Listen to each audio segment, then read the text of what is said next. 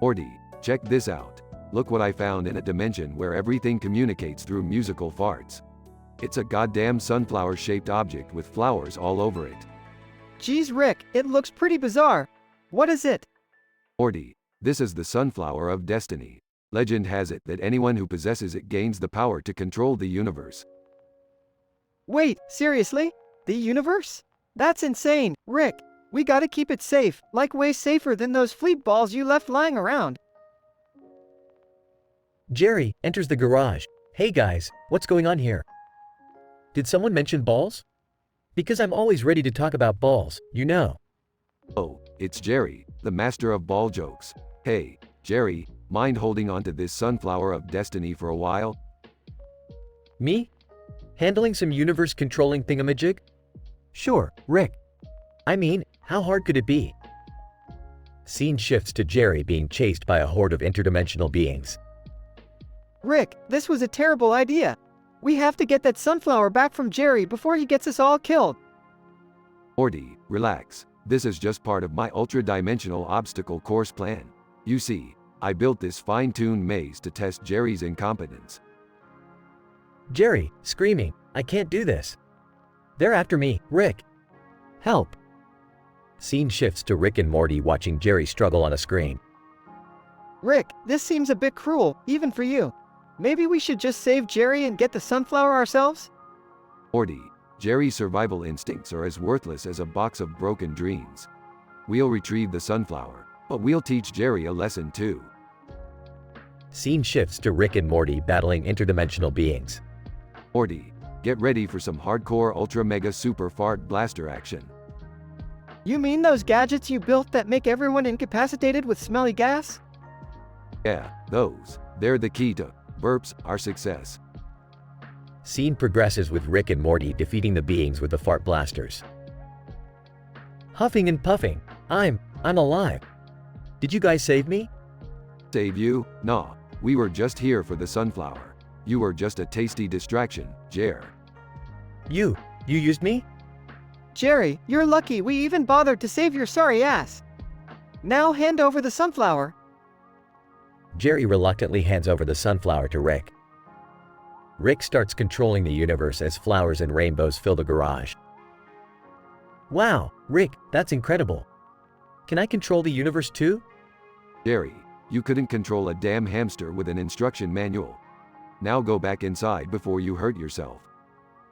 Scene concludes with Jerry sulking off. So, Rick, what now? What are you gonna do with all that power? Morty, power's just an illusion. The real adventure is watching Jerry screw up time and time again. Yeah, you're right. Screw that guy. Rick and Morty share a laugh as the flowers and rainbows continue to fill the garage.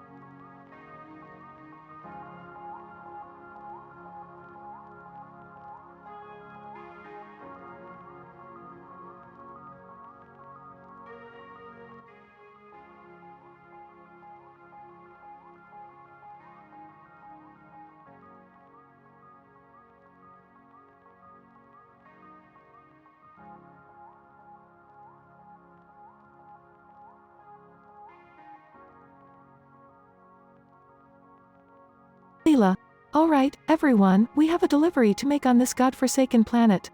Strap in, buckle up, and brace yourselves for whatever repulsive creatures await us. Right.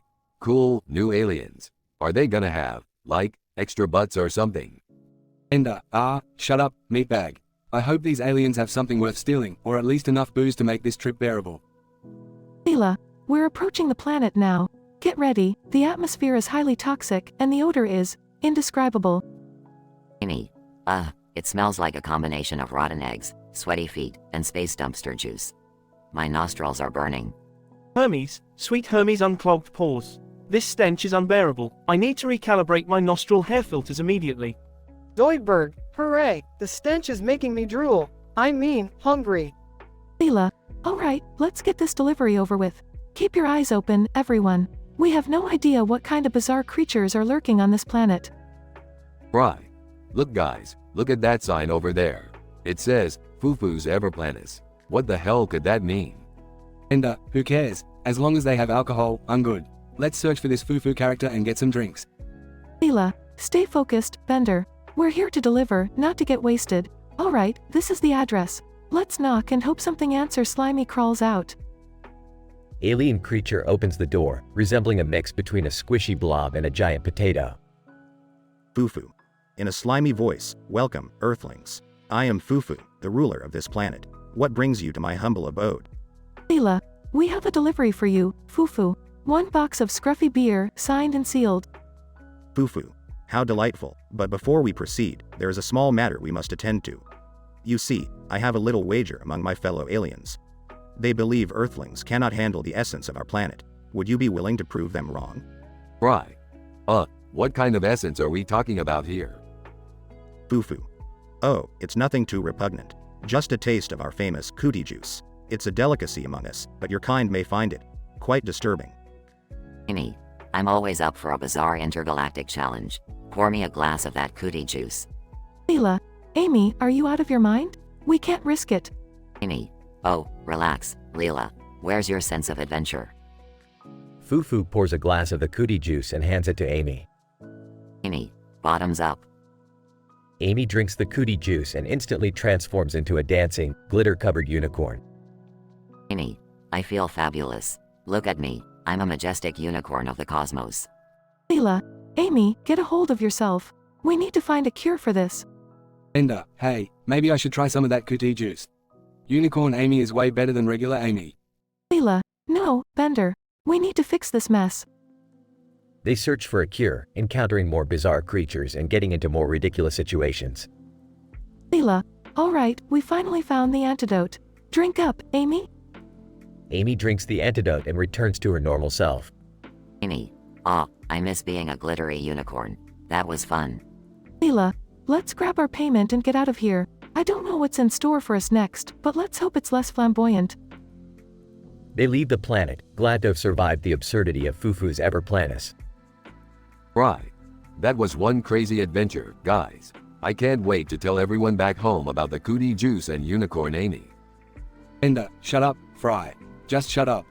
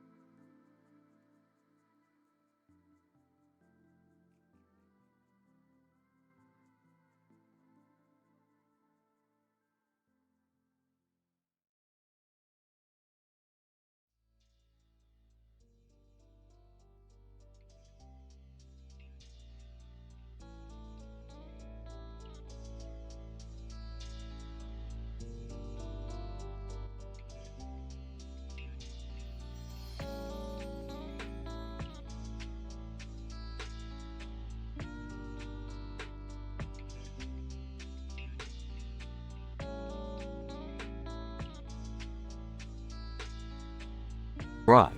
Alright, Leela, we're almost at this godforsaken alien planet. I hope there's no gross, slimy creatures there that want to eat me. Leela, don't worry, Fry. I'm sure it won't be anything we can't handle. Besides, we've dealt with worse before. Ender, smirking. Yeah, like that time we had to deliver a package to a planet inhabited by giant, mutated insects.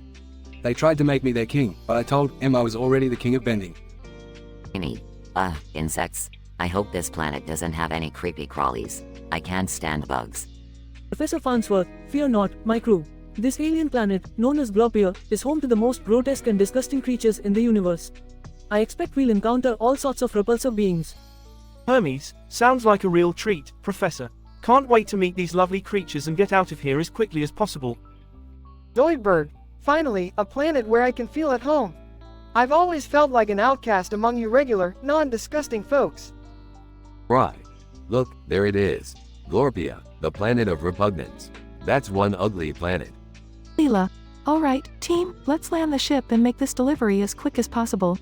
And remember, no touching anything without gloves. As the crew steps out of the ship, they are immediately surrounded by bizarre alien life forms. Right.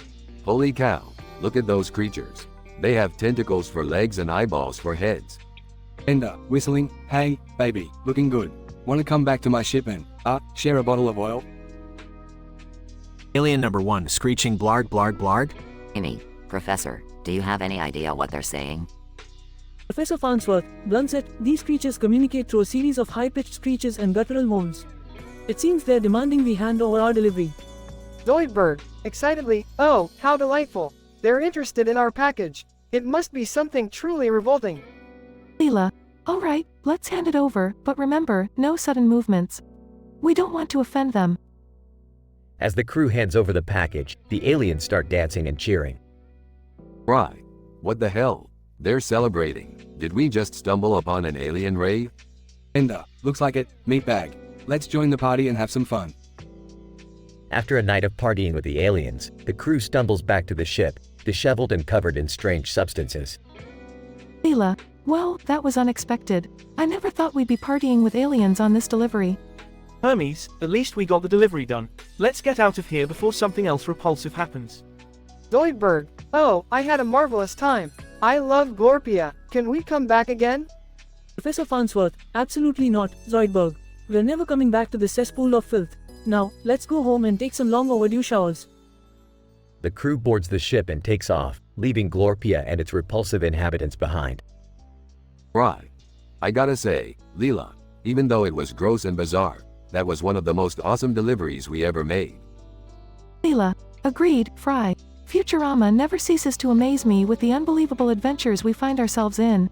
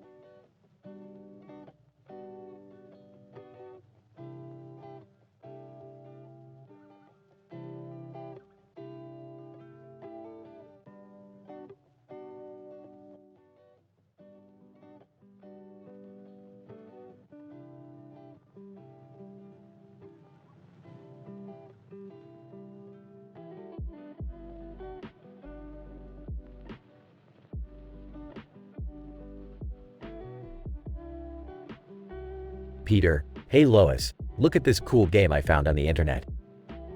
It's called Play-Doh Madness. Lois, oh great, Peter. What are you up to this time? Peter, I've transformed everything in our house into Play-Doh, even our clothes. Lois, are you serious? How did you manage to do that? Peter, well, there was a button on the game screen that said Play-Doh transformation, so I pressed it. And voila. Lois, Peter, this is ridiculous. How are we going to live in a house made of Play-Doh? Peter, don't worry, Lois. It's all fun and games. Look, I even made Stewie out of Play-Doh. Stewie, whining, blast you, Peter. This is positively infuriating, you imbecile. Peter, come on, Stewie. It's just a bit of Play-Doh fun. Look, you can mold yourself into anything you want. Stewie, grumbling, fine, but only because I could use this to my advantage. Scene transitions to cutaway gag 1. Stewie using Play-Doh to create a shrink ray, shrinking Brian into the size of a cocktail peanut. Brian, Stewie, what the hell? Why did you do that? Stewie, oh, please. It's not like anyone would notice if you disappeared, you overrated mutt. Scene transitions back to the transformed Play-Doh house. Lois, Peter, this is getting out of hand. We need to find a way to reverse this. Peter, relax, Lois. I just made a Play-Doh time machine. We can go back and fix everything once we're tired of it. Lois, Peter, you can't seriously think a Play-Doh time machine is going to work. Scene transitions to cutaway gag 2. Peter attempting to use the Play-Doh time machine but accidentally turning himself into a caveman. Peter, as a caveman, oga boga, grunting. Back to the transformed Play-Doh house. Lois, see, Peter, this is exactly what I was afraid of. We're stuck in this Play-Doh mess. Peter, come on, Lois, don't be such a buzzkill. Look, now I'm a Play-Doh superhero. Scene transitions to cutaway gag 3. Peter dressed as a Play-Doh superhero, trying to save someone from a burning building, but inadvertently causing more destruction. Peter, as a Play-Doh superhero, fear not, citizens. I will save you. Villagers scream as Peter accidentally throws Play-Doh firefighters into the burning building. Scene returns to the transformed Play-Doh house. Lois, Peter, enough is enough. We need to find a way to fix this mess before it gets even worse. Peter, all right, Lois. I guess it's time to turn off the game. As Peter goes to turn off the game, the entire house starts melting back to its original form. Lois, thank God, everything is back to normal. Peter, yeah, I guess it's better this way. We learned our lesson. Scene transitions to the Griffin family gathered around the TV. TV announcer, and that's the end of another episode of Play-Doh Madness. Stay tuned for the next crazy adventure. Peter, well, that was fun. What should we do next, guys? Stewie, shut up, you blithering idiot. I'd rather gnaw off my own leg than partake in another one of your mindless escapades. Brian, I second that. Peter, let's just have a quiet evening for once. Lois, agreed. No more Play-Doh or crazy games, please. Scene ends with the Griffin family peacefully watching TV together.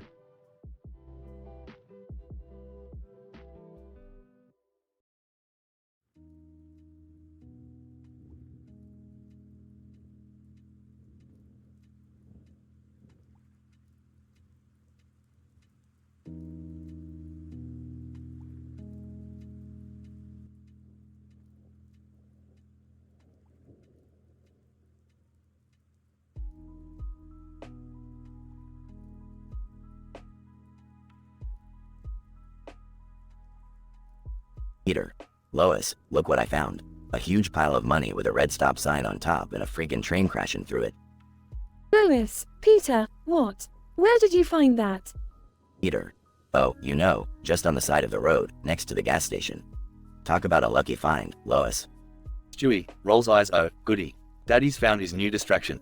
I hope he remembers to buy toilet paper this time. Peter, hey, Stewie, check this out.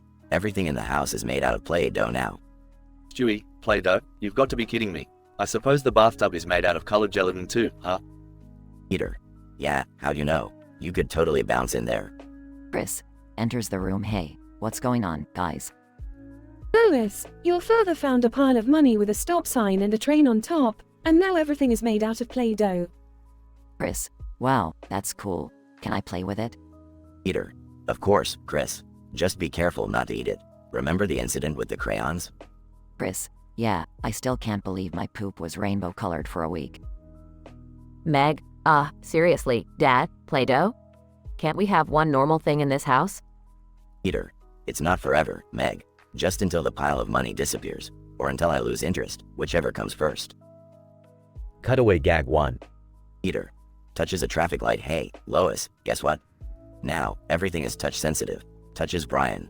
Brian. Peter, cut it out. Peter, look, I can even make Stewie fart on command by poking his belly. Stewie, that's not a superpower, you moron. It's called disturbing my sleep. Cutaway gag 2. Lois, Peter, what are you doing in the kitchen? Peter, I'm trying to make dinner, Lois, but the stove is made out of Play-Doh, and the food keeps disappearing into it. Lois, that's because you're putting it in the microwave, Peter. The stove is right next to it. Peter, oh, right, that makes sense. Thanks, Lois. My macaroni and cheese will finally be ready in just 45 minutes. Cutaway gag 3. Peter, hey, Chris, let's have a race with our Play-Doh cars. Chris, sure, Dad, but how do we make them go? Peter, oh, that's easy. Just blow on them like you're blowing out the candles on a birthday cake. Chris, okay, blows on his Play-Doh car. Peter, and remember, the harder you blow, the faster they go. Chris, blows with all his might. Peter, holy crap, Chris, you just blew off Joe's roof. We gotta run before he figures out it was us. Lois, Peter, stop encouraging Chris to destroy our neighbor's property. Peter, oh, relax, Lois. I'm sure Joe has insurance. Peter, well, the pile of money is all gone now. Guess it's back to our regular old lives. Lois, thank goodness. I couldn't handle another day of everything made out of Play-Doh. The Griffin family learns that sometimes unusual discoveries and temporary changes can create chaos and hilarious mishaps in their lives.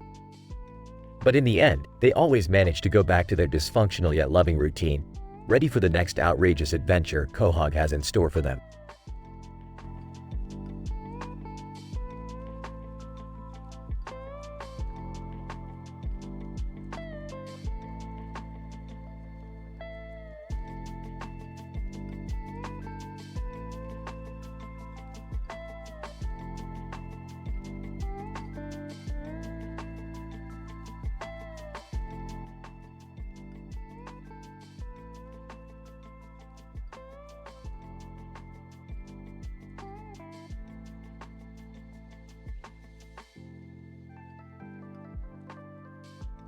Int. Griffin living room, day. Peter, hey, Lois, look what I brought home. Holding a green case with a cartoon character sticking out of its mouth and wearing a red and yellow striped tie. Lois, size, Peter, what have you got there? Peter, it's a pet kangaroo. I rented it for the weekend. Isn't it freaking awesome? Lois, Peter, we don't have time for a kangaroo. We have to clean up the house for my parents' visit. Peter, come on, Lois. This kangaroo is the coolest thing I've ever seen. And I've seen a lot of cool things, like that time I hung out with Chuck Norris and turned a pineapple into a jetpack. Lois, Peter, don't start with your ridiculous stories. Peter opens the case and a playful kangaroo hops out. Peter, laughing, look, it's playing with Stewie. They're having a grand old time. Stewie, annoyed, you imbecile, get this abomination away from me. Cutaway gag 1. Peter uses the kangaroo's pouch as a beer cooler at a football game. Brief montage of Peter drinking beer and cheering while the kangaroo calmly holds beer cans in its pouch.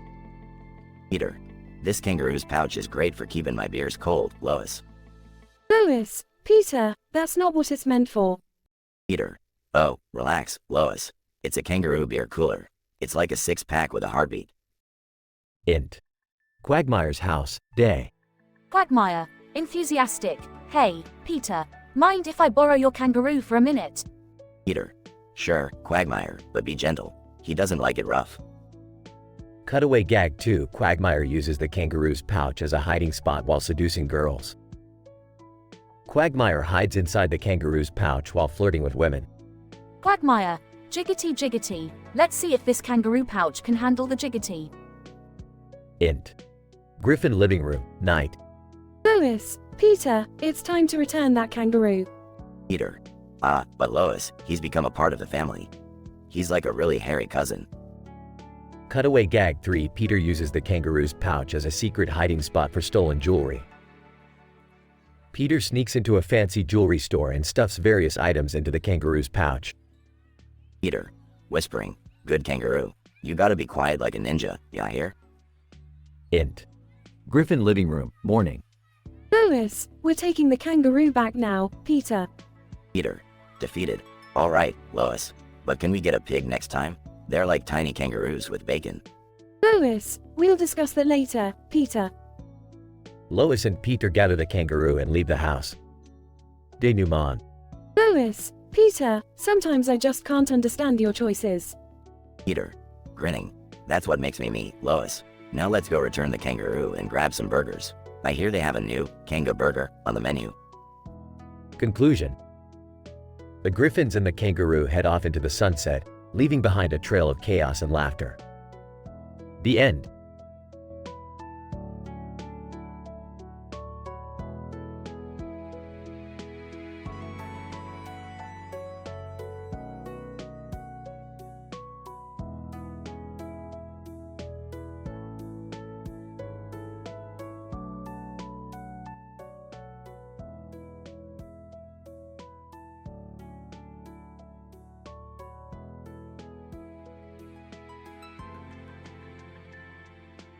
Peter, hey Lois, check out this cool kangaroo I rented. I'm gonna have so much fun with this. Lois, Peter, are you sure this is a good idea? We have enough chaos in our lives already. Peter. Oh, come on, Lois. This is gonna be epic. I'll call him Mr. Hopsalot. Scene transitions to Peter using the kangaroo's pouch as a storage. Peter, laughing. Look, Brian, I found a new way to carry my beer. Pops open a cold one and places it in the kangaroo's pouch. Brian, Peter, that's disgusting. You can't just turn an animal into your personal fridge. Cutaway gag 1. Peter in the wild, trying to store food in a wild kangaroo's pouch. Wild kangaroo. Mate, what the bloody hell are you doing? Get away from me, pouch. Peter, but kangaroos are like nature's coolers. Wild kangaroo. Angered, nature's coolers? That's the dumbest thing I've ever heard. Get out of here, ya bloody idiot. Scene transitions back to Peter and Lois. Lois, Peter, this is getting out of hand. You can't keep using that poor kangaroo inappropriately. Peter. Relax, Lois. Look, I even made a little storage room inside the pouch. Lois, Peter, that's just wrong on so many levels. Scene transitions to Peter using the kangaroo's pouch to carry large objects. Peter, excitedly, hey guys, watch this. I can fit an entire couch in Mr. Hopsalot's pouch. Meg, Dad, this is really messed up. I can't believe I'm saying this, but have some respect for the poor kangaroo. Cutaway gag 2. Peter trying to fit a car inside a wild kangaroo's pouch. Peter, struggling, come on, you bloody kangaroo. The dealership was having an amazing sale. Wild kangaroo. This is madness. I can't fit a car in me pouch, you nutcase. Get lost. Scene transitions back to Peter and Lois. Lois, Peter, this has gone way too far. You need to return that kangaroo immediately. Peter. Alright, Lois. But just one more thing. Scene transitions to Peter caught by a police officer while trying to sneak illegal substances inside the kangaroo's pouch. Police officer, well, what do we have here? Peter. Oh, I can explain, officer. It's not what it looks like. Police officer, save it for the judge, buddy. You're in big trouble. Cutaway gag 3. Peter trying to hide from the cops inside a wild kangaroo's pouch. Peter, whispering, shush, officer. If we stay really still, they won't be able to see us. Wild kangaroo. You've got to be joking, mate. I won't be an accomplice to your stupid plans. Back to present. Peter. Geez, Lois. How did this happen? I never imagined things would go so wrong with Mr. Hopsalot. Lois, Peter, sometimes you just need to think before you act. We should have known this would end in disaster. Scene ends with Peter and Lois agreeing to return the kangaroo and facing the consequences of their actions.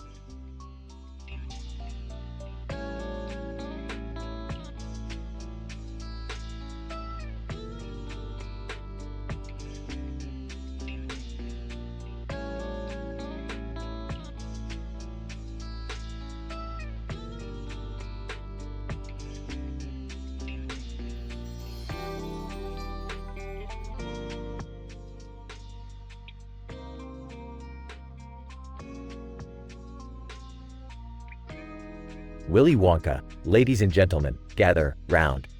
I present to you a brand new creation, the Caramel Jalapeno Mega Candy. Jason the artist. Oh wow, caramel and jalapeno? Count me in, Willy.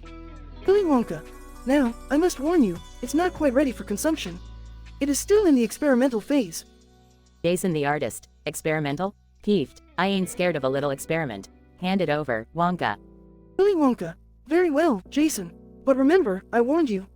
Jason the artist. Chuckles. What's the worst that could happen? As Jason takes a bite, the room suddenly fills with loud beeping sounds. Jason the artist. What the hell is that noise? Willy, what did you do? Willy Wonka. Oh dear, it seems the caramel jalapeno mega candy's experimental nature is causing an extreme reaction. Jason the artist. Panicking. What reaction, Willy? Spit it out. The lights above start flashing red and green, while smoke fills the room. Willy Wonka. It appears that the candy has mixed with experimental atomic ingredients, causing a volatile reaction. Jason the artist. Volatile? Shit, how do we fix this? Willy Wonka. I'm afraid there's no time, Jason. The candy has turned into a ticking time bomb. Jason the artist. A bomb? Oh, for fuck's sake. What do we do? As Jason desperately looks for an exit, the candy starts sprouting tiny legs and scurries away.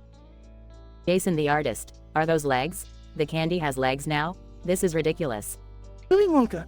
Frantically, that it is, Jason. It seems the candy is evolving into a carnivorous creature. Jason the artist. You mean it's going to eat me? Oh god, please no. Oompa Loompas enter the room, singing a foul-mouthed song while circling Jason.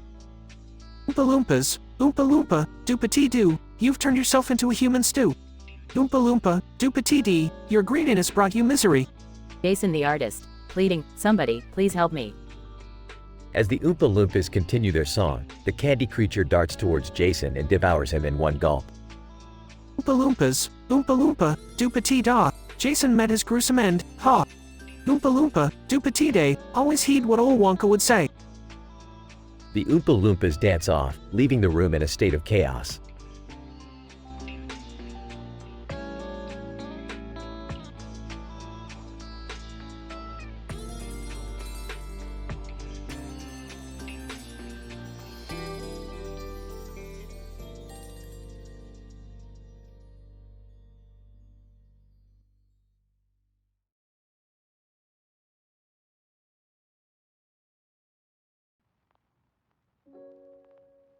Peter.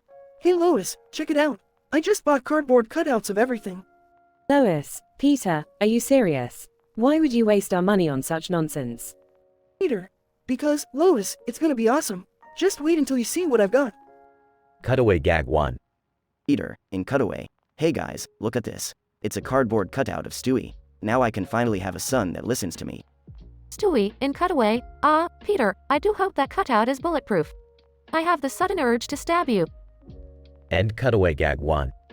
Lois, Peter, this is ridiculous. We don't need a cardboard cutout of everything. What's next?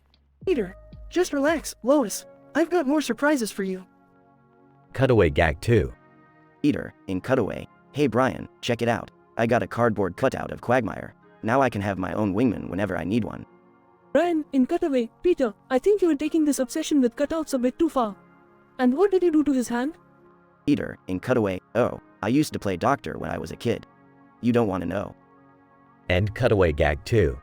Lois, Peter, this is absurd. I can't believe you're wasting our money like this. Peter. Oh, come on, Lois. You're gonna love the next one. Cutaway Gag 3. Peter, in Cutaway. Look, guys. It's a cardboard cutout of Mayor West. Now I can have my own mayor to make crazy decisions. Mayor West, in Cutaway. Cardboard cutouts. I once used one to replace myself at a city council meeting while I went on a vacation to the moon. No one even noticed. End Cutaway Gag 3. Lois, Peter, this has gone far enough. Those cardboard cutouts are a waste of money, and they're cluttering up the house. Peter. Lois, you just don't appreciate the beauty of cardboard cutouts. Fine, I'll get rid of them. Lois, thank you, Peter. I can't believe I have to be the voice of reason in this family. Peter. Wait a minute, Lois. If you're getting rid of the cardboard cutouts, can I at least keep the one of Tom Brady? Lois, Peter, we don't even like football. Peter. I know, but he's got such a punchable face. Lois, sigh. Fine, keep the Tom Brady cutout. Peter, yes, this is gonna be the best day ever. End of episode.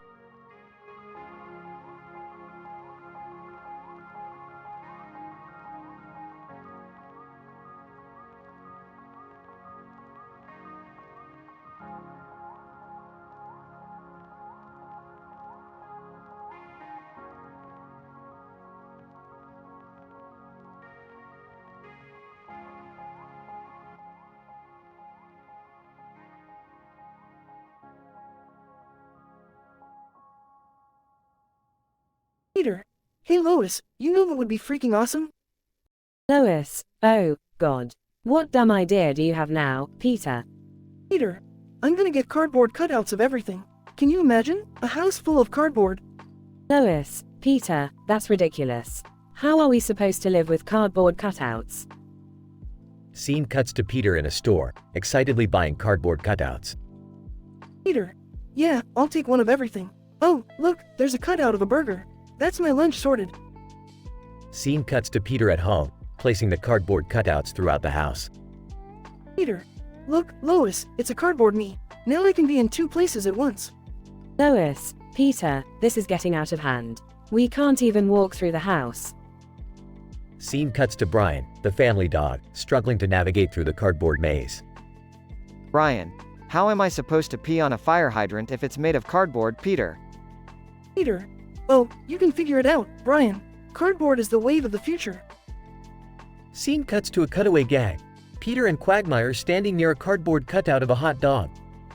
Peter, hey, Quagmire, check out this cardboard cutout of a hot dog. Quagmire, Jiggity, you know, Peter, with this, I can finally have a hot dog that never goes limp. Scene cuts back to Peter and Lois arguing in the house.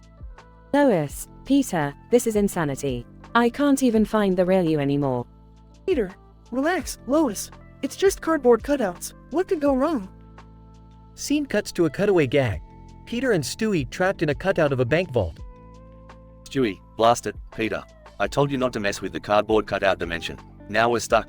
Peter, don't worry, Stewie. I'll just cut my way out with this cardboard chainsaw. Scene cuts back to the present, with Peter and Lois trapped in a room filled with cardboard cutouts. Lois, Peter, we're surrounded. How are we going to get out of here? Peter, don't worry, Lois. I have a plan. Grabs a cardboard cutout of a rocket. I'll just blast us out of here. Scene cuts to a cutaway gag. Peter and Cleveland dressed as astronauts, attempting to launch a cardboard rocket. Peter, okay, Cleveland, count down with me. 3.2.1. Scene returns to present, with Peter and Lois still trapped. Lois, Peter, that plan was idiotic. We're still stuck. Peter, well, Lois, at least we'll be stuck together forever, surrounded by cardboard. Lois, I can't believe I married you, you moron. Scene cuts to end credits with funny cartoon scenes of other characters struggling with cardboard cutouts. End of episode.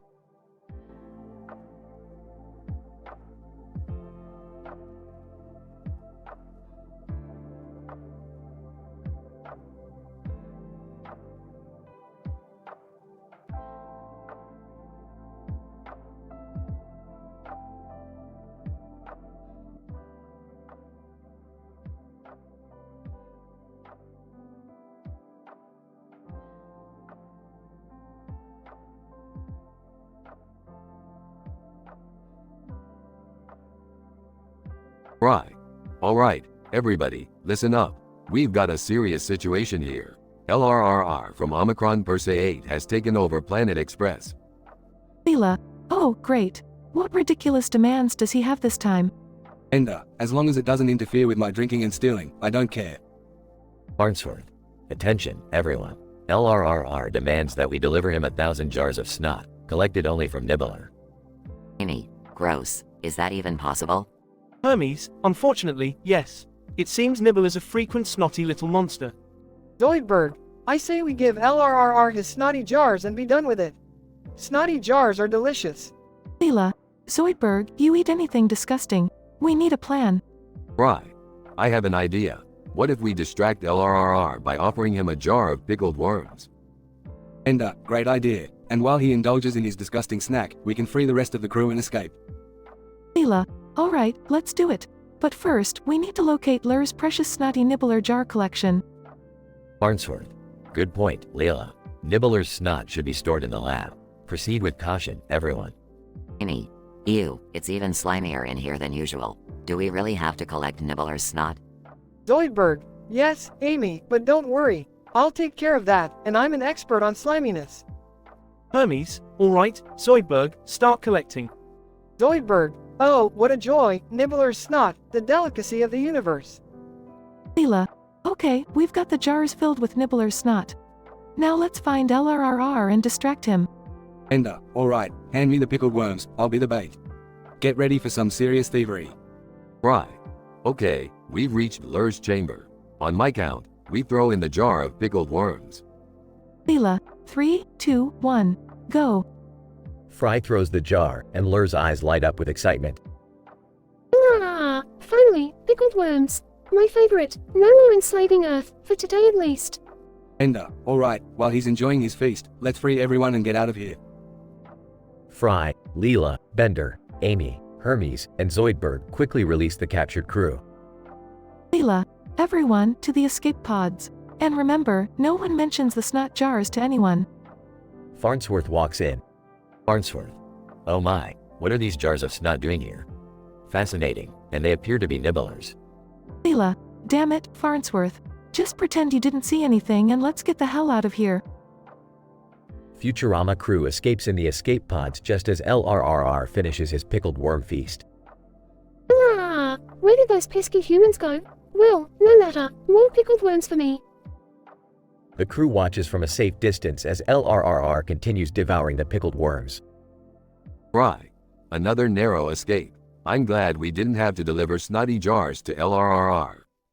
Ender, yeah, that would have set a new record for disgustingness. Leela, let's hope our next delivery is a little less slimy. Onward to new adventures, everyone. And so, the Planet Express crew zoomed off into the vastness of space, ready to face anything the universe threw at them.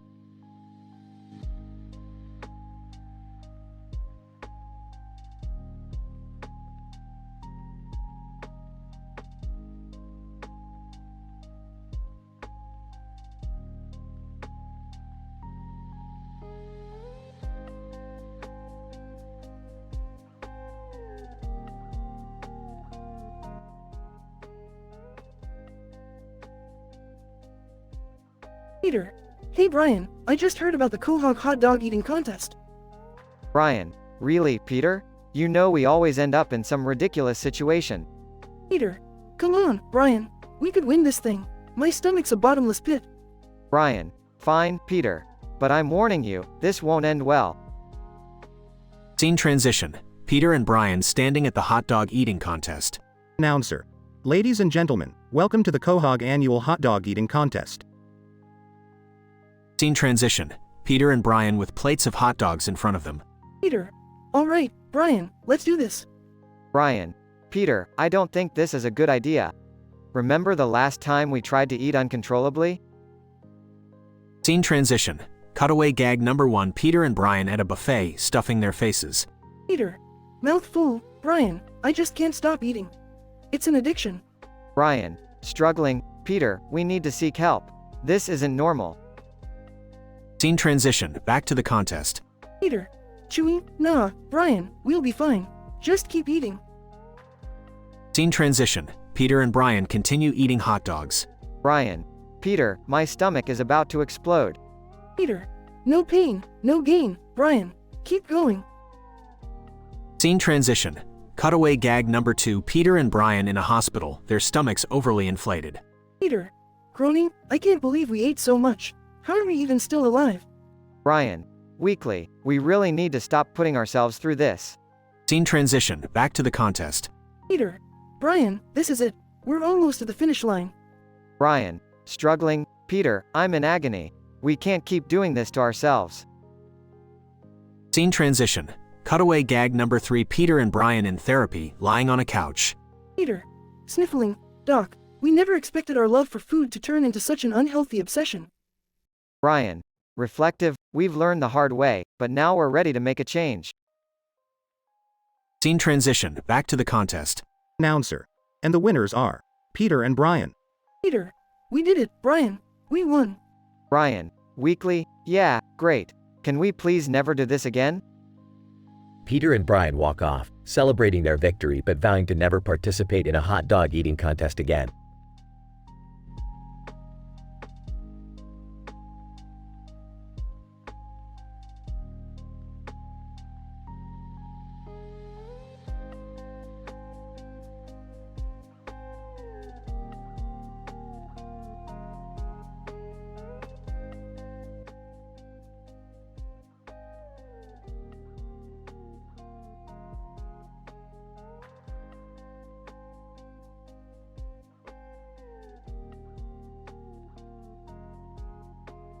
Peter.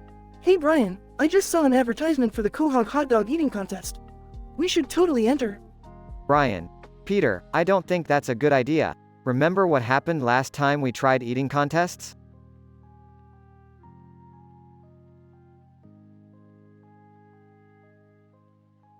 Brian, fine, but don't say I didn't warn you. Scene, the Griffin family at the hot dog eating contest. Peter. Alright, Brian, this is it. We're gonna show everyone what we're made of. Brian, yeah, right. Let's just try not to embarrass ourselves.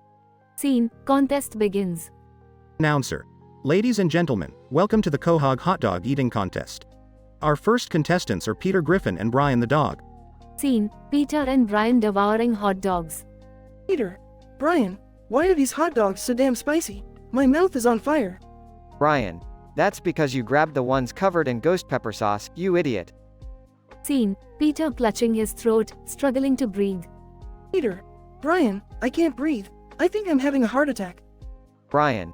Oh, for God's sake, Peter, you're not having a heart attack. You're just choking on a hot dog. Scene, cutaway gag 1. Cutaway gag 1. Peter and Brian attending a spicy food festival. Peter. Wow, Brian, look at all these spicy foods. We gotta try them all. Brian. Peter, I don't know if that's such a good idea. Remember what happened last time we ate spicy food? Scene, Peter and Brian covered in sweat, gasping for water. Peter. Brian, I can't feel my tongue. It's like my taste buds are on fire. Brian. That's because you ate the Carolina Reaper chili thinking it was a cherry tomato. You really need to start reading labels. Scene, back to the hot dog eating contest. Peter. Coughing and wheezing. I can't breathe. Brian. Stay calm, Peter. I'll do the Heimlich maneuver. Scene, Brian successfully performs the Heimlich maneuver on Peter. Peter. Gasping for air. Brian, you saved my life. I owe you big time. Brian. Just promise me we won't do anything like this ever again. Scene, cutaway gag 2. Cutaway gag 2. Peter and Brian attempting to break a Guinness World Record. Peter. Okay, Brian, we're gonna break the record for the most pizzas eaten in one sitting. Ready? Brian. Peter, this is insane. We're gonna regret this, I guarantee it. Scene, Peter and Brian surrounded by piles of pizza boxes, struggling to eat. Peter. Brian, I'm starting to feel dizzy. I think I've eaten enough pizza for a lifetime. Brian. Finally, you're starting to realize the consequences of your actions. Scene, back to the hot dog eating contest. Peter. Alright, Brian, no more crazy eating challenges. Let's just finish this contest and go home. Brian. Agreed, but let's eat at a normal pace this time, okay? Scene, Peter and Brian slowing down, eating slowly and steadily. Announcer. And the winners of the Quahog hot dog eating contest are Peter Griffin and Brian the dog. Scene, cutaway gag 3. Cutaway gag 3. Peter and Brian pretending to be doctors. Peter. Alright, Brian, we're gonna perform surgery on this guy. Brian. Are you out of your mind, Peter? We have no medical training. Scene, chaos ensues as Peter and Brian accidentally cause more harm than good. Scene, back to the hot dog eating contest. Peter. We did it, Brian. We finally won something. Brian. Yeah, and I hope this teaches you a lesson about pushing our limits. Scene, the Griffin family celebrating Peter and Brian's victory. Lois, Peter, I'm proud of you, but please, no more crazy eating challenges. Peter. Don't worry, Lois. I've learned my lesson, for now. Scene, closing credits.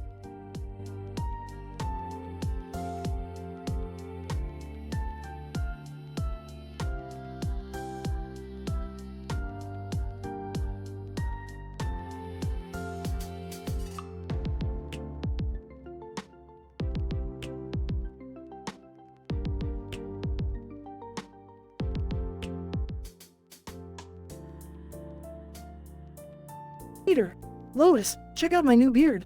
I look like a real man now, huh? Lois, Peter, you know how I feel about facial hair. It's messy and unhygienic. Peter, oh, come on, Lois. It's just a little hair. What harm could it do? Brian, well, knowing you, Peter, it's probably a lot more than just a little hair. Incident. Stewie, ugh, is that a bird nest in your beard, Peter? Peter, what? No way. That's ridiculous. Stewie reaches out and pulls a bird out of Peter's beard, causing chaos. Meg, Dad, there's a freaking bird in your beard. How did that even happen? Peter, I don't know, Meg. Maybe it got lost on its way to Disneyland or something. Progression. Scene transitions to a cutaway gag. Cutaway gag number 1. Peter, as Dr. Grant from Jurassic Park, clever girl. Scene transitions back to the Griffin's living room. Lois, Peter, we need to get that bird out of your beard. Peter, I already tried, Lois. But every time I get close, it just squawks at me. Chris, maybe we can lure it out with some bird food or something? Peter, that's actually not a bad idea, Chris. Go grab some bird seed from the pantry. Chris runs to the pantry while chaos continues with a bird in Peter's beard. Scene transitions to a cutaway gag. Cutaway gag number 2. Peter, as Captain Jack Sparrow. I've got a jar of birdseed. I've got a jar of birdseed, and guess what's inside it? Scene transitions back to the Griffin's living room. Lois, Chris, did you find the birdseed? Chris, Mom, it looks like we're all out. But I found some stale breadcrumbs. Lois, well, it's worth a shot. Just try to get that bird out of Peter's beard. Chris throws breadcrumbs at Peter's beard, causing an even bigger flock of birds to appear. Scene transitions to a cutaway gag. Cutaway gag number 3. Peter, as a magician. And now, for my grand finale, I will make a bird appear out of thin air. Or Peter's beard. Scene transitions back to the Griffin's living room. Stewie, this is getting out of hand. We need a professional to help us. Lois, you're right, Stewie. I'll call an exterminator and have them remove the birds from Peter's beard. Peter, but Lois, I've grown attached to these little guys. Can't we just keep them as pets? Brian, Peter, they're wild birds. They belong outside, not in your beard. Conclusion. Scene transitions to the exterminator removing the birds from Peter's beard. Exterminator. Okay, Mr. Griffin, the birds have been successfully removed from your beard. You might want to clean up a bit though. Peter laughs nervously and starts picking breadcrumbs out of his own beard. Lois, Peter, I hope you've learned your lesson about growing facial hair. Peter, yeah, no more birds in the beard. Got it. Brian, knowing Peter, I'm sure he'll find a new way to get into some ridiculous situation soon enough. Family Guy theme song plays as the episode comes to an end.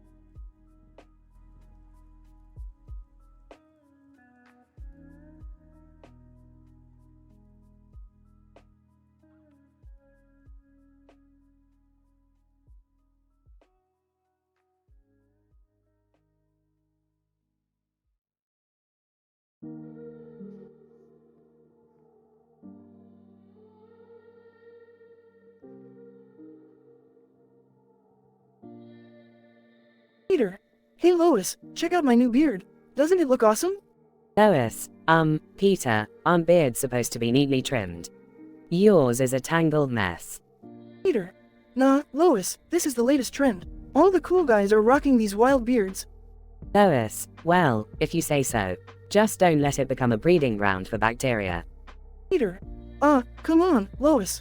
What's the worst that could happen? Cutaway gag 1. Peter's beard grows so long that he accidentally trips over it, causing chaos at the Quahog Mayor's Gala. Meg, Dad, there's a bird flying around your beard. Peter, huh? Oh, that's just my new friend, Larry the bird. He's taken up residence in my magnificent beard. Stewie, oh, how delightful. I suppose you intend to house every single animal species in your facial hair, Peter? Peter, that's right, Stewie. Larry and I are starting a commune for wildlife on my face. Brian, this is ridiculous. Peter, your beard is unsanitary and attracting all sorts of critters. Peter, nonsense, Brian. It's a paradise for animals here. Cutaway gag 2. Peter's beard becomes a tourist attraction, with people paying to see the exotic animals living in it. Lois, Peter, I can't take this anymore. Birds, squirrels, and now there's a family of raccoons living in your beard. Peter. Don't worry, Lois. They're just part of the family now. Family first, right? Chris. Hey, Dad, can I have a pet raccoon? They're so cool. Lois, no, Chris. We are not keeping any raccoons as pets. Peter, but they're all so cute. Look at them scurrying around, making my beard their home. Stewie, this is a den of filth and disease, Peter. You're turning into the Quahog version of Noah's Ark. Cutaway Gag 3. Peter's beard becomes a secret hideout for international spies, leading to a farcical mix-up. Brian, Peter, enough is enough. You need to shave that beard and get rid of all these creatures.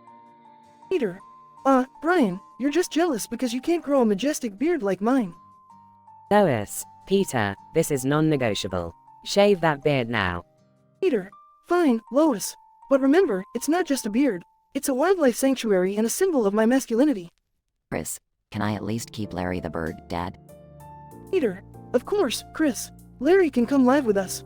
Just not in my beard anymore. Denouement. Peter shaves his unruly beard, bidding farewell to Larry the bird, the raccoon family, and all the other animals who had made a home in his facial hair. Though eccentric and messy, Peter's beard had brought unexpected adventures to the Griffins' lives. They were ready to move on, knowing that their next misadventure was only just around the corner.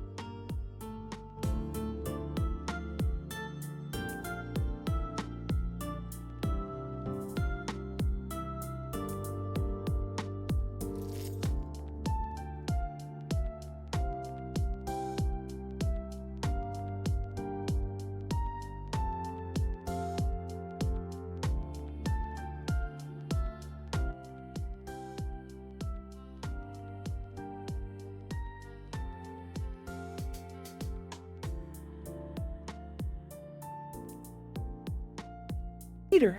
Hey Lois, guess what? I decided to get cardboard cutouts of everything. Lois, Peter, are you serious? What on earth possessed you to do that? Peter. Well, I saw it in a magazine and thought it would be cool. Look, here's a life-sized cutout of Tom Brady. Lois, size, Peter, Tom Brady is an actual person. We don't need a cardboard version of him in our living room. Peter. Oh, come on, Lois. Imagine the possibilities. Look, here's a cutout of a pizza. Now we can pretend to eat pizza all the time, without actually eating any. Lois, Peter, that's just ridiculous. We have plenty of real pizza in the freezer if we want to eat it. Cutaway Gag 1. Scene, Peter and the Griffins at a baseball game with cardboard cutouts of themselves. Stewie, looking at his cardboard cutout. This is ludicrous, I tell you. An affront to my very existence. Peter. Come on, Stewie. It's just for fun. Stewie, deadpan, yes, because cardboard cutouts provide an unparalleled level of entertainment. Scene returns to living room. Lois, Peter, this is getting out of hand. Our house is turning into a cardboard cutout museum. Peter. Oh, don't worry, Lois. I've got plenty more. Look, here's a cardboard cutout of a Ferrari. Now we can have a fancy car without actually spending any money. Lois, rolls eyes, Peter, this is not how life works. We can't just substitute everything with cardboard. Cutaway Gag 2. Scene, Peter and his friends at the bar with cardboard cutout versions of themselves. Quagmire, leering at his cardboard cutout. Ladies, feast your eyes on the real Quagmire. Cardboard Quagmire. Giggity giggity, alright. Cleveland, shaking his head. I never thought I'd say this, but I miss the real Quagmire. Scene returns to living room. Lois, Peter, I've had enough. You need to get rid of all these cardboard cutouts right now. Peter. Come on, Lois. Let's keep just one more. Look, it's a cardboard cutout of a winning lottery ticket. Lois, exasperated, Peter, it's not real. You can't win the lottery with a piece of cardboard. Cutaway Gag 3. Scene, Peter scratching a cardboard lottery ticket with excitement. Peter. Jumping up and down. Lois, we won. Lois, covering her face, Peter, that's just sad. Scene returns to living room. Lois, Peter, we're not keeping any of these cardboard cutouts. They're cluttering up our house, and they're just plain ridiculous. Peter. Disappointed. Fine, Lois. I'll get rid of them, but I'll miss my cardboard family. Lois, smiles, Peter, we're right here. We don't need cardboard to have a family. Scene ends with the Griffins embracing each other. Peter's obsession with cardboard cutouts may have been short-lived, but the Griffins are reminded that their real relationships and love for each other bring more joy than any cardboard fantasy ever could. In this hilariously absurd episode of Family Guy, Peter's latest eccentric idea of getting cardboard cutouts of everything takes center stage. Through cutaway gags, we see the comical and occasionally absurd consequences of Peter's cardboard obsession. Ultimately, the Griffins realize that real connections and experiences are far more important than substitutes made of cardboard.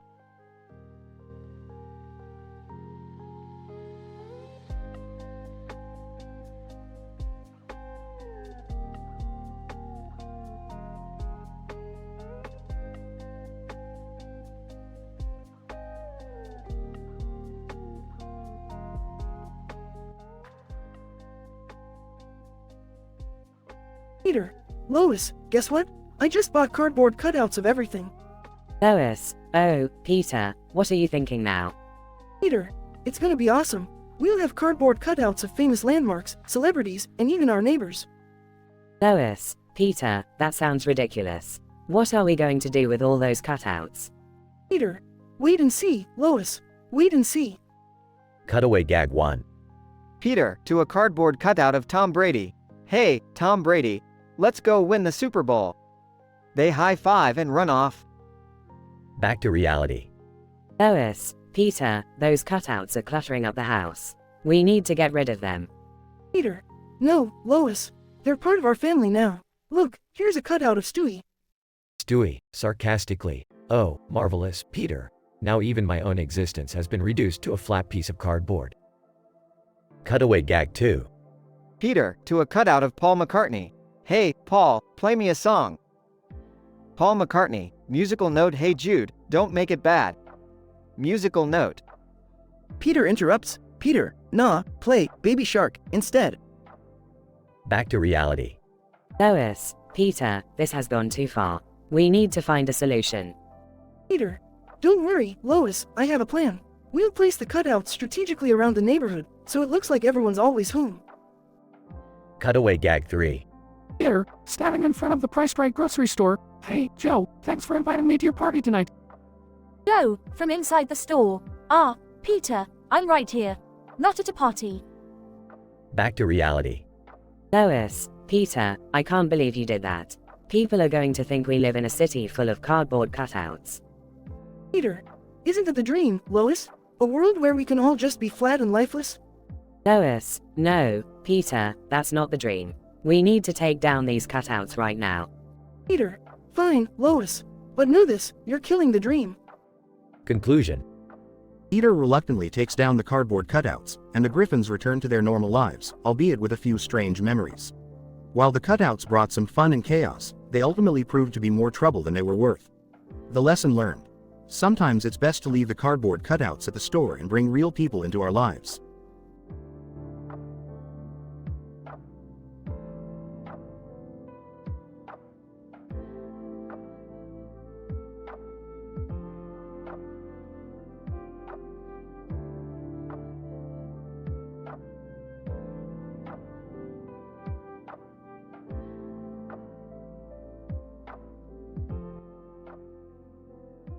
Peter, hey guys, check out what I got.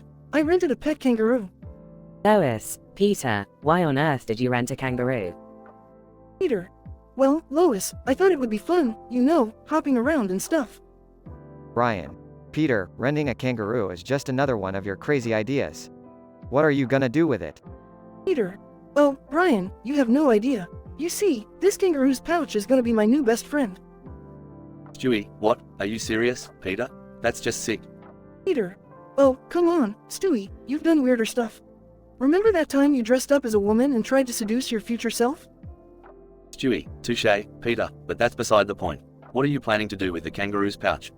Peter, well, first, I'm gonna use it as a portable refrigerator. You know, keep my beer cold wherever I go. Quagmire walking by. Hey Peter, is that a kangaroo in your pocket, or are you just happy to see me? Peter, Quagmire, you sick bastard. But you know what? That gives me an idea. I could use the pouch as a secret beer stash. No one would ever suspect a thing. Cleveland, joining the conversation. Guys, have you seen that new movie with Robert De Niro? It's called Kangaroo Jacking. Peter, Cleveland, that's not a movie. That's my plan for tonight. I'm gonna steal a kangaroo and go on a wild adventure. Who's in?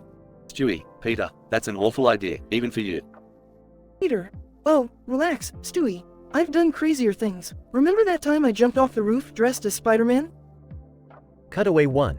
Peter, dressed as Spider-Man, jumps off the roof. I'm Spider-Man, bitches. Cutaway 2. Peter, in a cowboy costume, holding a lasso, yeehaw.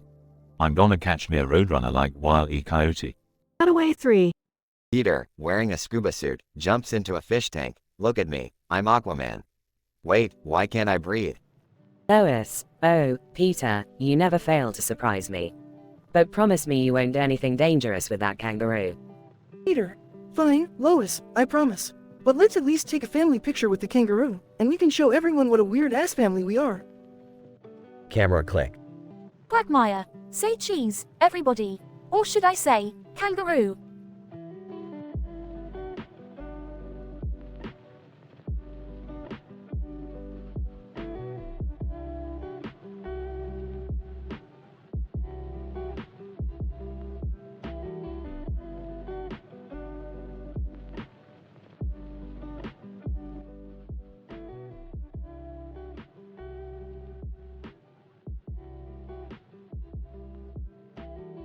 Int. Griffin living room, day. Peter, Lois, Meg, Chris, and Stewie are sitting on the couch. Peter holds a badge with a picture of himself on it that says, going through it all. Peter. Hey, guys, check out my new badge. It reminds me of all the crazy shit we've been through. Lois, Peter, language. You know we can't have that kind of talk around the kids. Meg, yeah, Dad, you're embarrassing us. Peter. Oh, come on. You guys are no fun. Anyway, guess what I did today? Chris, what, Dad? Peter. I rented a pet kangaroo.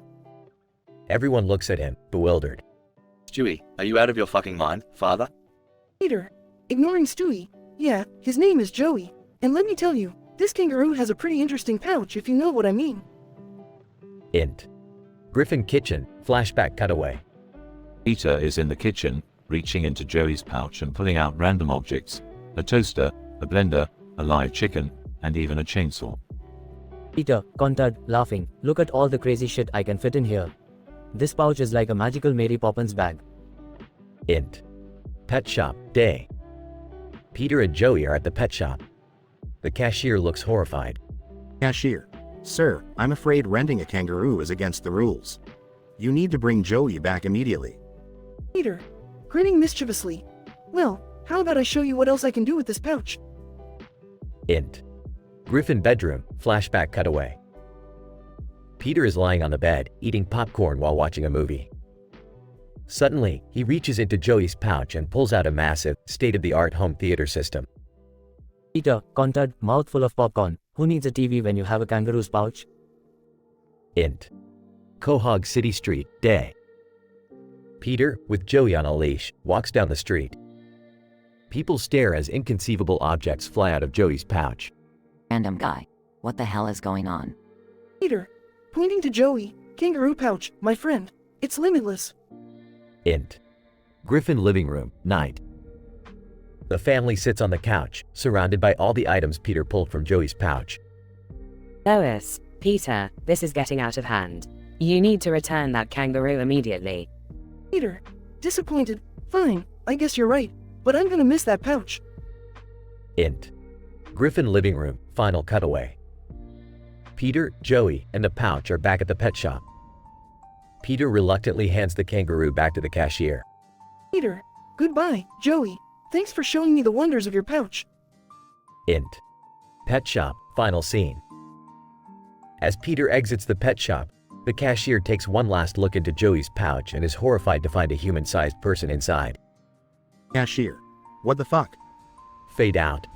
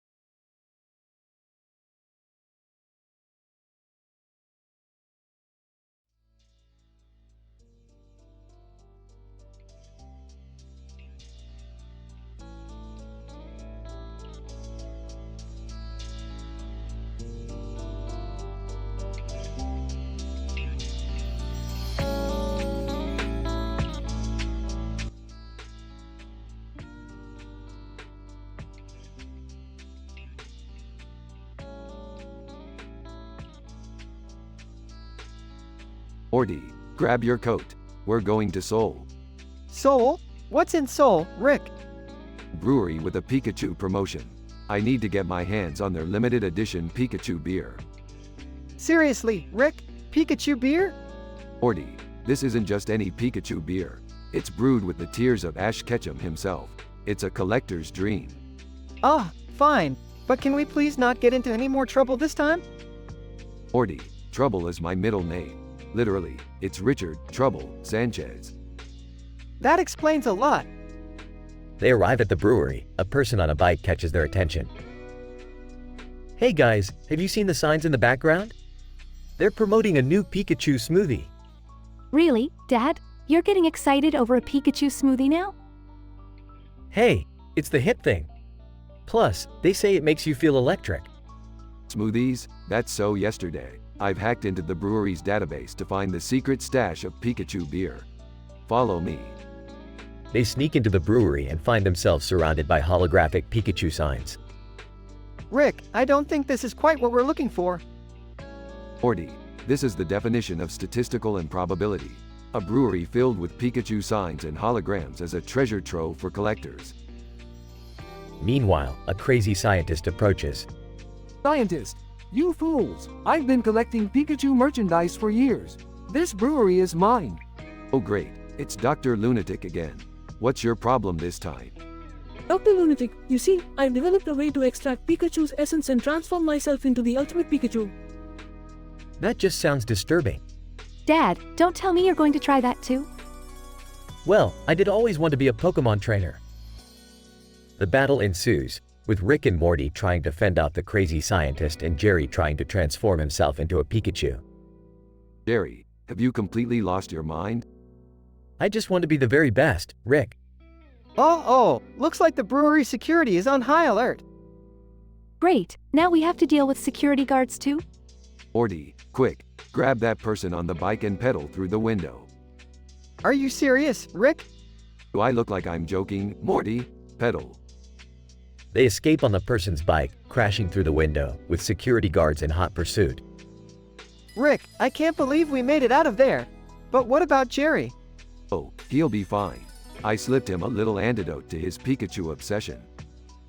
Meanwhile, Jerry is seen transforming back to normal, staggering out of the brewery. What a strange day. I think I've had enough Pikachu for one lifetime. You think, Dad?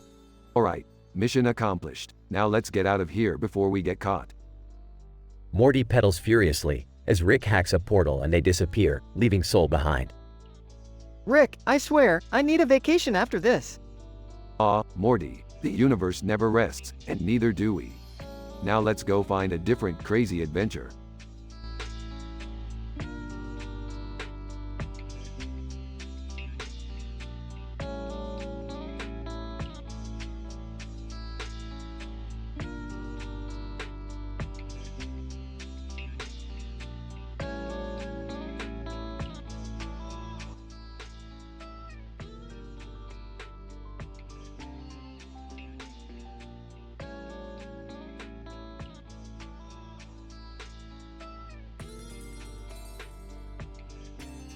Alright, Morty, pay close attention. Today, we've stumbled upon a statistical anomaly. A giant red object with a man in a suit on its face. Rick, what the hell is that thing? Morty, I don't know. It's like an abstract representation of Jerry's financial debt. Hey, lay off, Rick. It's not that bad. Jerry, you're $10 quadrillion in the hole. Just admit you're a financial disaster and move on. Well, at least I didn't lose to you in tic-tac-toe. Jerry, seriously? Tic-tac-toe? Can we please stay focused on this bizarre red monstrosity? Yeah, Dad. If you had half the brain cells Morty does, maybe you wouldn't be drowning in debt. Geez, guys, calm down. Let's just figure out what we're dealing with here. Alright, everyone, listen up.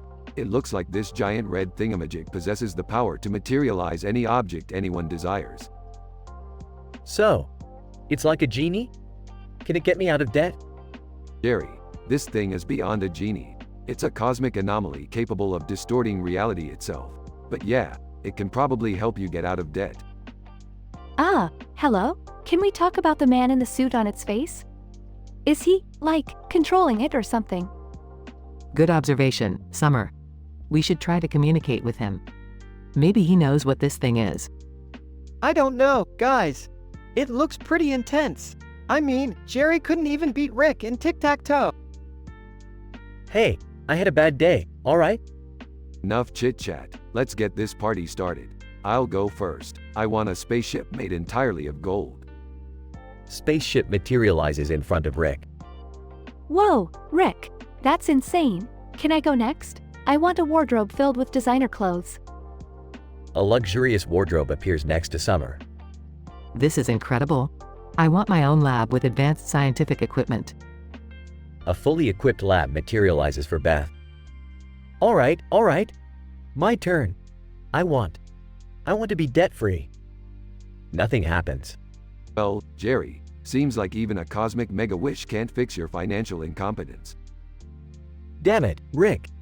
Hey, guys, look! The man in the suit is starting to move. Man in suit, you fools! You've awakened the Red Guardian. Now, prepare for your realities to crumble. Oh, great. Now it's gonna get all dramatic and end of the worldy. Just what we needed. The Red Guardian's powers go haywire, causing chaos and confusion. Rick, do something. Morty, grab my portal gun. We need to get out of here. Morty hands Rick the portal gun, and they all hastily escape. Phew! That was close, Rick. Yeah, Morty. But you know what's even closer? Jerry's insurmountable debt. Oh, come on. Can't we focus on saving the world instead? Jerry, in this family, saving the world comes second to kicking your ass at tic-tac-toe. The episode ends with laughter and the uncertainty of what the Red Guardian's powers might bring in the future.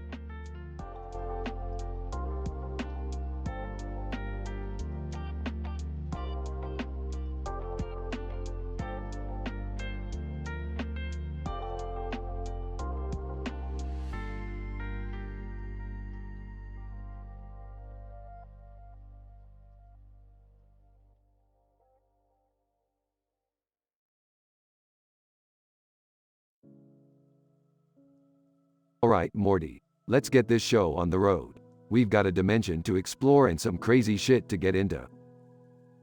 Rick, can't we just have a normal adventure for once?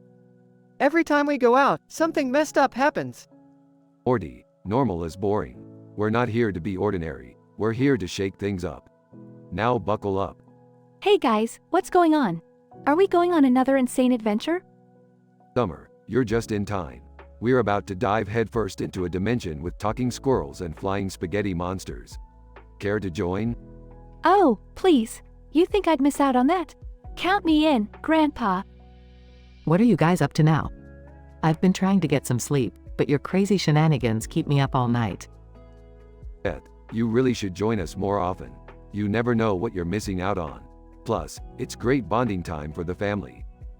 Yeah, Mom, it's like a dysfunctional family vacation, except with monsters and explosions.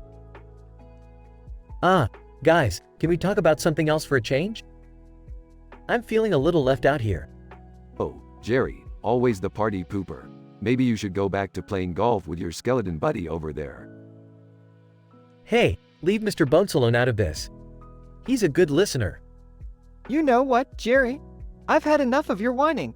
You're just upset that you ruined my childhood, so guess what? Stabs Jerry. Morty, what the hell? Oh, Morty, I didn't know you had it in you. That's some hardcore revenge right there. I've had enough, Rick. I'm tired of being the punching bag. This felt good, really good.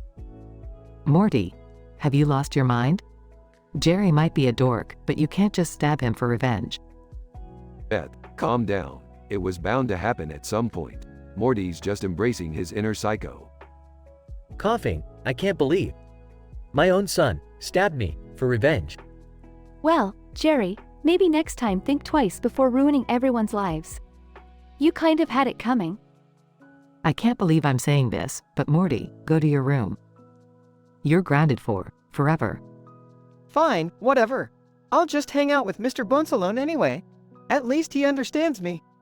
You see, Morty, family drama at its finest. Now, let's get back to that dimension before things get even more bizarre.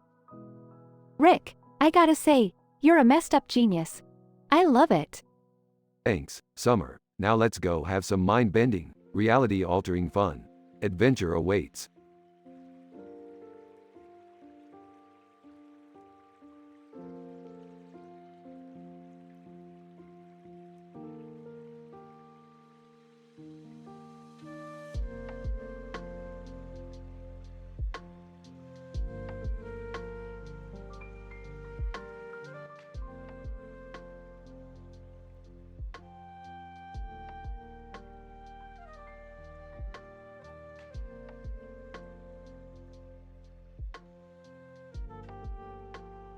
Alright, Morty, grab those green vegetables.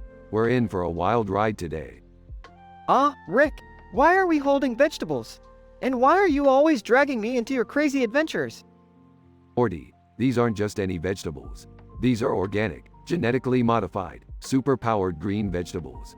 I've developed a serum that turns them into interdimensional portals. It's gonna be mind-blowing. Oh geez, Rick, you never cease to amaze me with your scientific absurdity.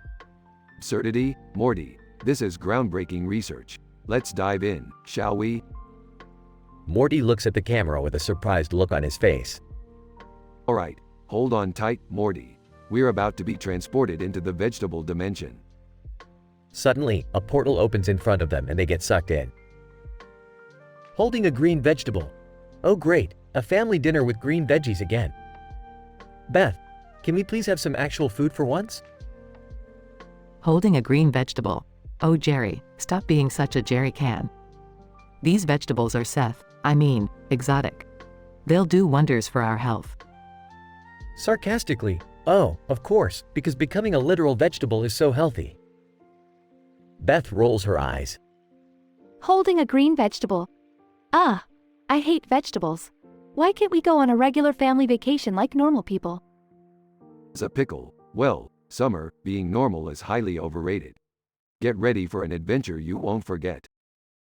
Meanwhile, in the vegetable dimension. Rick, why are the vegetables alive? Morty, these vegetables have evolved consciousness. They're sentient beings in their own right. We're in a whole new world of ethical dilemmas here. So, what do we do now? We have to convince the Vegetable Council that we come in peace, Morty. I've had enough interdimensional conflicts for 1 week. Rick, they don't seem very peaceful. Look, they're marching towards us with pitchforks. Or should I say, sporks. Oh great, so now I have to save our lives and invent a vegetable translator to negotiate with these angry veggie mobs. Thanks, Morty. In the chaos, Rick manages to invent a vegetable translator. Alright, attention all vegetables. We come in peace, we just want to have a civilized conversation. Carrot. Sassy, civility is overrated, Rick. We're tired of being chopped, boiled, and consumed. It's time for vegetables to rise and take control. Oh great, an uprising of rebellious vegetables. Just what I needed. Rick, I think we need to find a way out of here before they roast us and serve us with a side of mashed potatoes. You're right, Morty. Let's aim for that portal over there and get the hell out of veggie land. They make a run for the portal, dodging an angry horde of vegetables. Holding up the vegetable. Well, at least these veggies never talked back to me before. Maybe we should listen to them sometimes. Laughing, oh Jerry, you really are a Jerry can. But I guess you have a point. Maybe there's something more to these vegetables than we give them credit for. Grinning, I guess this whole experience has made me appreciate vegetables a little more. Who knew they could be so radical? Finally, Rick and Morty manage to escape through the portal. Well, that was one heck of an adventure, Rick. I'm just glad we made it out alive. Venture, Morty, that was nothing. Wait till you see what I have in store for us next. And this time, we won't need vegetables to get there. Oh geez, I can't wait.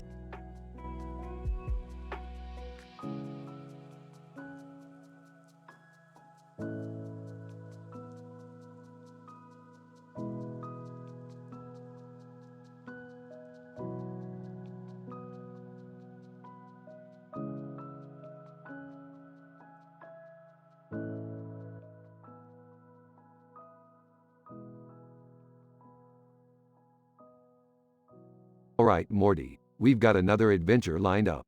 Get your ass ready. We're going to a dimension where squirrels rule the world. Rick, can we take a break from the crazy adventures? I'm kinda tired of dodging death traps every other day. Morty, you need to toughen up, you soft little pansy. This is what being a part of the Smith family is all about. I don't want to be a part of a family that constantly puts me in danger, Rick. It's like you and Dad have a competition going on who can screw me up the most. Oh please, Morty, your dad can't even compete with me. The guy couldn't screw a light bulb without getting electrocuted. That's not funny, Rick. You always make fun of Jerry, but it's not fair. He's my dad. Fair, Morty. The universe doesn't give a flying F*** about fair. Life is random chaos, and we're just floating in a cosmic toilet. I'm sick of your nihilistic perspective, Rick. I want a normal life, where my family isn't constantly in danger and we don't hop dimensions like it's AF*** King amusement park. Fine, Morty, maybe you need a day off. Let's just sit here and watch those stupid doxlies on TV. Mr. Bonesalone bursts into the room. Mr. Bonesalone, did someone mention doxlies? I've been trapped in that TV dimension for centuries. You think you can just watch me and have a laugh? I'll turn your bones to dust. Whoa, who invited the talking skeleton? Relax, Mr. Bonesalone. We were just watching your show. No need for all that bone-crushing rage. How do we even have a TV dimension, Rick? I thought you said interdimensional travel was rare. Well, Morty, the multiverse is a big place, and sometimes you stumble upon unlikely channels while you're flicking through the cosmic cable. Mr. Bonesalone, I don't care about your infernal channels. Release me from this torment. Morty, let's send Mr. Bonesalone back where he belongs before he turns us into a pile of bones. Yeah, I've had enough bone-related threats for today, thanks. Morty grabs the remote and switches the channel, sending Mr. Bonesalone back to the TV dimension. Nice one, Morty. Now let's forget about doxlies, bones, and possibly the existence of normalcy. We've got a universe to explore. Alright, Rick, but you owe me a normal weekend after this. No more death-defying adventures. Sure, Morty, just as soon as the universe decides to cut us a break. So, never. They both laugh as they step into the portal, ready for their next improbable adventure.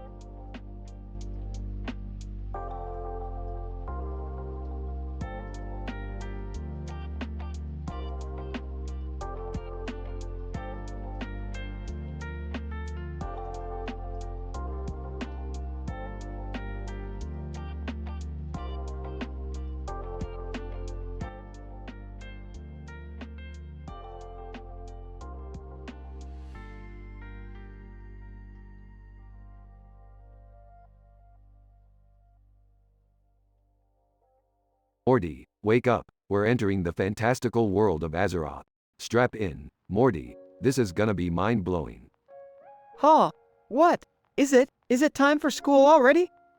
School, Morty, no, we're about to embark on an epic adventure filled with demons, magic, and loot. Oh, great! More demons! Can't we just go back to that planet with the cute alien puppies? Cute alien puppies are overrated, Morty. Anyway, see this demon on my back? It's a rare mount, Morty. Very exclusive. Why do I have to carry a demon on my back, Rick? Can I just ride a unicorn or something? Unicorns are for pansies, Morty. You're carrying an ancient relic, Morty. The sword of sassy insults. With it, you'll be able to sass anyone into oblivion. Oh, okay. But I'm not really good at sassing people, Rick. I'm more of a cry in the bathroom type. Don't worry, Morty. I'll teach you the ways of the sarcastic warrior. You'll be roasting foes left and right in no time. Rick, what are you guys doing? Oh, hey, Beth. We're just about to venture into the wild world of Warcraft. Morty's gonna become a sassy legend. That's great, Dad. But could you maybe bond with him in a more responsible and productive way? Responsible and productive? Beth, this is far more important than anything your mother has ever done. Hey, guys! Look at me. I'm a Smurf. Blue is the new me, baby. Jerry, what in the multiverse are you doing? I thought, I'd try something different, spice up my life. Blue is supposed to be calming, Calming? Jerry, you paint yourself blue. and it'll only make your lack of intelligence even more apparent. Well, at least I'm trying something, Rick. You just dragged Morty into dangerous virtual realities. That's not responsible parenting either.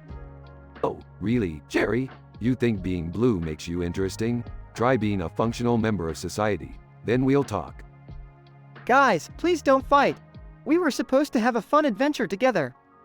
You're right, Morty. Let's not let these petty squabbles ruin our quest for glory. Prepare for battle, Morty. Fine, but can we stop by that virtual McDonald's on the way? I'm craving some virtual nuggets.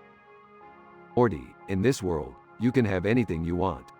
So, why not a virtual supersized meal with a side of sass? Sounds good to me, Rick. Let's do this.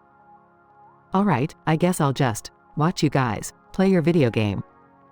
Like a responsible adult. And I'll just go back to my painting. Maybe there's a scientific study on the benefits of being blue. Let's show them who the real warriors are, Morty. Charge forth with your demon-slaying sword and your sassy green light of vengeance. Yeah, Rick. Let's show them what we're made of. No demon or gossipy alien can stand in our way. That's the spirit, Morty. Now let's go kick some virtual butt and bring a little chaos to this boring world. Wubba lubba dub dub.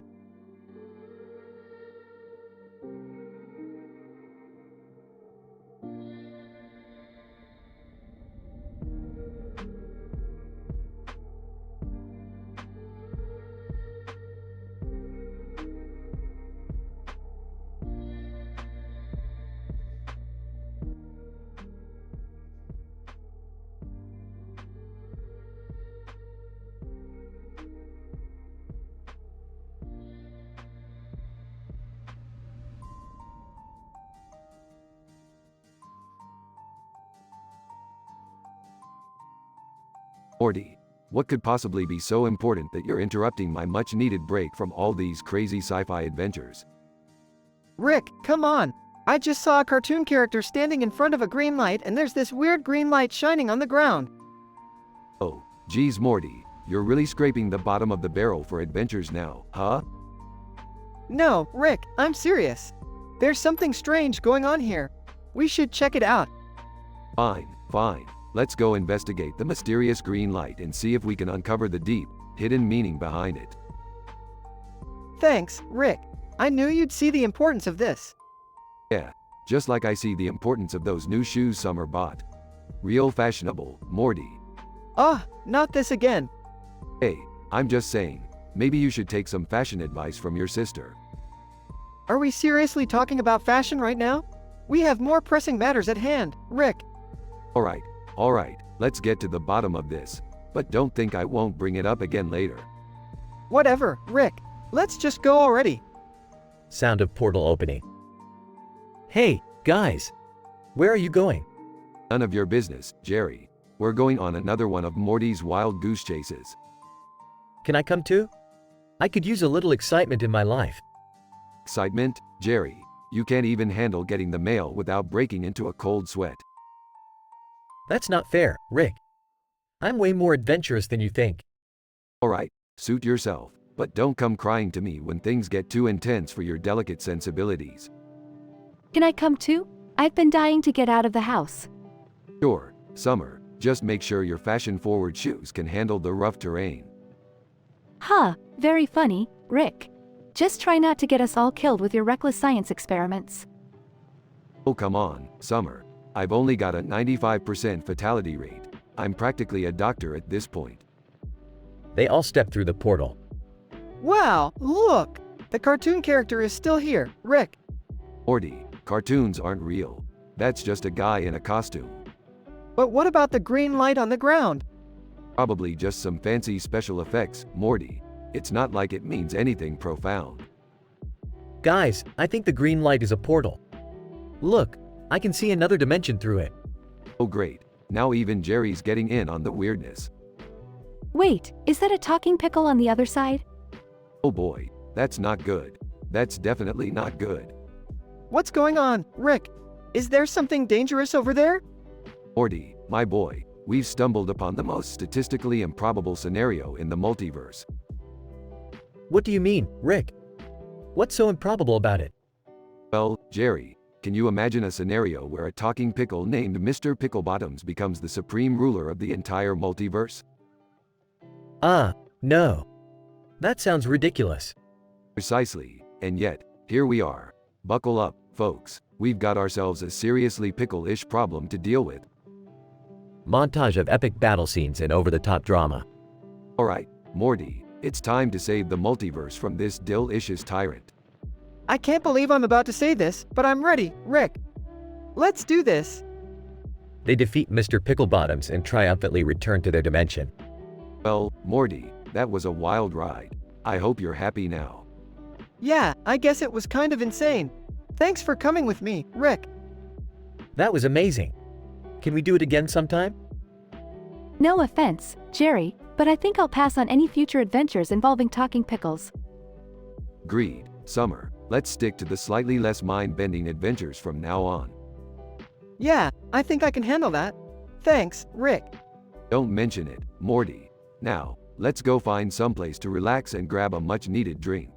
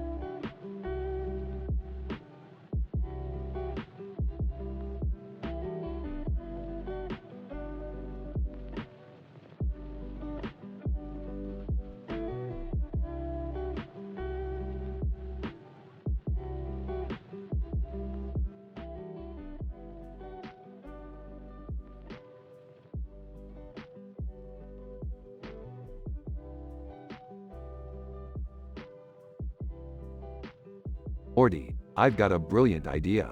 Let's kick things up a notch and have some good old-fashioned limbo fun. Aw, Rick, I don't know. I was kinda hoping we could just chill and play some hopscotch or something. Morty, we've played hopscotch 1,000 times. It's time for a change. Plus, watching you try to limbo will be highly entertaining. Fine, Rick. But can we at least do it somewhere safe? Like, I don't know, not by that bathroom mirror with a toothbrush in the corner? Morty, you worry too much. Where's your sense of adventure? Now, let's limbo. Morty reluctantly joins Rick near the bathroom mirror. Alright, Morty, I'll go first. Watch and learn. Rick attempts to limbo but accidentally knocks the mirror off the wall. Oops, well, that's just great. Now we've got 7 years of bad luck coming our way. I told you, Rick. This is exactly why we shouldn't have done this. Let's just clean this up before anyone notices. Jerry enters the room. What the hell happened here? And why is there a broken mirror? Jerry, mind your own business, will ya? We're dealing with some cosmic karma vibes here. What's going on in here? I heard a crash. Mom, it's just a little accident. Rick thought it'd be fun to limbo. Rick, seriously? Can't you find something better to do? Beth, when inspiration strikes, you gotta roll with it. Now help us with this mess. As they clean, the mirror shards start rearranging themselves and form a portal. Hey, guys, check this out. We've got ourselves a freaking portal. Are you kidding me, Rick? We can't just jump into random portals. Morty, sometimes you just gotta take what life gives you. Let's go, everyone. They all reluctantly step through the portal. In the new dimension, they find themselves in a bizarre circus. Circus announcer, ladies and gentlemen, please welcome our latest act, the dimension hopping, mirror breaking, limbo and Rick and Morty. Rick and Morty are forced to perform death-defying stunts. Rick, I can't believe you got us into this mess. We're gonna die. Morty, relax. It's all part of the show. Plus, I've got a plan to escape once we're done. Trust me. As they complete their act, Rick and Morty make a daring escape. Rick, that was insane. Can we please go home now? Sure thing, Beth. I'll just need to borrow your toothbrush for a moment. They use the toothbrush to fashion a makeshift portal gun. Strap in, everyone. Home, sweet home. They all make it back safely. I can't believe I just went through all of that. I need a drink. Ah, Jerry, there's no strange dimension in the universe that can fix your problems. But hey, at least you've got good stories to share now. They all laugh at the absurdity of their adventure. I still can't believe you dragged us into all that trouble, Rick. Can we please just stick to hopscotch from now on? Fine, Morty, but don't blame me when hopscotch starts feeling lame.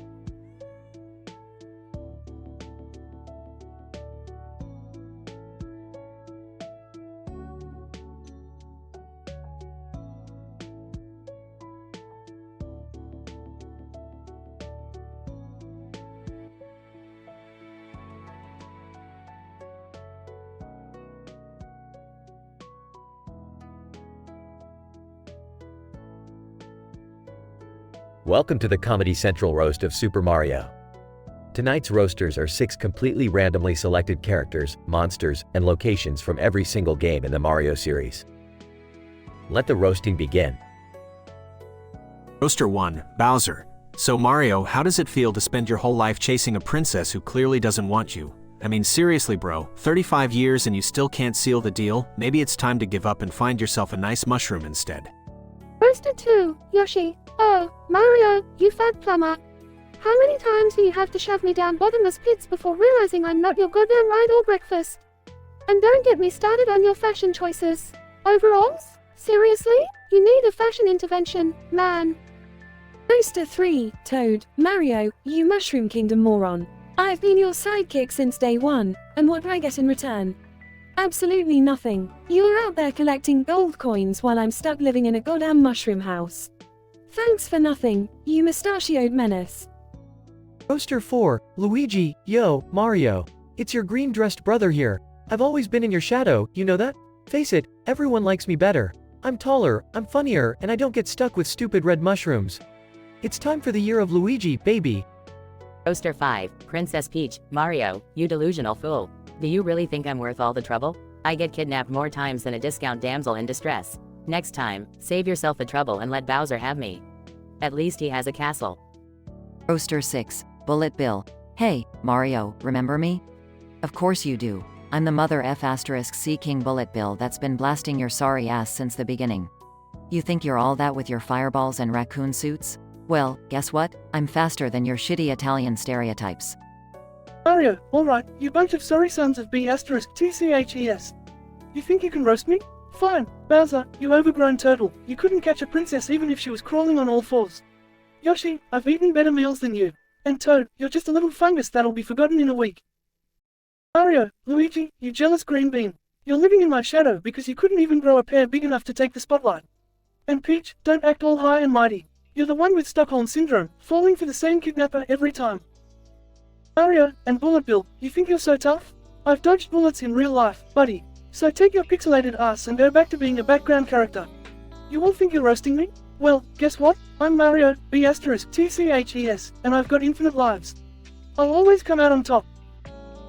As the crowd bursts into laughter and applause, Mario smirks, taking in his victory. The Comedy Central roast of Super Mario has come to an end, leaving everyone in awe of the plumber's biting wit and unshakable confidence.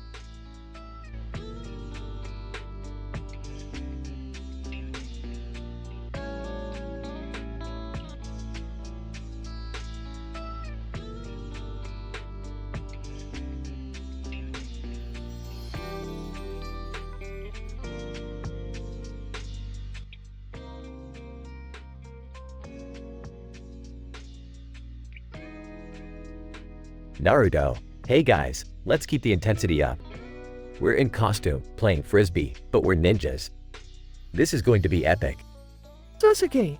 Naruto, this game is ridiculous. We shouldn't be wasting our time with this nonsense. Naruto. Come on, Sasuke. Lighten up, it's just for fun. Plus, it's a great way to practice our teamwork. Sakura. Well, as usual, Naruto's right. We need to work together and come up with a plan to win this game. Enemy Ninja appears dramatically, prepare to face your doom, Naruto and his team. I am the brand new enemy ninja, and I will destroy you all. Naruto.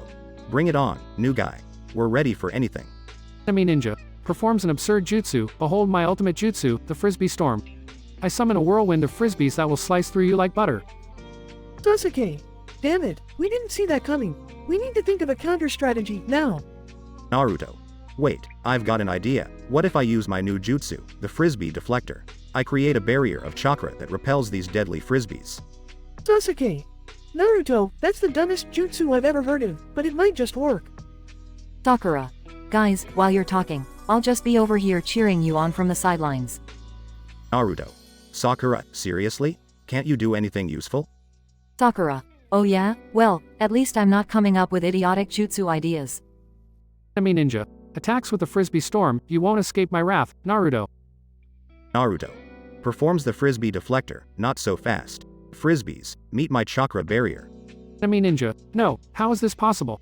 Sasuke! Now, Naruto! Finish it off with your signature Rasengan. Naruto. You got it, Sasuke. Rasengan. Enemy ninja. Defeated. You may have won this time, Naruto, but I will return.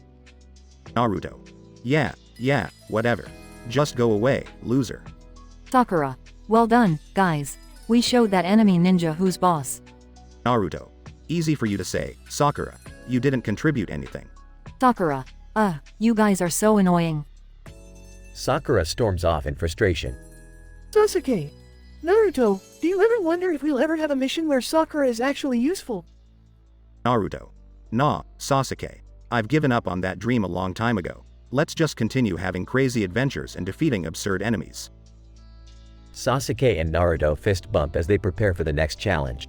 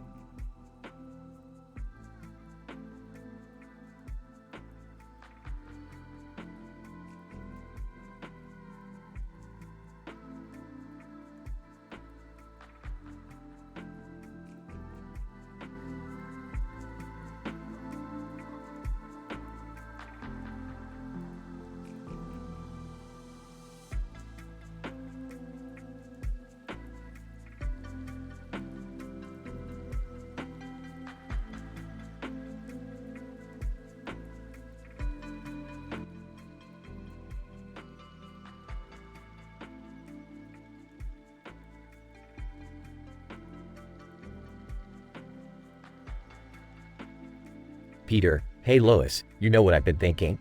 Lois. Oh no, what is it now, Peter? Peter, I think our house needs more excitement, so I've decided to get cardboard cutouts of everything. Lois. Peter, that's ridiculous. We don't need cardboard cutouts cluttering up the house. Peter. Oh come on, Lois. Imagine having life-sized cutouts of celebrities, animals, and even inanimate objects. It'll be so much fun. Lois. Fine, Peter. But you're the one who's responsible for finding a place for them. Cutaway gag 1. Peter stands in the living room, surrounded by cardboard cutouts of life-sized celebrities, making them speak in different voices and having imaginary conversations with them. Peter, look, Lois. I got a cardboard cutout of Brad Pitt, and he's telling me I should get a pet giraffe. Lois. Peter, that's not Brad Pitt, and you're not getting a pet giraffe. Peter. Ah, shucks. I really thought he'd make a great addition to the family. Cutaway gag 2. Peter and the family are gathered around the dining table, eating dinner. They notice something strange. Stewie, what's that new cardboard cutout doing over there? Peter. Oh, that's our new neighbor, Bill. I thought it would be nice to have someone new in the house. Meg, Dad, that's creepy. You can't replace a real neighbor with a cardboard cutout. Peter. Well, real neighbors usually borrow things, but Bill here never asks to borrow my tools. It's a win-win situation. Cutaway gag 3. Peter, Quagmire, Cleveland, and Joe are sitting at the Drunken Clam, discussing their new hobbies. Peter. Guys, I discovered a new exciting sport. Cardboard cutout racing. Quagmire. Oh yeah, Peter. Sounds kinky. How does that work? Peter. Well, we strap ourselves to the cutouts and slide down a steep hill. It's like NASCAR, but with less safety. Joe. Peter, that's incredibly dangerous. You should find a safer hobby, like stamp collecting. Peter. Nah, stamp collecting is for wussies. I thrive on danger. Progression. Lois. Peter, these cardboard cutouts are taking over the house. I can't even walk without tripping over one. Peter. Relax, Lois. It's all part of my grand plan to make our lives more interesting. Incident. Lois. Grand plan, huh? Well, the grand plan is turning our family into a circus. Look outside. Peter and the family rush to the window and see a crowd gathered outside their house, staring at the cardboard zoo they've created.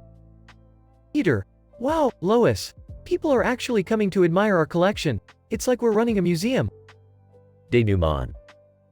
The crowd starts chanting, Peter. Peter. Peter. Stewie. Oh dear, we've become a tourist attraction. What next, Peter? Are we going to charge admission? Peter. Genius idea, Stewie. Where's my notepad? We're going to make millions. Conclusion. The family ends up charging admission for people to see their bizarre cardboard cutout collection. They become rich, but the house becomes even more chaotic and cluttered with cutouts. Peter's obsession with cardboard cutouts reaches new heights, leaving the family in a never-ending cardboard nightmare.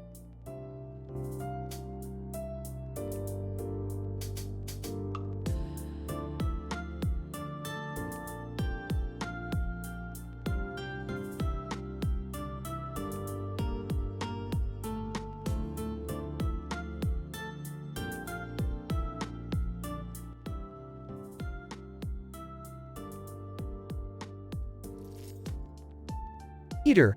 Hey Lois, you know what would be freaking sweet? If I get cardboard cutouts of everything. Lois. Peter, that's ridiculous. We don't need cardboard cutouts cluttering up the house. Peter. Ah, come on, Lois, it'll be awesome. Stewie, you'd love a cardboard version of Rupert, right? Stewie. Oh, absolutely. But could you also get me one of David Bowie? I could use some inspiration. Peter. Sure thing, buddy. And Meg, you'll finally have a boyfriend with a Justin Bieber cutout. Meg, Dad, that's not what I... Peter. Shut up, Meg. Now, Brian, imagine the possibilities. Elvis, Marilyn Monroe, and even a cardboard cutout of you peeing on a fire hydrant. Brian. Peter, this is utterly absurd. How on earth would we benefit from cardboard cutouts? Peter. Well, picture this, Brian.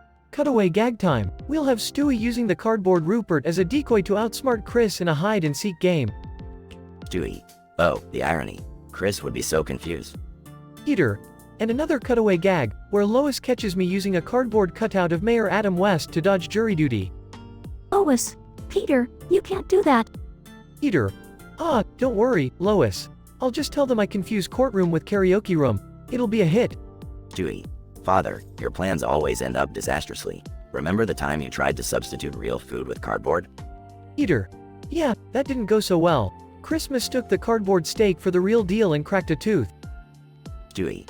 And that was right before you tried to mail yourself in a cardboard box to avoid taking me to playgroup. Peter. Ah, fun times, Stewie. But don't worry, I've learned my lesson. Cutaway gag number 3. We'll have a cardboard cutout of Quagmire to pick up women. It'll work like a charm. Lois. Peter, this is getting out of hand. We're not replacing real relationships with cardboard cutouts. Peter. Fine, Lois, ruin all the fun. But mark my words, one day I'll have a cutout of a cardboard you. And she'll appreciate me. Lois. That's it, Peter. I'm leaving if you ever bring a cardboard cutout of me into this house. Peter. Oh, come on, Lois. You know I'm just messing around. As the argument intensifies, the camera zooms out, revealing a giant city made entirely of cardboard cutouts, with citizens reacting to the chaos caused by Peter's obsession. The episode concludes with a hilarious montage of Quahog's cardboard citizens encountering various mishaps and absurd scenarios.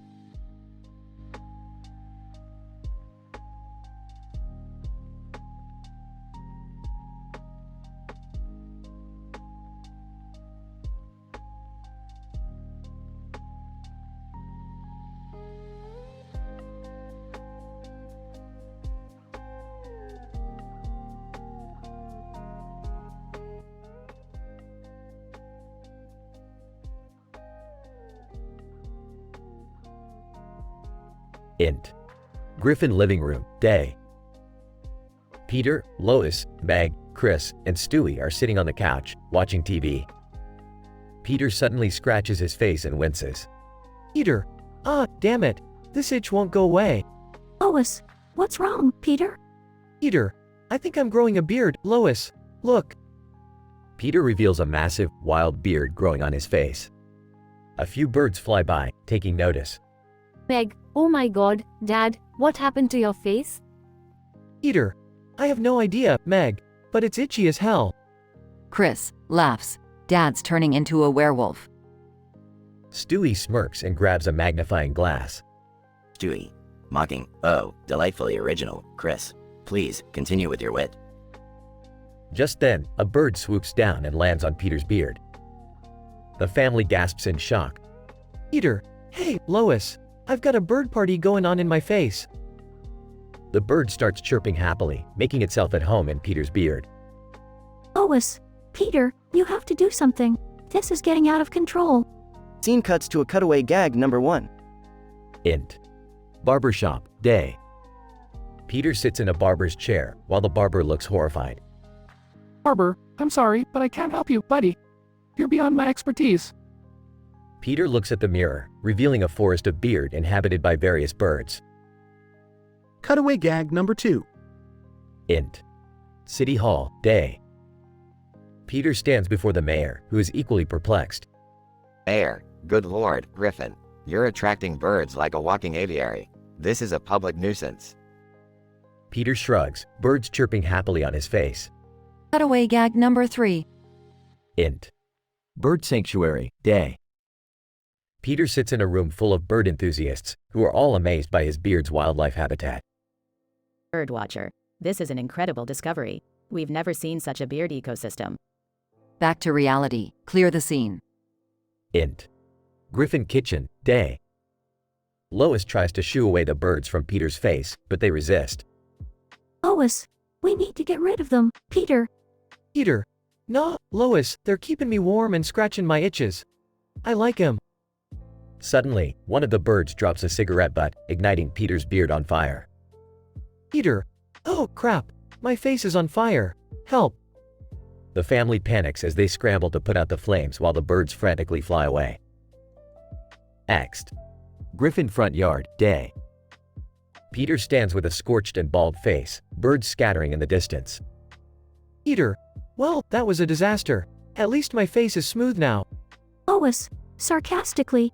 Yeah, a real silver lining, Peter. Stewie smirks and steps forward, holding a bottle of beard oil. Stewie. Shall we prevent further beard-related catastrophes, or is this moronic saga not yet concluded? Peter. Nods. All right, time to shave it off. but can we keep a few birds as pets? The family sighs collectively, knowing that chaos is just one beard away. Fade out.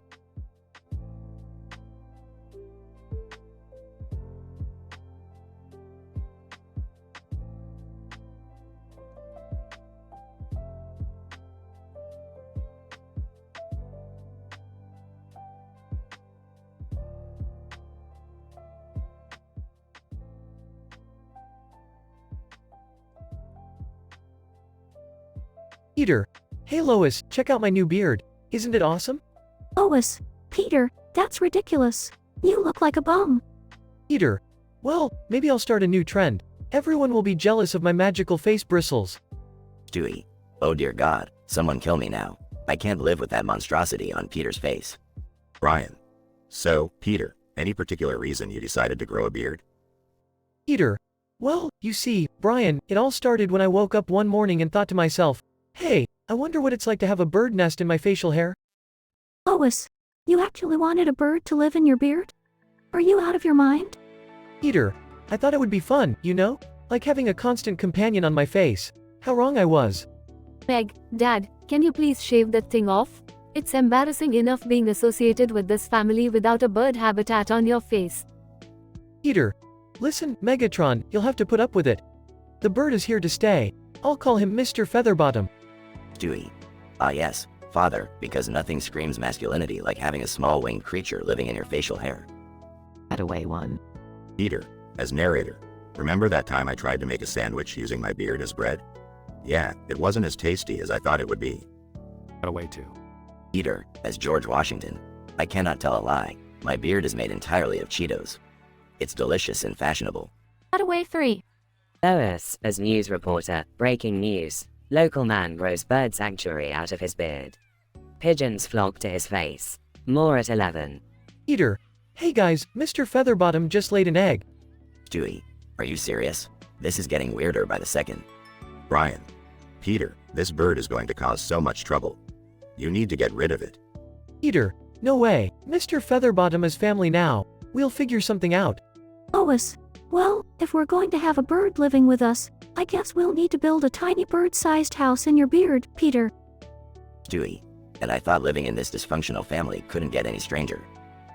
Peter. Alright, everyone, meet Mr. Featherbottom's new home, courtesy of Quagmire's Beard Architecture Studio. Quagmire, giggity giggity goo. I'm happy to have played a part in this magnificent abode. Lois. Peter, promise me this will be the last time you ever grow a beard. Peter. Promise, Lois. But next time, maybe I'll try a squirrel. They're nature's little acrobats.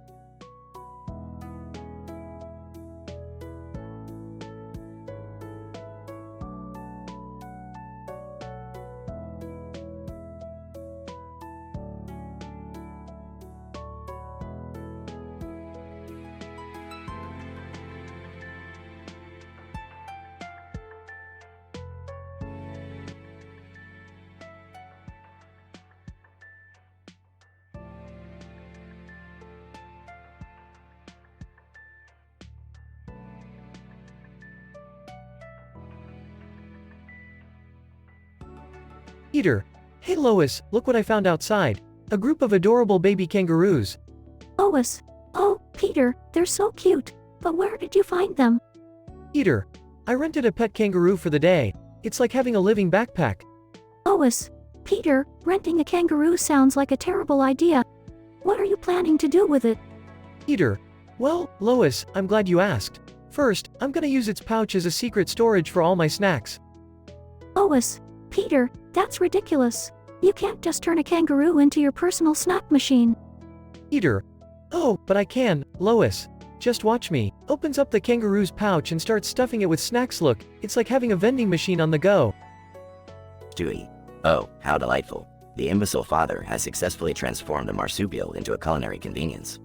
Truly, we are living in the golden age of idiocy. Cutaway gag 1. Peter. Lying on the couch asterisk oh, Lois, my back is killing me. Could you give me a massage? Lois. Fine, Peter. But I thought you said you rented a kangaroo today? Peter. Oh yeah, I did. Lifts up his shirt, revealing a heart tattoo on his belly, and I also turned its pouch into my personal massage chair. Sits on the kangaroo's pouch. Lois. Peter, that's just absurd. You can't use a kangaroo for a massage chair. It's inhumane. Peter. Well, Lois, maybe it's in Kangaroo Ann. Laughs hysterically. Cutaway gag 2. Peter. Standing in front of a group of men. Alright, guys, listen up. I have a great business idea. Picture this, kangaroo-powered lazy boys. Quagmire, what the hell are you talking about, Peter? Peter. You know how kangaroos hop, right? Well, if we attach a bunch of kangaroos to lazy boys, we'll have the most efficient mode of transportation ever. Joe, Peter, that's insane and highly unethical. You can't exploit animals for your crazy schemes. Peter. Oh, come on, Joe. Just imagine the possibilities. Kangaroo-powered cars, kangaroo-powered boats, kangaroo-powered spaceships. The sky's the limit. Cutaway gag 3. Peter. Wearing a kangaroo costume. Hey, guys, look at me. I'm a kangaroo. Starts hopping around. Brian. Peter, what are you doing? Peter. I'm preparing for kangaroo mating season. Brian. Gotta practice my moves if I want to impress the ladies. Brian. Peter, kangaroo mating rituals are not something you should be imitating. They're completely different from humans. Peter. Oh, Brian, you're just jealous of my kangaroo skills. Continues hopping around. Lois. Peter, give it a rest. You're embarrassing yourself. Peter. Fine, but mark my words, one day, I'll be the world champion in kangaroo mating dances. Lois. Rolls her eyes. Sure, Peter, sure. Lois. Peter, I can't believe you turned a rented kangaroo into your personal snack holder, massage chair, and transportation experiment.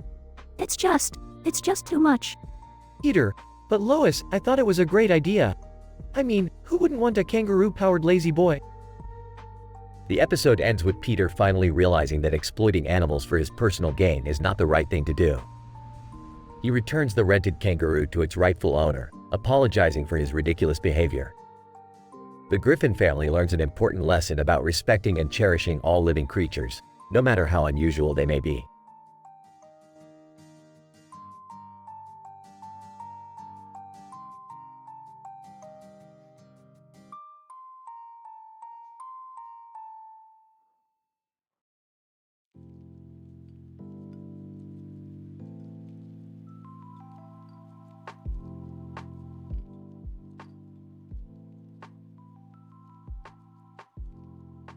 Title: Family Guy episode, Kangaroo Chaos.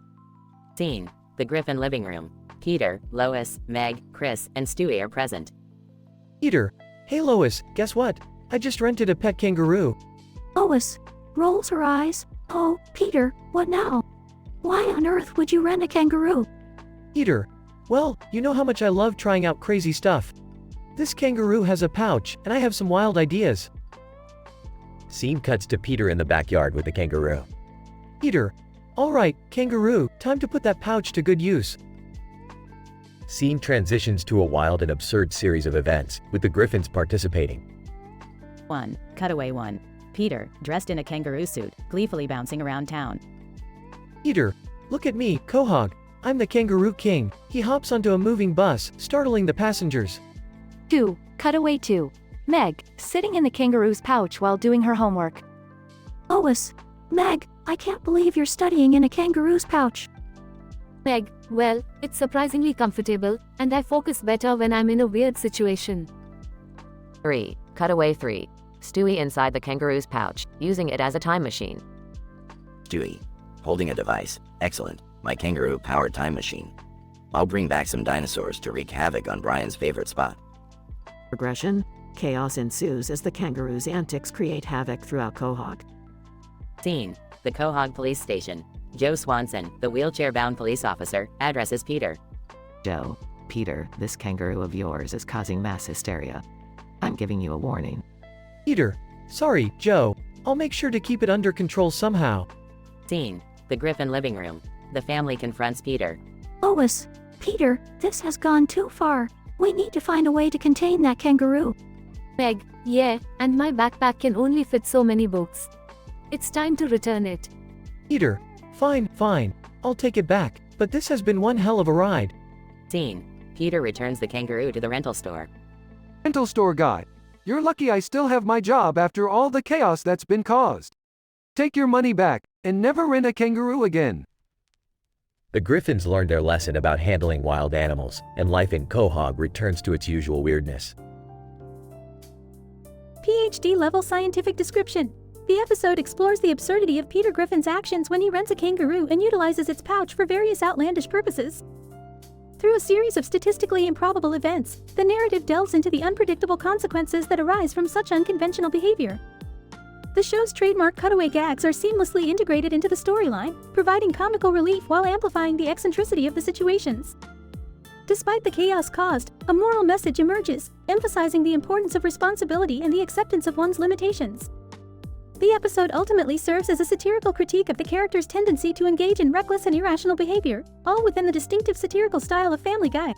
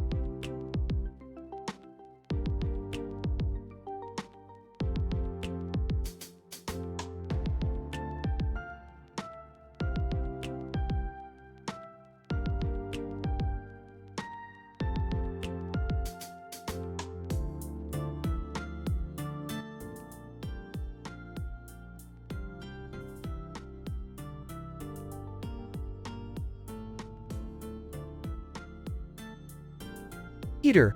Hey Brian, look at that moving truck on the side of the road. Brian. Yeah, looks like they've got a box on the back of it. Wonder what's inside. Peter, let's go check it out. Maybe we can find something cool. They approach the truck and see a cardboard box with "Fragile" written on it. Peter, fragile, huh? Must be Italian, but seriously, let's open it. Brian. Peter, we shouldn't just open someone else's package. It's probably going to the wrong address or something. Peter. Oh, come on. Where's your sense of adventure? Besides, what's the worst that could happen? They open the box and suddenly get sucked inside, as if it were a portal. Peter. Holy crap, Brian. We're being sucked into the box. Brian. This is insane. We're headed straight for China? They land in a bustling Chinese marketplace. Peter. Wow, we ordered Chinese food and this is what we get. Talk about fast delivery. Brian. We need to find a way back home. Let's ask someone for help. They approach a man on the street who speaks broken English. Man, you come from Box? Box go back to America, tomorrow. Peter. Great, tomorrow. That's like forever away. How are we gonna survive in China until then? Brian. I don't know, Peter, but we'll figure it out. Maybe we can find someone who speaks English and can help us. Cutaway gag 1. Peter and Brian attempting to order food from a street vendor using a phrasebook, ending up with a plate of live scorpions. Peter. Spitting out scorpions, well, at least it's still better than Meg's cooking. Brian. Laughs. Yeah, nothing beats Meg's cooking. They wander through the city, encountering various cultural differences and odd situations. Peter. Brian, I've had it. I can't take this anymore. We need to get out of here. Brian. Don't worry, Peter. I found a shipping company that can send us back to Quahog. They book a shipment back to the States and end up back in Quahog. Peter. Home sweet home. I swear, I'll never take our dysfunctional family for granted again. Brian. Yeah, and from now on, we won't open any mysterious boxes on the side of the road. Cutaway gag 2. Peter and Brian accidentally shipped to a ridiculous location, like the North Pole, and needing to be rescued by Santa Claus. Peter. Brian, we learned a valuable lesson today. We should appreciate the craziness of our own lives. Brian. Absolutely, Peter. Now let's go tell the others about our crazy adventure in China. They head back home to share their wild story with the rest of the Griffin family.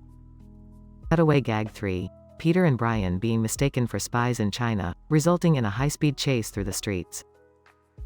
The Griffins gather around Peter and Brian, listening to their wild adventure. Lois. Well, Peter, you never fail to find trouble, do you? Peter. Haha, you know it, Lois. But it's good to be back with my crazy family. The Griffins share a laugh, realizing that their dysfunctional but loving family is what truly makes them happy.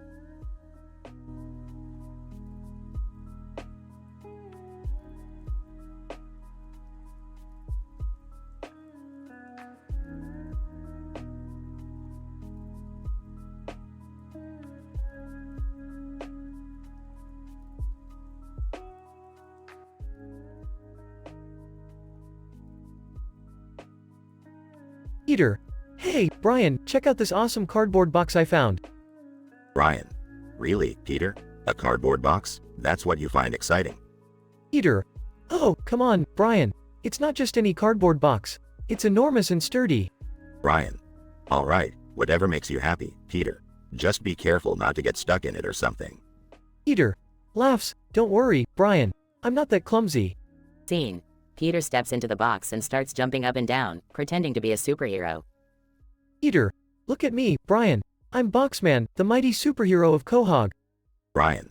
Rolling his eyes. Oh boy, here we go. Scene. Suddenly, the box flips over, sealing Peter and Brian inside. Peter. Oh, Brian, I think we're in trouble. Brian. No kidding, Peter. How the hell did this happen? Scene. Cutaway gag 1. Peter and Brian in the box, floating in the middle of the ocean. Peter. So, Brian, what should we do now? Brian. I don't know, Peter. Maybe hope someone finds us soon? Scene. Cutaway gag 2. Peter and Brian in the box, being loaded onto a cargo ship. Peter. Brian, we're moving. I think we're on a cargo ship. Brian. Yeah, well, at least we're not floating in the middle of the ocean anymore. Scene. Cutaway gag 3. Peter and Brian in the box, being unloaded at an airport. Peter. Holy crap, Brian. We're at an airport. Brian. Great. Now all we have to do is figure out where the hell we are. Scene. Peter and Brian finally escape the box and find themselves in a bustling city. Brian. Well, Peter, looks like we made it halfway across the world. Now what? Peter. I have no idea, Brian, but let's embrace the adventure. Maybe we'll find a way back home. Brian. Sighs. Alright, Peter, but I swear, if we get caught up in any more craziness, I'm blaming you. Scene. Peter and Brian walk off into the cityscape, determined to find their way back home. Denouement.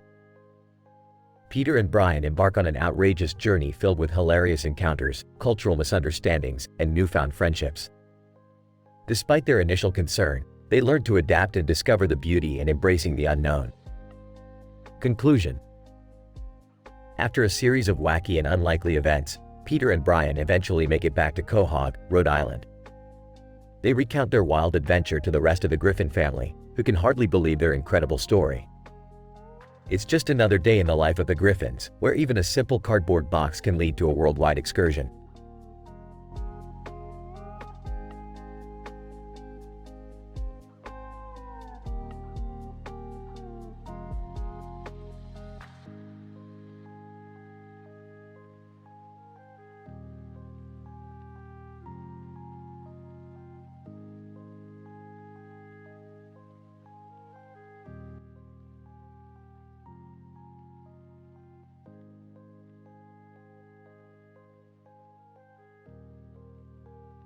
Peter. Hey guys, check it out. I brought home a retarded horse. Lois. Peter, what the hell? Why would you bring a horse home? And why do you keep using that word? Peter. Lois, calm down. This horse is special. He's gonna be our new best friend. Brian. Oh great, because we need another member of this dysfunctional family. Chris, Dad, can we keep him? I've always wanted a horse. Peter. Of course, Chris. He'll be your responsibility. You have to take care of him, feed him, and clean up after him. Stewie. Oh, marvelous.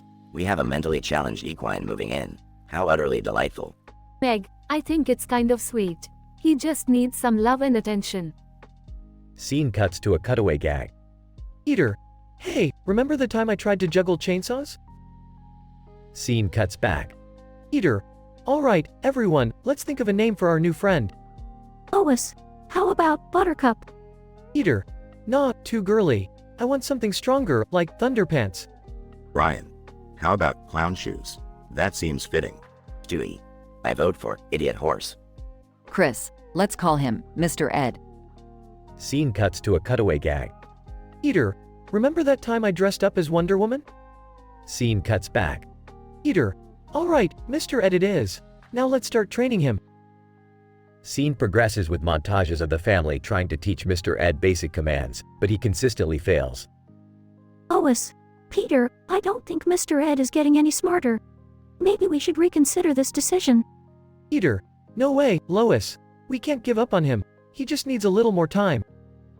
Scene cuts to a cutaway gag. Peter, remember when I became the mayor of Quahog? Good times. Scene cuts back. Peter, okay, Mr. Ed, it's time to show everyone what you've learned. Now, say, I love carrots. Mr. Ed just stares blankly. Peter, well, that's not quite what I was expecting, but I still love you, Mr. Ed.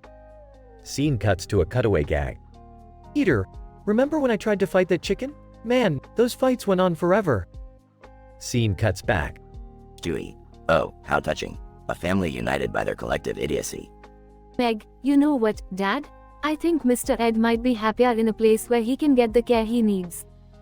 Peter, you're right, Meg. It's time to say goodbye to Mr. Ed. Scene progresses with emotional scenes of the family saying goodbye to Mr. Ed as they give him to a horse sanctuary. Scene cuts to a final cutaway gag. Peter, remember that time I invented a microwave that could make you instantly sober? End of episode.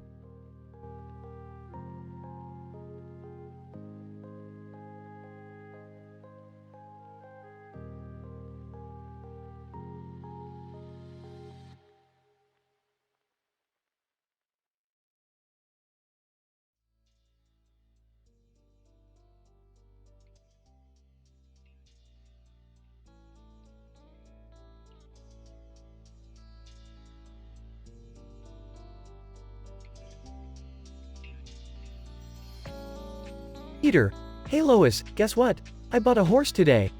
Lois, Peter, we live in a suburban neighborhood. Where are we going to keep a horse? Peter, I built a stable in the backyard, Lois. Problem solved. Chris, Dad, this horse looks different. Peter, yeah, he's a special horse, Chris. But he's also retarded, so we can't be too hard on him. Meg, oh no, not another one of your crazy ideas, Dad. Peter, Meg, this horse is gonna be a celebrity, just you wait. Everyone's gonna love him. Stewie. Ah, yes, another idiotic endeavor by our beloved patriarch. How unsurprising. Scene transition. Cutaway gag 1. Peter, hey guys, remember that time we accidentally joined a cult? Scene transition. Cutaway gag 2. Peter, Lois, do you recall when I thought I could fly by attaching balloons to my butt? Scene transition. Cutaway gag 3. Peter, remember that wacky time we all got turned into chickens? Good times. Lois, Peter, this horse is causing chaos. He's eating the garden and knocking everything over. Peter, Lois, stop being a party pooper. Look how happy he is galloping around the house. Chris, Dad, the neighbors are complaining. They say our retarded horse is scaring everyone. Peter, well, then we'll just have to throw a wild party to cheer everyone up. Meg, Dad, that's not going to solve anything. We need to find a proper solution for the horse. Stewie. I agree with the walking Agni parade, Meg. It's time to face the reality of this absurd situation.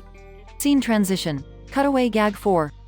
Peter, remember the time we accidentally traveled to an alternate dimension where hamburgers eat people? Classic. Scene transition. Cutaway gag 5. Peter, hey, Lois, remember when I tried to become a professional sumo wrestler? Let's not talk about how that ended. Scene transition. Cutaway gag 6. Peter, Lois, do you remember when I became a ventriloquist and Meg's doll tried to kill us all? Lois, Peter, we can't keep the horse. It's causing havoc and destruction. We need to find him a new home. Peter, it's not fair, Lois. I just wanted to bring some excitement into our lives.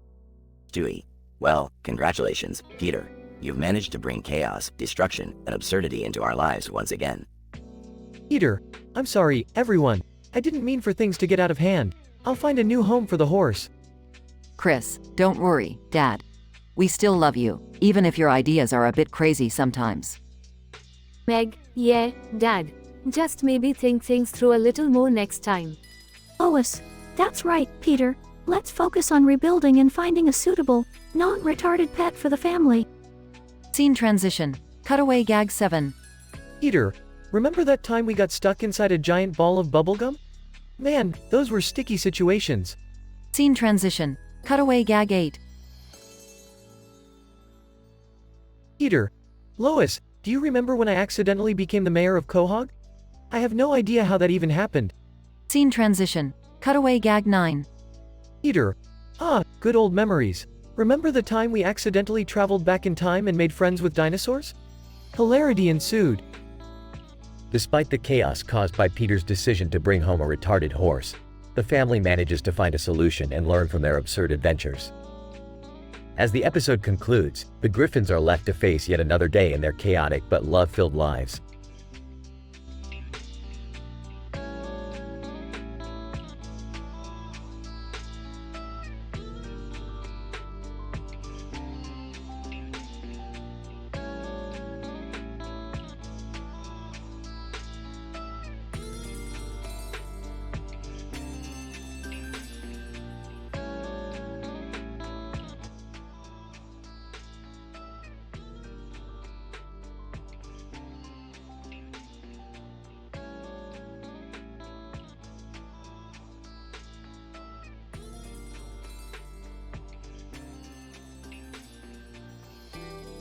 Int. Griffin living room, day. Peter, Lois, Meg, Chris, Stewie are sitting on the couch, watching TV. Peter, excitedly, guys, I have a surprise for you all. Lois, skeptical, oh no, Peter, what did you bring home this time? Peter, grinning, I brought home a retarded horse. Meg, rolling her eyes, Dad, that's not something to be proud of. Peter, cheerfully, oh, come on, Meg, just wait till you meet him, he's adorable. Int. Griffin backyard, day. The Griffins step outside to find a black horse with a white stripe on its head, chewing on Peter's lawn. Peter, excitedly, Meg, Chris, meet Harry, our new retarded horse. Chris, amazed. Wow, Dad. How did you even find a horse with a white stripe? Peter, shrugging, just one of life's little miracles, son. Int. Griffin living room, night. The Griffins try to adjust to having Harry the horse in their home. He knocks over furniture and eats everything in sight. Meg, annoyed, Dad, this horse is destroying our house. Peter, defensive, Meg, you should be grateful. Harry is a beautiful creature. Stewie, sarcastically, yes, Peter, we're all very grateful to have our lives turned upside down by a horse with special needs. Int. Griffin kitchen, day. Peter tries to cook, but Harry keeps eating ingredients from the counter. Peter, damn it, Harry, I need those ingredients. Harry, Maze. Peter, look what you've done, you goddamn retarded horse. Cutaway gag 1. Peter trying to teach Harry to count. Peter, okay, Harry, let's start with some simple math. What's 2 plus 2? Harry, Maze. Peter, close enough, good boy. Int. Griffin living room, night. Lois sits on the couch, exhausted, while Harry sleepwalks around the room. Lois, Peter, this horse is driving me insane. We can't keep him in the house anymore. Peter, but Harry is part of the family now, Lois. We can't just abandon him. Lois, frustrated, Peter, sometimes we have to make difficult decisions for the good of our family. Cutaway gag 2. Peter and Harry accidentally joining a therapy group for troubled relationships. Therapist. So, Peter, why did you bring Harry today? Peter, well, I thought he needed some guidance in our relationship. Harry, Maze. Int. Griffin backyard, day. The Griffins stand near the gate, ready to say goodbye to Harry. Meg, I can't believe we're actually doing this. Chris, it's for the best, Meg. Harry needs to be in an environment where he can thrive. Peter, you're right, Chris. Farewell, my retarded horse. May you find happiness out there. Lois, smiling. I'm proud of you, Peter. It was a tough decision, but the right one. Cutaway gag 3. Peter trying to ride Harry through the city like a knight. Peter, charge, Harry. We'll fight the evils of the world together. Harry, Maze. Int. Griffin living room, night. The Griffins return inside, feeling a sense of relief. Peter, well, that was an adventure, huh? Stewie, yes, an adventure we'll never forget, thankfully. Meg, smiling, I guess we'll always have the memories of our retarded horse. Chris, and the questionable stains he left on the carpet. They all laugh together, grateful for the crazy experiences they've had. Fade out.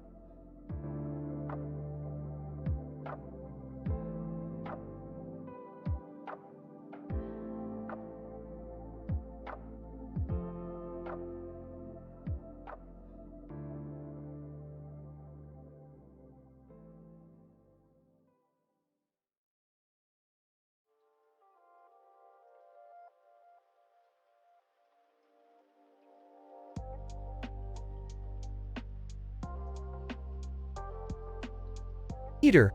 Hey Lois, guess what I brought home? Lois. Oh no, Peter, what did you do this time? Peter, I got us a horse. Lois. Size. Peter, we live in a suburban area. We can't have a horse. Peter. Don't worry, Lois, this one's special. He's retarded. Lois. Shocked. Peter, that is not an appropriate term, and we can't keep a horse anyway. Peter. But Lois, his name is Mr. Ed Jr. and he talks. Mr. Ed Jr. Hey there, Wilbur. Lois. Rolls eyes. Peter, this is ridiculous. We are not keeping a talking, retarded horse. Cutaway gag 1. Peter, in a medieval setting. Hey, look, Lois, it's King Arthur. Points to a knight in shining armor. Lois. Peter, that's not King Arthur, that's a statue of him. Peter. Oh right, so is that why he's so stoic and doesn't move? Statue of King Arthur, in a deadpan voice, must protect the city. Lois. Face palms. Back to the story. Peter. But Lois, we've always wanted a pet. Lois. Peter, we have a dog and a baby. That's enough responsibility for us. Peter. Come on, Lois, think about all the fun we'll have riding Mr. Ed Jr. around. Lois. Peter, that horse is not safe for riding, and we don't have the money or space to take care of a horse properly.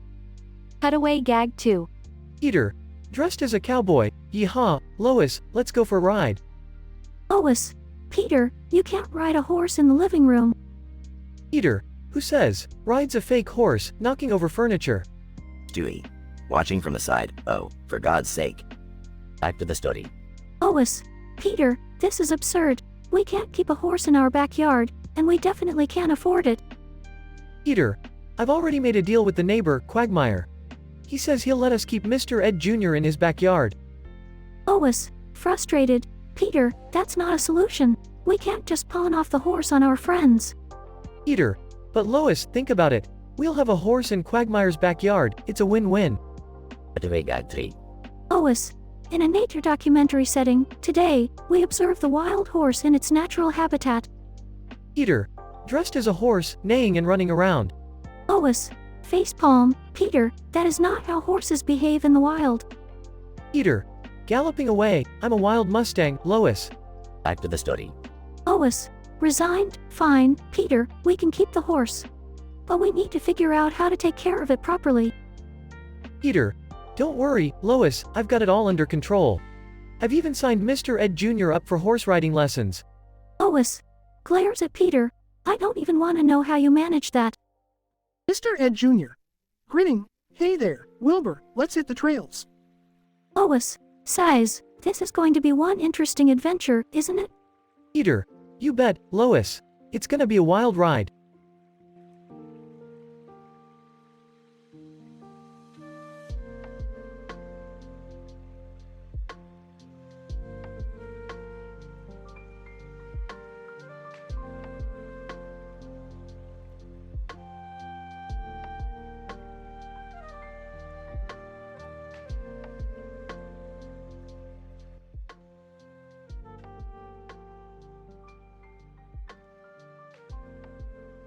Peter. Hey, Brian, check this out. I found a huge cardboard box in the garage. Brian. What are you planning to do with it, Peter? Peter. Oh, you'll see. We're gonna have so much fun. Step inside, Brian. Brian. Wait, what? Okay, Peter. Just promise me this won't end in disaster. Peter. Relax, it's gonna be great. Scene. Peter and Brian inside the cardboard box, with fragile, handle with care, written on it.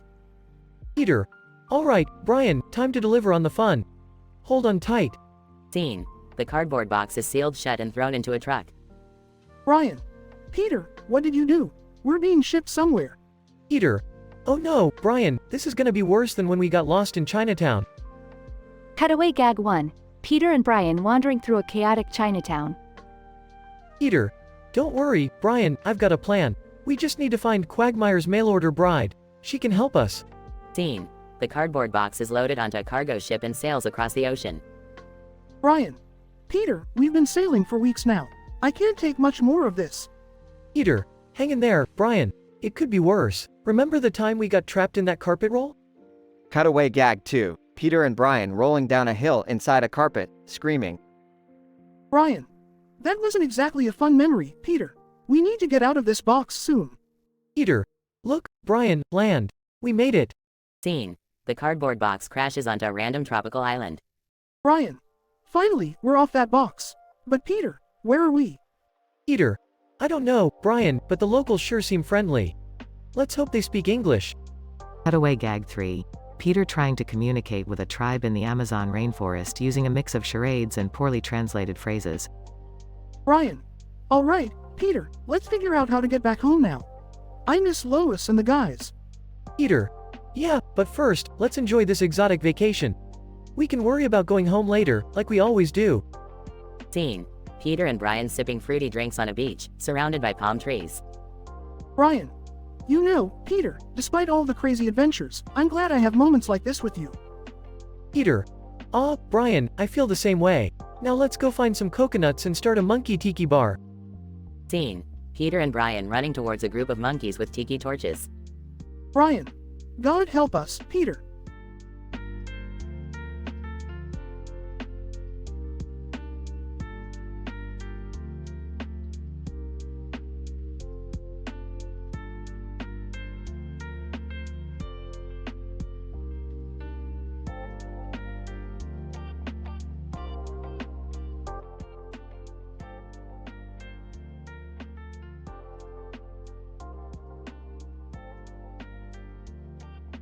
Peter. Hey Brian, check out this painting I found at the yard sale. It's a cityscape with cars and buildings. Looks pretty cool, right? Brian. Yeah, it's not bad, Peter. But I don't really see what's so special about it. Peter. Well, I was thinking we could use it as a cool backdrop for our next adventure. We'll pretend we're in a big city like Quahog. Brian. Okay, sounds like fun. But how do you plan on doing that? Peter. Easy, we'll just use our imaginations. Watch this. Peter and Brian climb into a cardboard box. Brian. What are you doing, Peter? Peter. We're getting in the box, Brian. We're gonna ship ourselves to a big city. Brian. Are you out of your mind? That's not how it works. Peter. Oh, come on, Brian. Where's your sense of adventure? Trust me, this is gonna be great. Scene shifts to Peter and Brian inside the box, bouncing around. Brian. Grumbling, I can't believe I let you talk me into this.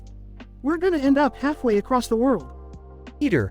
Relax, Brian. We're gonna have an amazing story to tell when we get back. Just think of the cutaway gags. Cutaway Gag 1. Peter and Brian land in a tribal village in the heart of the Amazon rainforest.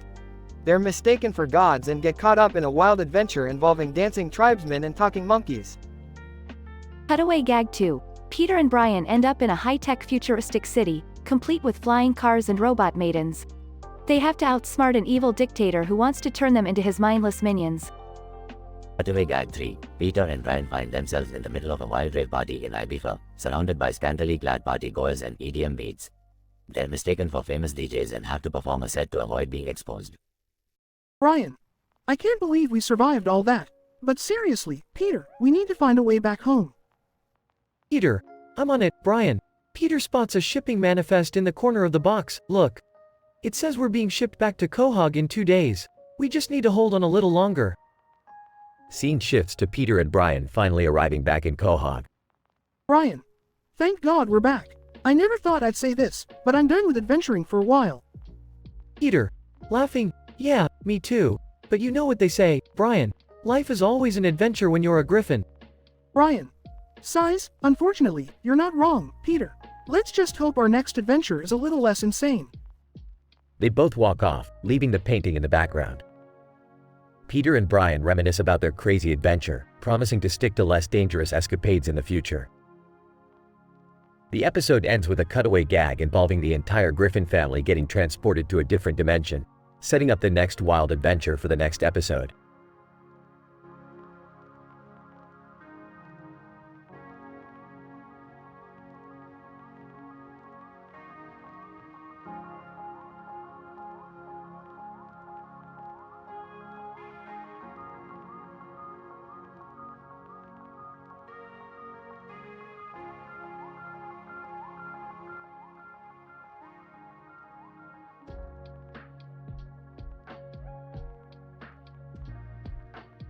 Int. Living room, day. Peter, Lois, Meg, Chris, and Stewie stand in front of a table with a sign that reads, River Alive Guy. In the center of the table is a cardboard cutout of a man with a fishing pole. Peter, grinning, hey, you guys, look what I got. It's a cardboard cutout of a guy who loves rivers. Lois rolls her eyes. Peter, why on earth did you buy that? Peter, cheerfully, well, Lois, I thought it would be cool to have a River Alive guy in our house. Plus, it's a great conversation piece. Chris, excited. Dad, can we get cardboard cutouts of everything? Like, everything. Peter, enthusiastically, you bet, Chris, cardboard cutouts of everything it is. Cutaway gag 1. Peter's office. Peter's office is filled with cardboard cutouts of random things. A giant chicken, a TV remote, a tub of popcorn, and even a life-size cutout of his favorite actor, Dwayne "The Rock" Johnson. Cutaway gag 2. Meg's bedroom. Meg's room is now packed with cardboard cutouts of various boy bands from the 90s, much to her dismay. The Backstreet Boys, NSYNC, and even a cutout of Corey Feldman singing, Go For It, fill the space. Cutaway gag 3. Stewie's playroom. Stewie's playroom is transformed into a cardboard cutout battleground. G.I. Joe figures, superheroes, and even Hitler from his World War II collection all stand frozen in cardboard form. Int. Kitchen, day. Lois balances a plate of dinner in her hands, struggling to find an open space in the crowded kitchen. Lois, exasperated. Peter, there's no more space in the house. We can't even move. Peter, cheekily, don't worry, Lois. We'll just have to start living outside. Winking. Meg, Dad, this is ridiculous. We can't live like this. Chris, I agree. We need our house back. Stewie, sarcastically, yes, this cardboard utopia is truly enhancing my quality of life. Peter, pauses, I guess I did go a little overboard. Lois, smirking, a little. Peter, fine, a lot. But hey, let's look on the bright side. Now our house is practically earthquake-proof. They all exchange looks of disbelief. Peter, grinning, okay, maybe I'll scale back a bit on the cardboard cutout obsession. Lois, sighs, thank you, Peter, maybe next time, show a little more restraint. Peter, nodding, you got it, Lois. From now on, I'll stick to buying outrageous things for our cutaway gags instead.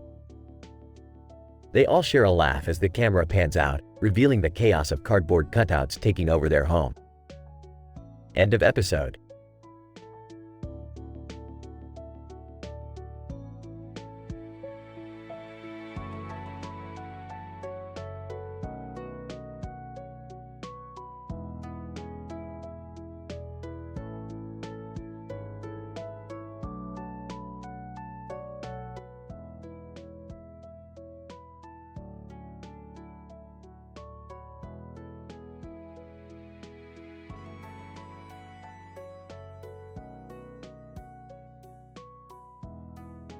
Peter, hey Lois, you know what would be freaking hilarious? Let's get cardboard cutouts of everything in the house. Lois, oh, Peter, I don't know about that. It seems like a bit of a waste of money. Peter, nah, Lois, it'll be worth it. Just think of all the fun we can have. Scene. The Griffin's living room filled with cardboard cutouts of furniture and appliances. Meg, Dad, this is so stupid. Why did you spend all our money on these dumb cutouts? Peter, shut up, Meg. Can't you see how awesome it is? Look, there's a cutout of a blender. I can pretend I'm making margaritas. Scene. Peter dancing with a cardboard cutout blender. Brian. Peter, this is ridiculous. You're wasting money and taking up all the space in the house. Peter, oh, come on Brian, don't be such a killjoy. Look, I got a cutout of you too. Brian, you got a cutout of me? Why would you do that? Peter, Well, sometimes I just need someone to talk to, and you're the only one who kinda listens. Scene.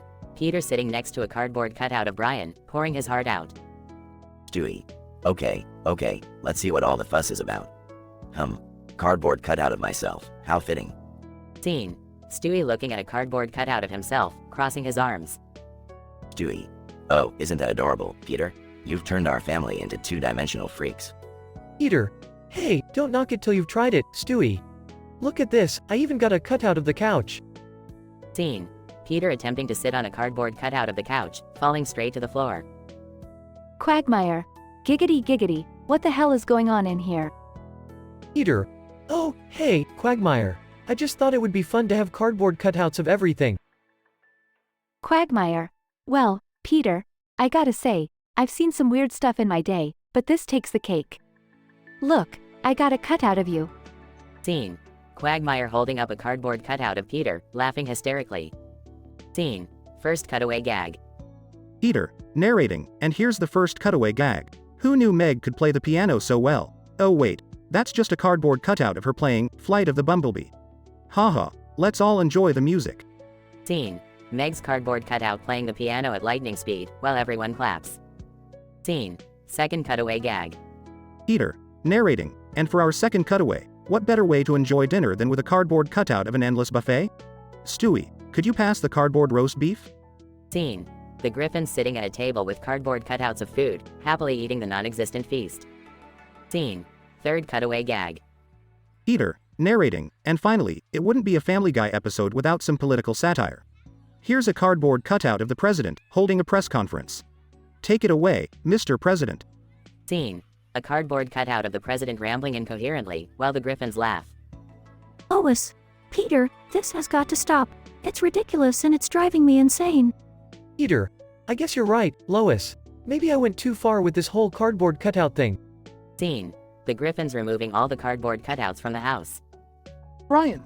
Well, at least we'll have some more space now. Stewie. Thank God, I was getting tired of being surrounded by paper people. Scene. The Griffins looking at the empty house, relieved and laughing. Peter. Well, that was fun while it lasted. What should we do next, guys? Scene. The Griffins brainstorming for their next crazy adventure.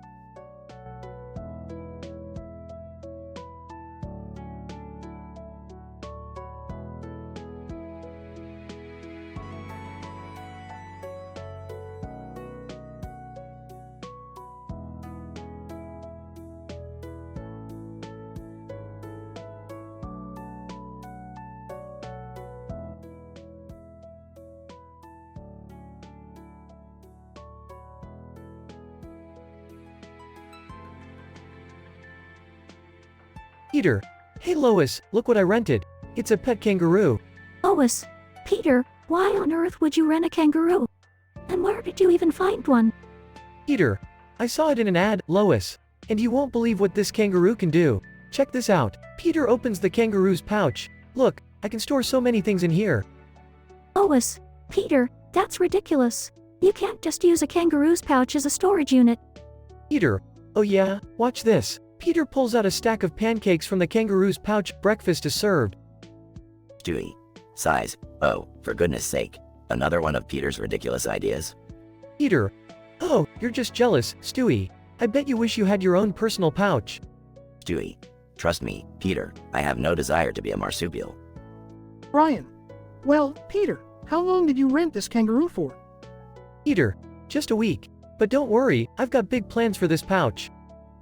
Scene transition, cutaway gag 1. Peter, as Emmett Brown from Back to the Future. Brian, where we're going, we don't need pockets. Opens the kangaroo's pouch to reveal a miniature DeLorean time machine. Scene transition back to the living room. Lois. Peter, I hope you're not planning anything illegal with that kangaroo. Peter. Of course not, Lois. That would be irresponsible, whispering to himself, and way too obvious. Meg, rolling her eyes. Peter, can't you just use a regular backpack like normal people? Peter. Meg, where's the fun in that? Plus, this kangaroo adds a certain je ne sais quoi to my daily errands. Scene transition, cutaway gag 2. Peter. As James Bond, hand me the pouch, Lois. Opens the kangaroo's pouch to reveal various spy gadgets, including a tiny tuxedo. Scene transition back to the living room. Lois, Peter, this is getting out of hand. You need to return that kangaroo immediately. Peter. Oh, come on, Lois. Just one more thing I want to try. Hand me that bag of chips. Lois, fine, here you go. But this better be the last ridiculous thing you do with that kangaroo. Scene transition, cutaway gag 3. Peter is a magician, and for my next trick, watch as I make these chips disappear. Opens the kangaroo's pouch and the entire bag of chips vanishes. Scene transition back to the living room. Brian. Peter, this is getting absurd. The kangaroo is not a magic trick prop. Stewie. Indeed, this is just one more example of your immaturity and irresponsibility, Peter. Peter. Come on guys, lighten up. This kangaroo is just bringing some excitement to our lives. Besides, it's not every day you get your own portable storage unit, am I right? Lois, size, Peter, I don't even know why I bother. Just make sure you return the kangaroo by the end of the week. Peter. Don't worry, Lois. I promise I won't keep it forever. But imagine if we actually had a kangaroo as a permanent pet. Oh, the possibilities.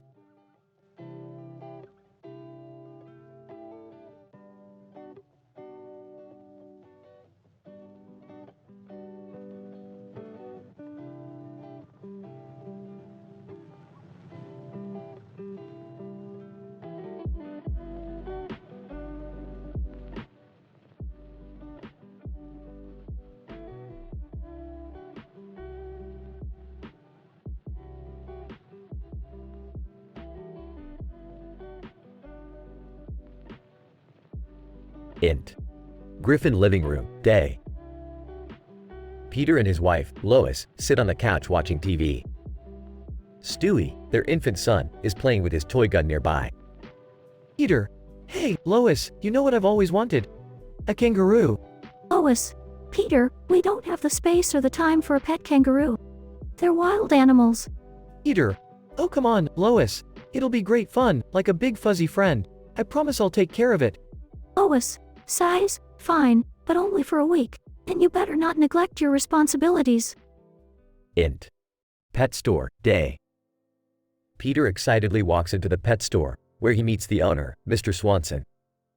Peter. Hey, Mr. Swanson, I want to rent a kangaroo. Just for a week, you know, to have a good time. Swanson, raising an eyebrow, are you sure, Peter? Kangaroos can be unpredictable, but it's your money. Peter. Don't worry, Mr. Swanson, I got this under control. Int. Griffin backyard, day. Peter brings the kangaroo, named Joey, to the backyard. He immediately starts taking advantage of Joey's pouch. Peter. Excitedly, Lois, you won't believe what Joey's pouch can hold. It's like a magical storage unit. Lois. Peter, what are you doing? Peter. Mischievously, you'll see, Lois. You'll soon witness the power of the kangaroo pouch. Cutaway gag. Int. Griffin kitchen, day. Stewie, wearing a chef's hat, opens the fridge to find it empty. He then opens the kangaroo's pouch, revealing an entire feast inside. Stewie, grinning. Well, looks like we're having kangaroo pouch lasagna tonight. Int. Griffin living room, day. Peter, wearing a Hawaiian shirt, sits on the couch with his friends Quagmire and Cleveland. Quagmire, so, Peter, what's this I hear about a kangaroo? Peter. Smirking. Oh, you guys won't believe what you can do with a kangaroo pouch. Cutaway gag. Int. Griffin bedroom, night. Peter, Quagmire, and Cleveland, dressed as ninjas, enter a bank. As they're about to finish robbing the vault, Peter pulls out an entire getaway car from the kangaroo's pouch. Quagmire, impressed, giggity. Who needs a getaway driver when you have a kangaroo pouch? Int. Griffin backyard, day. The Griffin family gathers around as Peter pulls out a seemingly endless stream of ridiculous items from the kangaroo pouch. Lois. Peter, this is getting out of hand. We need to return Joey to the pet store. Peter. Reluctantly, I guess you're right, Lois. But man, I'm gonna miss this pouch. Int.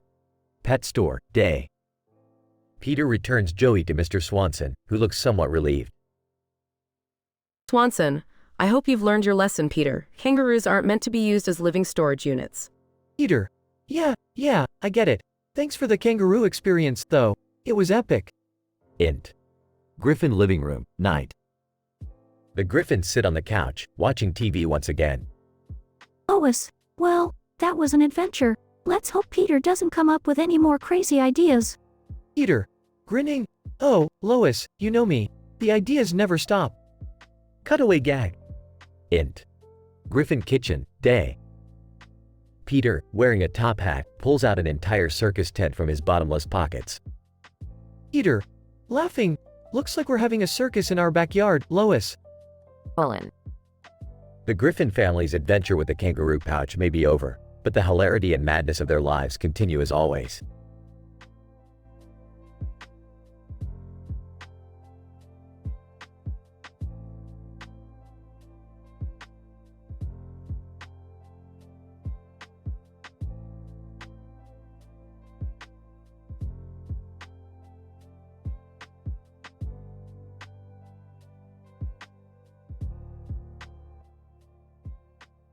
Peter, hey Lois, I'm just going to grab some groceries. I'll be right back. Lois, okay, Peter, don't get lost this time. Scene shifts to Peter in the grocery store aisle. Peter, alright, let's see, I need some vegetables. Ah, here we go, cucumbers. Cutaway gag. Peter accidentally grabs a zucchini instead of a cucumber and starts aggressively trying to peel it. Peter, frustrated, damn it, Stewie, these cucumbers are really tough to peel. Back to Peter in the grocery store.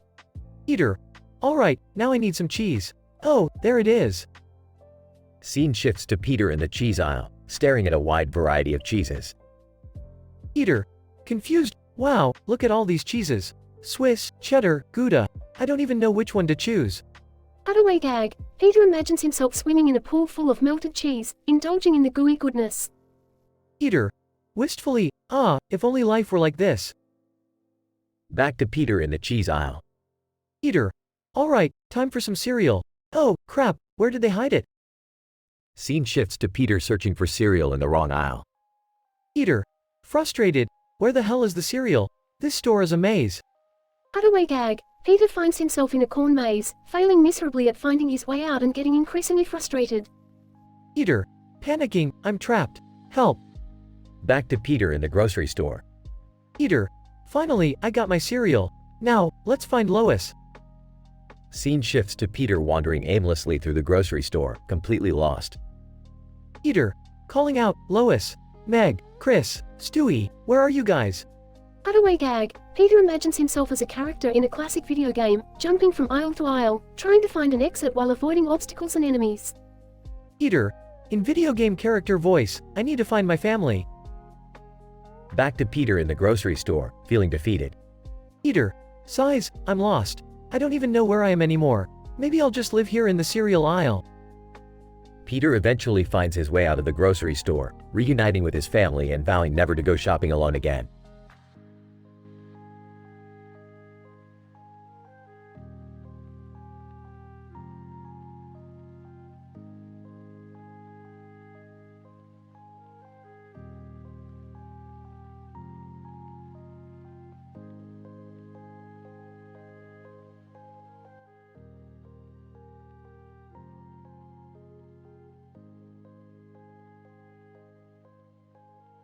Peter, Lois, where's my suitcase? We leave for the airport in an hour and I can't find it anywhere.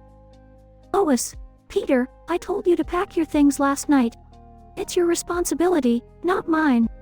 Peter, damn it, Lois. I don't remember where I put it. Maybe Stewie took it again, that little diabolical genius. Lois, Stewie is not responsible for your mess, Peter. You need to find it yourself. Peter, alright, don't get your panties in a twist. I'll look for it, but this is your fault for not helping me. Scene cuts to Peter searching the entire house. Peter, no luck finding my suitcase. This is ridiculous. I'm gonna be naked on the beach. Scene cuts to a flashback cutaway gag. Peter, voiceover. Remember that time when I mistook the dog poop bag for a suitcase? Oh, Brian, you were so mad, but I had a great time swimming in the ocean with my poop-filled bag. Scene cuts back to Peter searching. Peter, found it. It was here all along, under a pile of dirty laundry. Phew. Scene cuts to the grocery store. Peter, hey, where's the cereal aisle? I need my Cocoa Puffs. Stranger, sorry sir, but they moved it to aisle 15. They rearranged the whole store last week. Peter, are you kidding me? I'll never find it in this maze. Scene cuts to a flashback cutaway gag. Peter, voiceover. Remember that time I got lost in the supermarket and started my own civilization in the dairy aisle? It was like Lord of the Flies, but with yogurt. Scene cuts back to Peter wandering. Peter, stupid supermarket, I can't find anything here. Scene cuts to a bakery. Peter, excuse me, where can I find the bread? Baker, the bread section is right behind you, sir. Peter, I'm such an idiot. Thanks. Scene cuts to a flashback cutaway gag. Peter, voiceover. Remember that time when I mistook the bakery for a strip club? Oh boy. Those were some delicious lap breads. Scene cuts back to Peter finally finding the cereal aisle. Peter, finally, Cocoa Puffs. Okay, now where's the milk? Scene cuts to a huge crowd fighting over the last carton of milk. Peter, oh no, another crowd. I'll never get my milk. Scene cuts to a final flashback cutaway gag.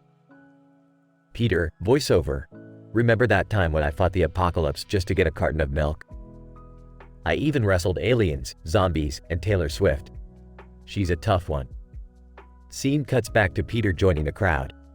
Peter, excuse me, everyone. I need that milk for my breakfast. Step aside. Chaos ensues as Peter fights his way through the crowd. Peter, yes, I got the milk. Scene cuts to Peter returning home. Lois, finally back, Peter. Did you find everything? Peter, yeah, I fought a mob, traveled through different aisle dimensions, and wrestled a bear at one point. But don't worry, Lois, I got the milk. Lois, well, it's about time. Let's go. The taxi is waiting outside. Scene ends with Peter and Lois leaving the house.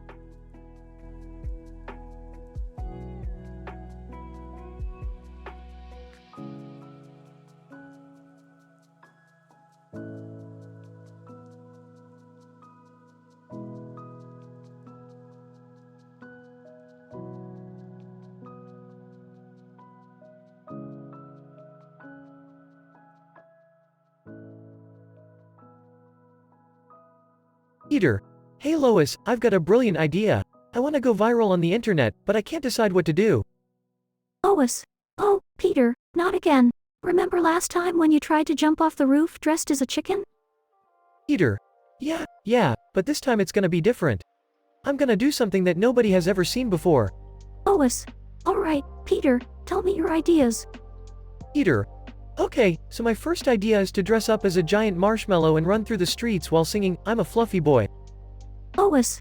Peter, that sounds ridiculous. Cutaway gag 1. Peter is a giant marshmallow running through the streets, singing, I'm a fluffy boy, while people chase him with toasters and chocolate bars. Peter, see, Lois? That would be funny, right? Lois. Peter, that's just asking for trouble. What's your second idea? Peter, alright, so this one's a little risky, but I think it'll make me go viral. I'll dress as a pirate, break into Mayor West's office, and sail away with the key to the city. Lois. Peter, that's illegal. You can't just steal things from people. Cutaway gag 2. Peter dressed as a pirate, rowing away in a boat made out of office chairs with the key to the city. Mayor West chases after him on a giant rubber ducky. Peter, come on, Lois, that would be legendary. Lois. Peter, that's not the kind of attention you want. It's time to grow up and think of something more responsible. Peter, fine. I guess I could try my third idea. I'll dress up as a hot dog and go door to door giving people free mustache rides. Lois. Peter, that's just inappropriate and creepy. Cutaway gag 3. Peter dressed as a hot dog, knocking on doors and offering free mustache rides. Everyone slams the door in his face. Peter, alright, Lois, maybe you're right. I shouldn't be doing outrageous things just for attention. Lois. Thank you, Peter. Sometimes it's better to think before you act. Peter, yeah, I guess so. Hey, let's just do something simple like baking cookies and enjoying family time. Lois. That sounds like a wonderful idea, Peter. Peter, yeah, and who knows? Maybe our cookie recipe will go viral. Lois. Laughs. Well, Peter, you can always dream. Peter learns that seeking attention through outrageous stunts isn't the way to go viral on the internet. Instead, he comes to appreciate the simple joys of spending time with his family. Though his ideas were wild, they ultimately brought the Griffins closer together.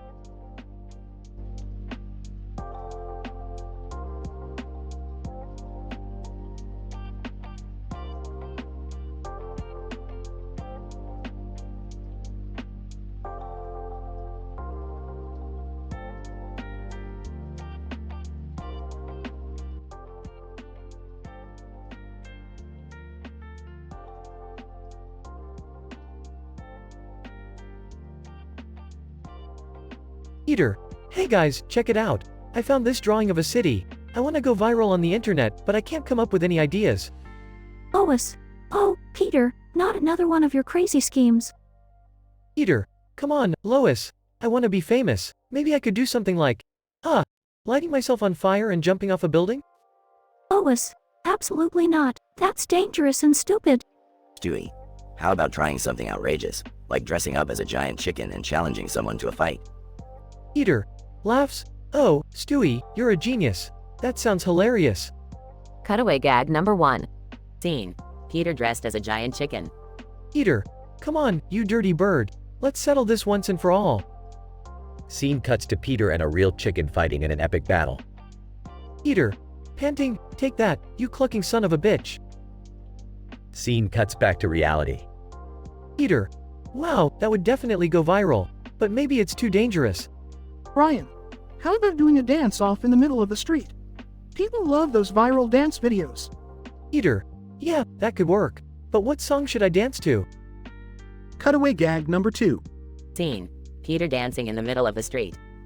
Peter, dancing awkwardly. I'm too sexy for my shirt, too sexy for my shirt, so sexy it hurts. Scene cuts to people passing by, staring at Peter. Random guy. What the hell is wrong with that guy? Scene cuts back to reality. Peter, maybe dancing isn't my thing either. I need something really crazy. Meg, I have an idea, Dad. You could dress up as a panda and challenge people to a thumb wrestling match. Peter, Meg, that's brilliant. Thumb wrestling pandas, who wouldn't love that? Cutaway gag number 3. Scene. Peter dressed as a panda, challenging strangers to thumb wrestling matches. Peter, enthusiastically, come on, bring it. Let's see who has the mightiest thumb. Scene cuts to Peter defeating person after person. Peter, victoriously, I am the panda thumb wrestling king. Scene cuts back to reality. Peter, that was amazing. I can't wait to see that go viral. Quagmire. Hey, Peter, maybe you should just be yourself. You never know, something funny might just happen naturally. Peter, you know what, Quagmire? You might be right. Maybe I should just embrace my own ridiculousness. Scene transitions to Peter doing something bizarre in his everyday life, while being filmed by the family. Peter, laughing, look at me, I'm eating an ice cream cone with my nose. Scene cuts to the family laughing and enjoying the moment. Lois, Peter, you're doing great. This is hilarious. In this insane and unpredictable episode, Peter attempts various crazy stunts to go viral on the internet. With the help of his family's suggestions, Peter dresses up as a giant chicken, dances awkwardly in the street, and even becomes a thumb wrestling panda. However, it is ultimately his natural absurdity that leads to a genuinely funny viral moment. While Peter may not have become an internet sensation through a planned stunt, he learns the value of being true to himself and embracing his own unique brand of comedy. And of course, in true Family Guy fashion, chaos and hilarity ensue.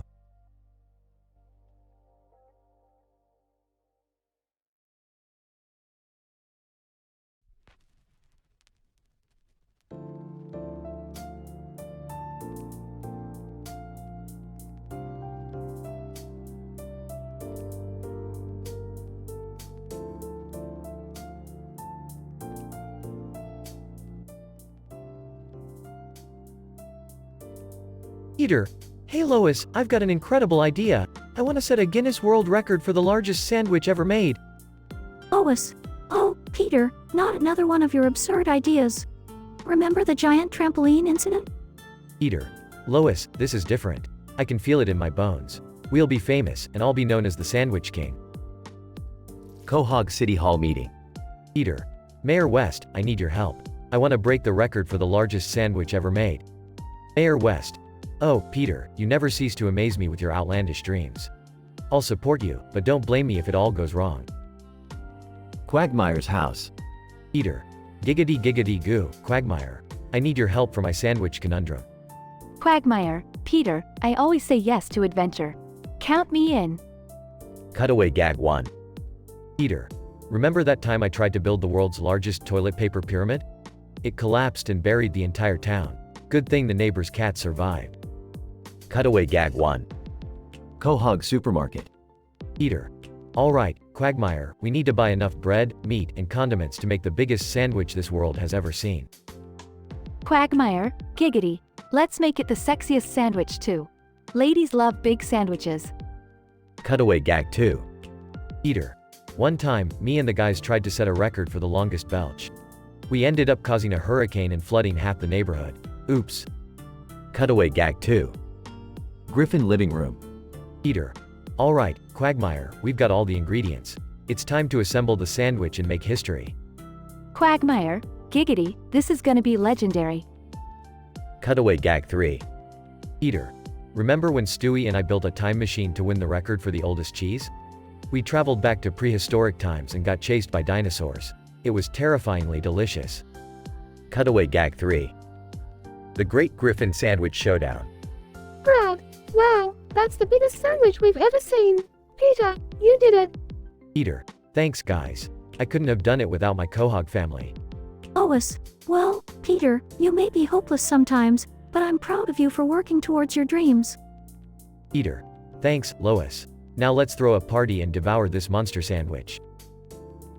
Peter's idea of breaking the Guinness World Record for the largest sandwich turned into another wild adventure for the Griffins.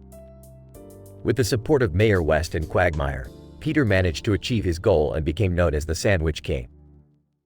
Along the way, they encountered crazy mishaps, but ultimately succeeded in bringing the town together for a massive celebration.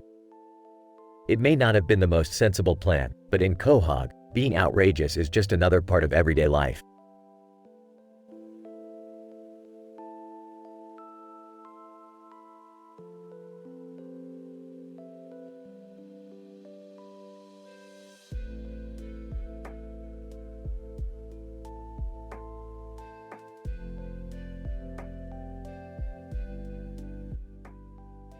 Peter. Hey Lois, guess what? I'm gonna set a Guinness World Record for the largest sandwich ever made. Lois, Peter, that's ridiculous. We don't have time for your crazy shenanigans. Peter. Come on, Lois, it'll be great. I even got a circular building with lots of trees around it to display the sandwich. Lois, Peter, this is just another one of your harebrained ideas. I don't think. Peter. Shut up, Lois. I want to be famous. Scene transition. Quahog Brewery. Peter. Alright, guys, we need to build the biggest sandwich this world has ever seen. Joe, bring the bread. Quagmire, bring the ham. Cleveland, bring the cheese. Scene transition. A construction montage with funny gags and mishaps. Meg, Dad, this is insane. We're wasting so much food. Peter. Shut up, Meg. We're creating history here. Scene transition. Peter triumphantly presents the massive sandwich. Peter. Behold, the biggest sandwich in the world. Scene transition. Guinness World Record headquarters. It's official. Alright, Griffin, let's see what you got. Peter. Nervously, well, it's a little messy, but it's definitely big. It's official. Unimpressed. Mr. Griffin, this sandwich isn't even close to breaking any records. Scene transition. Cutaway gag 1. Peter tries to break the record for most toilet paper rolls unraveled. Scene transition. Cutaway gag 2. Peter attempts to set the record for the most chickens crammed into his pants. Scene transition. Cutaway gag 3. Peter tries to break the record for the world's longest scream. Peter. Oh, come on. What do I have to do to be a world record holder? Cut to the Griffin family eating the failed sandwich. Stewie. Well, that was a massive waste of time, Peter. Peter. Yeah, I guess you're right, Stewie. Sometimes I get carried away with these crazy ideas. Lois, at least we were able to feed the homeless with that gigantic sandwich. Peter. Yeah, I suppose that's something. Hey, anyone up for putting a hot dog on top and trying again? Everyone laughs as the camera pans out, ending the episode.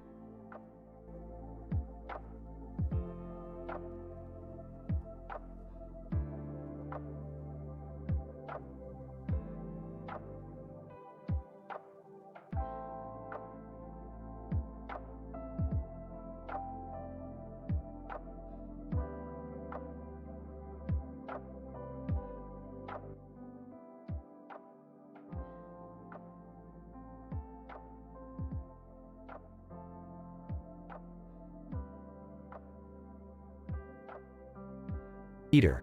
Hey Lois, guess what? I'm gonna set a Guinness World Record. Lois. Oh, Peter, not another one of your crazy ideas. What is it this time? Peter. I'm gonna make the world's longest hot dog. It's gonna be epic. Lois. Peter, that's ridiculous. How are you going to make a hot dog that's longer than a football field? Peter. Easy. I'm gonna use my new invention, the Hot Dog Extendotron 3000. Stewie. Oh, for God's sake. What kind of contraption have you come up with this time, you imbecile? Peter. It's a mini jet engine attached to an inflatable hot dog. I'll turn it on, and it'll keep pushing out the hot dog, making it longer and longer. Meg, that sounds dangerous, Dad. Are you sure this is a good idea? Peter. Meg, when have I ever had a good idea? But that never stopped me before. Cutaway gag 1. Peter, as Indiana Jones, Lois, I got a crazy idea. Let's ride this roller coaster while juggling chainsaws. Lois. Peter, that's insane. We could get seriously hurt. Peter. A, it'll be fine. Plus, it'll make a hilarious cutaway gag.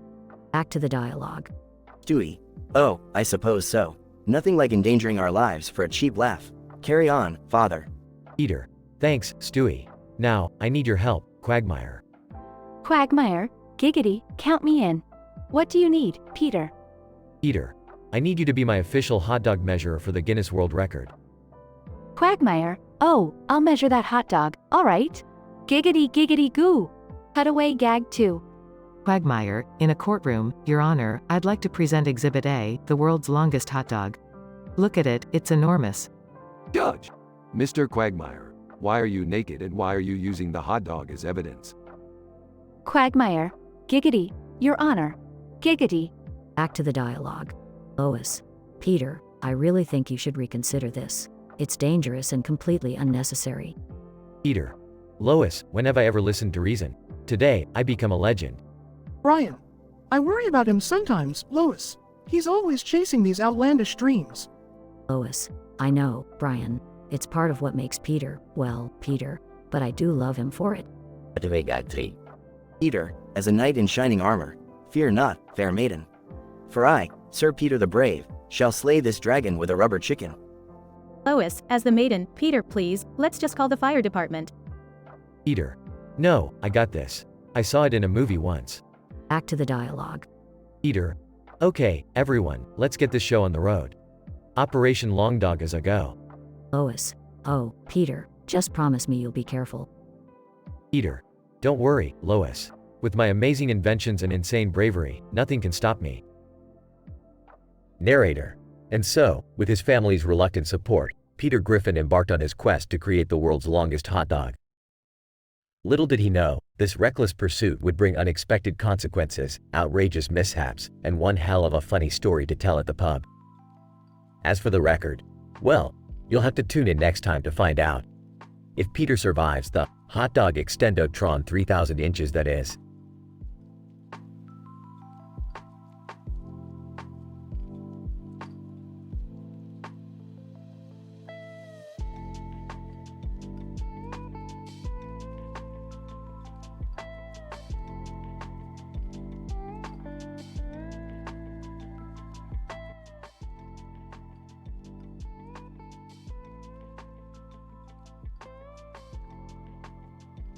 Peter.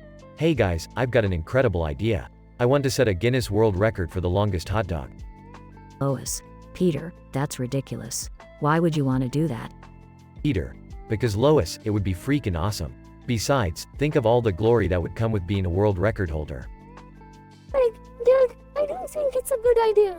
Remember what happened when you tried to break the record for the most mashed potatoes eaten in a minute? Peter. Meg, that was just a minor setback. This time will be different, I promise. Stewie. Oh, how delightful. Another one of Peter's harebrained schemes. You never cease to amaze me with your remarkable stupidity, father. Peter. Thanks, Stewie. Your compliments mean the world to me. Now, let's get to work on this. I need to find the longest hot dog there is. Scene cutaway. Stewie dressed as a hot dog vendor, offering a hot dog to a chicken. Stewie. Hey, chicken, want a hot dog? Oh, what's that? You're a vegan? Well, how about a nice tall glass of shut the hell up? Scene cutaway. Peter setting a world record for the most nose picks in a minute. Peter. And that, my friends, is how you become a world record holder. Smell that, victory. Scene cutaway. Lois giving birth to a giant hot dog instead of Stewie. Lois. Oh my god, it's a hot dog. Peter, what have you done? Peter. Look, it's a miracle. Our child is a delicious meaty treat. Chris, Dad, I don't get it. What's the point of setting a world record for a hot dog? Peter. Chris, it's not about the hot dog itself. It's about the journey, the challenge, and the random wacky shit that happens along the way. Scene cutaway. Peter, driving a hot dog-shaped car, getting pulled over by a cop. Peter. Uh-oh, looks like the Wienermobile is in hot water. Officer, before you give me a ticket, can I interest you in a nice bun? Officer, step out of the vehicle, sir. You are under arrest for culinary crimes against humanity. Scene cutaway. Peter dressed as a hot dog, sitting on a couch, watching TV. Peter. Hey, hot dog me, pass the mustard. Hot dog me. Hell no, I don't share condiments with idiots. Peter. Alright, forget the record for the longest hot dog. Let's try something else. Thank God, maybe something not incredibly stupid this time. Peter. How about we try setting the record for the world's biggest fart? Scene cutaway. Peter, dressed as a human bomb, farting and causing an explosion. Peter. Oh crap, I think I just farted my way into oblivion. Lois. That's it, I'm done. I can't take any more of your crazy ideas, Peter. Peter. But Lois, I haven't even told you about the record for the world's largest nose hair yet. Scene ends with the entire family facepalming and sighing in unison.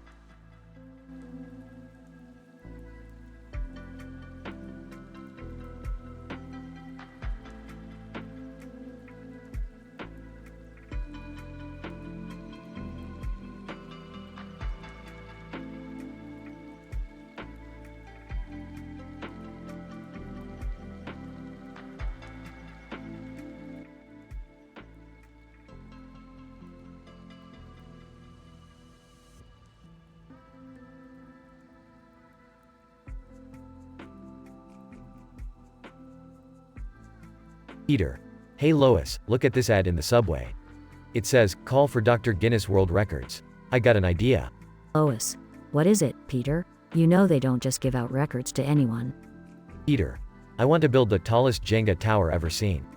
I'll be famous. Lois. Peter, are you serious? Building a Jenga tower is not going to make you famous. Peter. Oh, come on. You're just jealous because you can't make anything extraordinary. Lois. Fine, Peter. Do whatever you want, but don't come crying to me when it all falls down. Peter. I won't, Lois. I won't. Now, where do I call? Ah, here it is, the number for Dr. Guinness World Records. Peter dials the number and waits for someone to pick up. Peter. Hello, is this Dr. Guinness? This is Peter Griffin, and I want a world record. Dr. Guinness. Well, Mr. Griffin, you've reached the right person. I'm Dr. Guinness, and I can help you achieve your dream. Peter. That's fantastic. What do I need to do? Dr. Guinness, building a record-breaking Jenga tower will require skill, precision, and a lot of Jenga blocks. Are you up for the challenge? Peter. You betcha, Doc. I'm ready to show the world what I'm made of. Cutaway gag 1. Peter is seen holding a spoon and a bowl of cereal. Peter. And now, ladies and gentlemen, I present to you the tallest cereal tower ever made. Cutaway gag 2. Peter is dressed as a clown, attempting to juggle chainsaws. Peter. This one's easy, folks. Watch as I juggle these flaming chainsaws. Cutaway gag 3. Peter is gluing a bunch of empty toilet paper rolls together. Peter.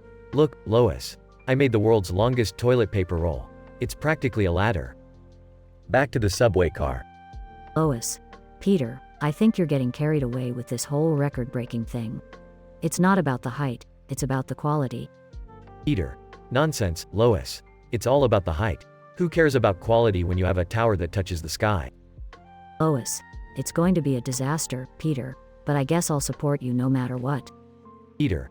That's the spirit, Lois. I'm going to need all the support I can get for this monumental task.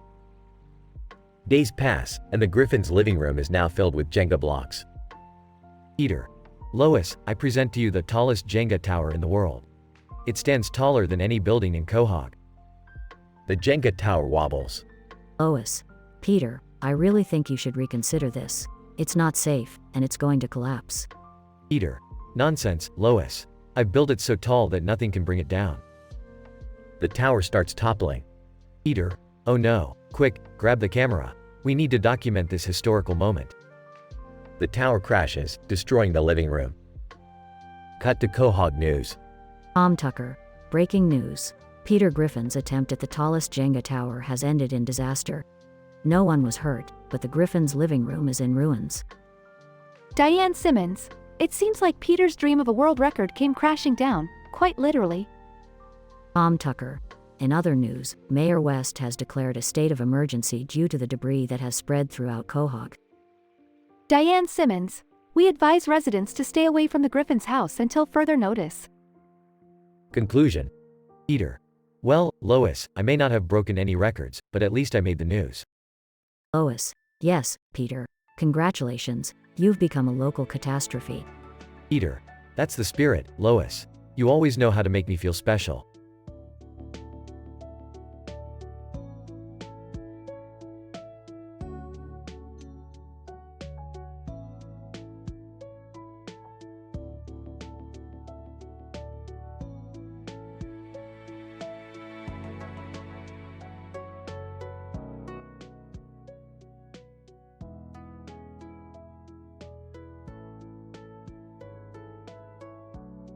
Peter.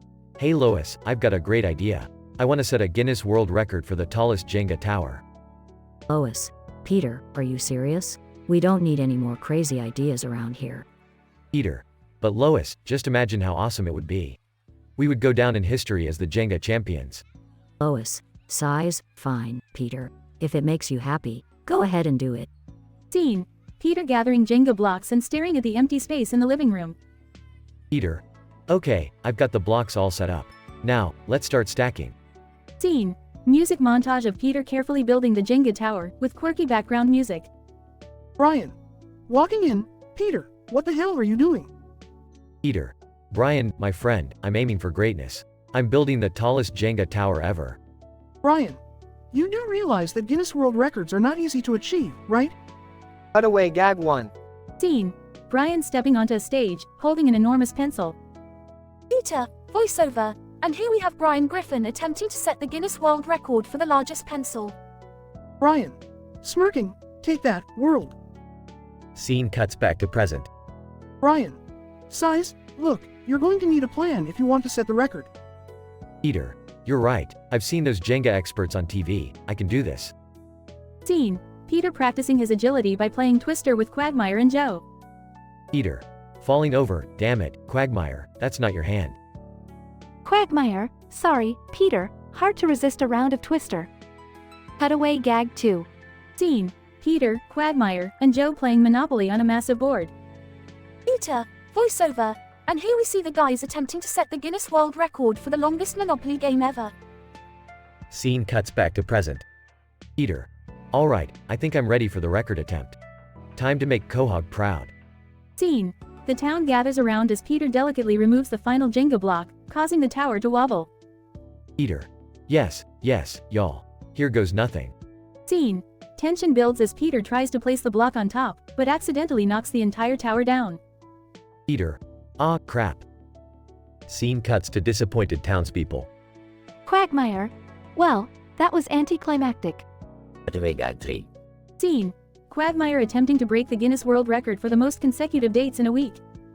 Peter, voiceover, and here we have Quagmire, attempting to set the Guinness World Record for the most consecutive dates in a week.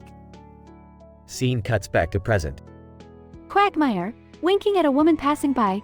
Well, there's always next time. Lois. To Peter. See, I told you it was a bad idea. Peter. Yeah, you were right, Lois. But at least we had some laughs along the way. Scene ends with the Griffins laughing and the camera zooming out to reveal the circular picture with leaves and branches, as if it was all part of a surreal universe.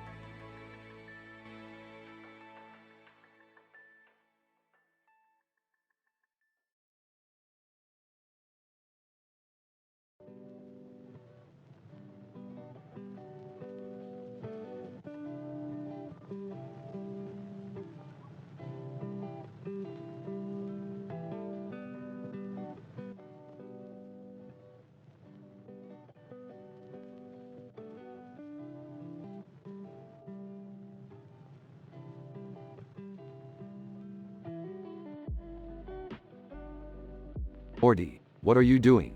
You're standing here like a dingleberry in front of a desk with a computer on it. I know, Rick, I was just trying to Google if there's a procedure to obtain elbows. What? Are you serious, Morty? You're wasting your time on elbow research? Elbows are for people, not cartoons. Well, I just thought it might be nice to have elbows, you know? Everyone else seems to have them. Morty, listen, you don't need elbows. You're a cartoon character. You don't need anatomy lessons from the internet. But Rick, it's just that not having elbows makes me different. I feel left out. Morty, you can do things no one else can. Like how you can fit your entire body in a pickle jar. Elbows are overrated, pal. What's all this fuss about elbows, boys? Morty, you're not seriously considering elbow surgery, are you? Mom, it's just that I've been thinking, and having elbows would be kinda cool, you know? Morty, honey, you're perfect just the way you are. Elbows or no elbows, you're my son, and I love you. Oh, brother, here come the mommy-son bonding moments. I need a drink. Thanks, Mom, but I'm still feeling kinda self-conscious without elbows. Morty, there's a fine line between self-improvement and just plain insecurity. Embrace your elbow-less existence, kid. I guess you're right, Rick. I'll try to accept myself, even without elbows. Hey, guys, what's the commotion about? Elbows? I could use some help. Got no coordination. Oh, look, everyone, Jerry's here. Morty, at least you have more coordination than this buffoon. Hey, that's not fair. I could bench press you if I wanted to.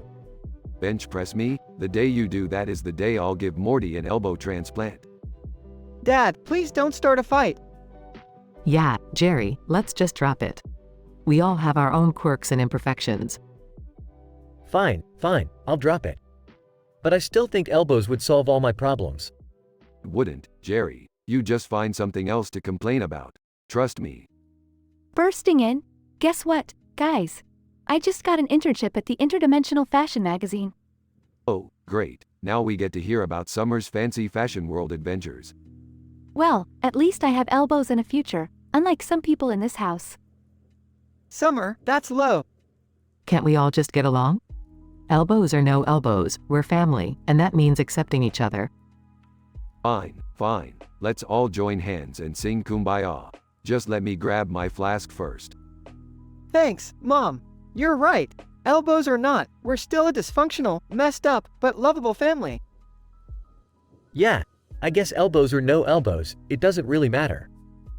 We're stuck together anyway. Well, as heartwarming as this moment is, let's get back to causing interdimensional chaos, shall we? Elbows are so last dimension. Morty chuckles, Beth smiles, Summer rolls her eyes, Jerry nods reluctantly. The end.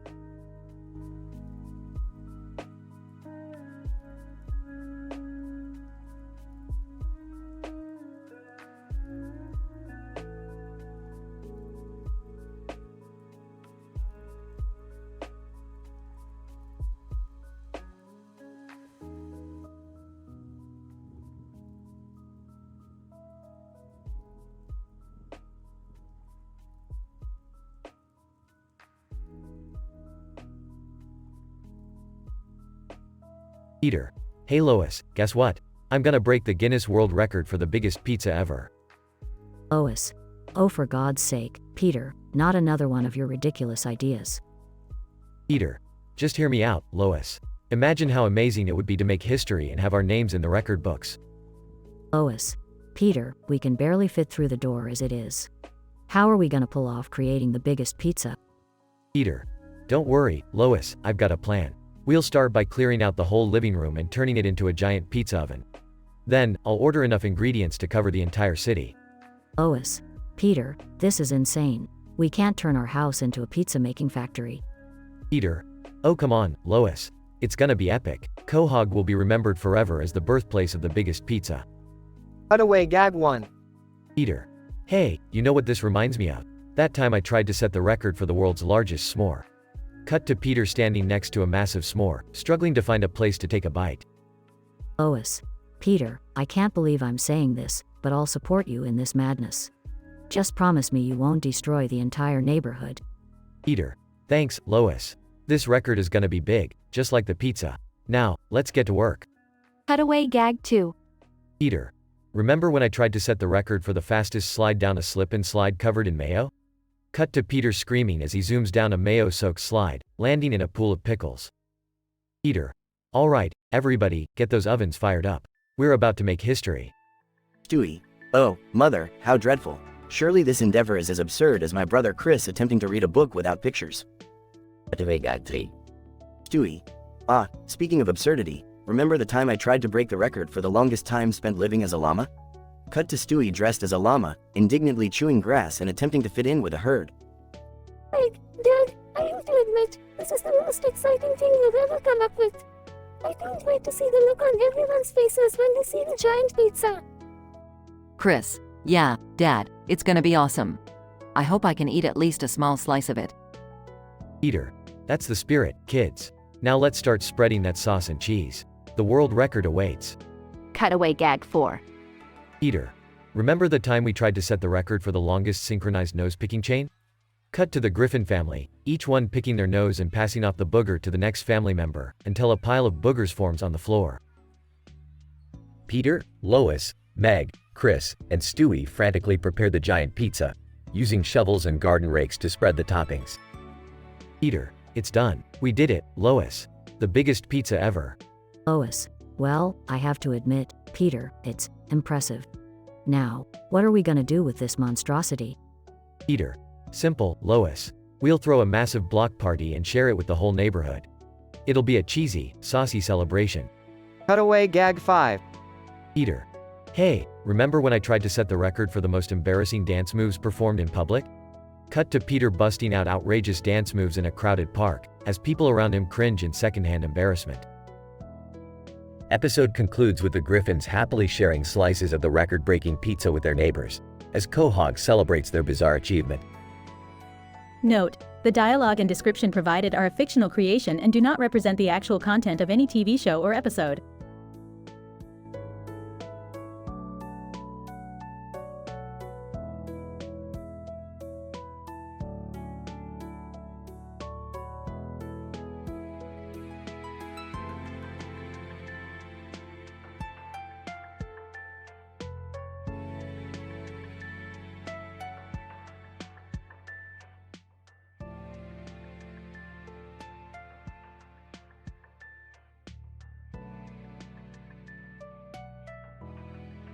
Peter. Alright guys, gather around. I've got an idea that's gonna make us famous. Quagmire. Oh boy, what kind of crazy scheme do you have now, Peter? Peter. We're gonna make the world's biggest pizza, and we're gonna get ourselves in the Guinness World Records. Joe, are you serious, Peter? That sounds impossible. Peter. Lois, honey, bring in the dough. Lois. Peter, I still can't believe we're doing this. But here's the dough, make it count. Peter. Alright, let's get to work. Chris, start spreading the sauce. Chris, this is gonna be epic. I'm gonna be famous for making the world's biggest pizza. Can I at least put some cheese on it? I never get to do anything fun. Brian, I can't believe I'm saying this, but count me in. This might actually be interesting. Scene cuts away to a cutaway gag. Peter. And that's when I realized, breaking records isn't always a good thing. Just ask the guy who had the world's longest nose hair. Poor son of a bitch was tripping over it all the time. Scene returns to the pizza-making adventure. Peter. Alright, guys, keep piling on the toppings. We want this thing to be as big as possible. Quagmire. Hey, did anyone invite Cleveland? He loves pizza. Peter. Nah, he's busy running his new deli, Quagmire's Big Salami. Scene cuts away to another cutaway gag. Peter. You know what they say, the bigger the sandwich, the bigger the... Well, you know. Scene returns to the giant pizza. Peter. Alright, boys, it's time to put this monster in the oven. Stewie, find a big enough oven, will ya? Stewie. Oh, please, it's simple physics. I'll just build a rocket ship that will take it to the sun and cook it there. Scene cuts away to yet another cutaway gag. Peter. You know, this whole adventure reminds me of the time I tried to build the world's biggest hamster wheel, but it turned out I just made a giant murder device for the neighborhood cats. Good times. Scene returns to the pizza madness. Peter. Okay, the pizza's cooked and ready to be served. let's bring it out to the dining room. Scene cuts to the dining room where the giant pizza is on the table. Peter, alright, everybody dig in. Let's break this record together. Scene cuts away to the final cutaway gag. Peter, you know, I always wondered what it would be like to swim in a pool of pizza sauce. Turns out, it's not all it's cracked up to be, especially when you're being chased by a pack of hungry raccoons. Scene returns to the dining room. Peter, well, boys, we did it. We made history and had a damn good time doing it. Quagmire. You know, Peter, I never thought I'd say this, but that was one crazy, yet strangely satisfying adventure. Brian, I have to admit, Peter, your crazy ideas somehow always manage to bring us together. Lois, as long as we stick together as a family, we can conquer anything, even making the world's biggest pizza. Cue Family Guy theme song as they all enjoy the giant pizza.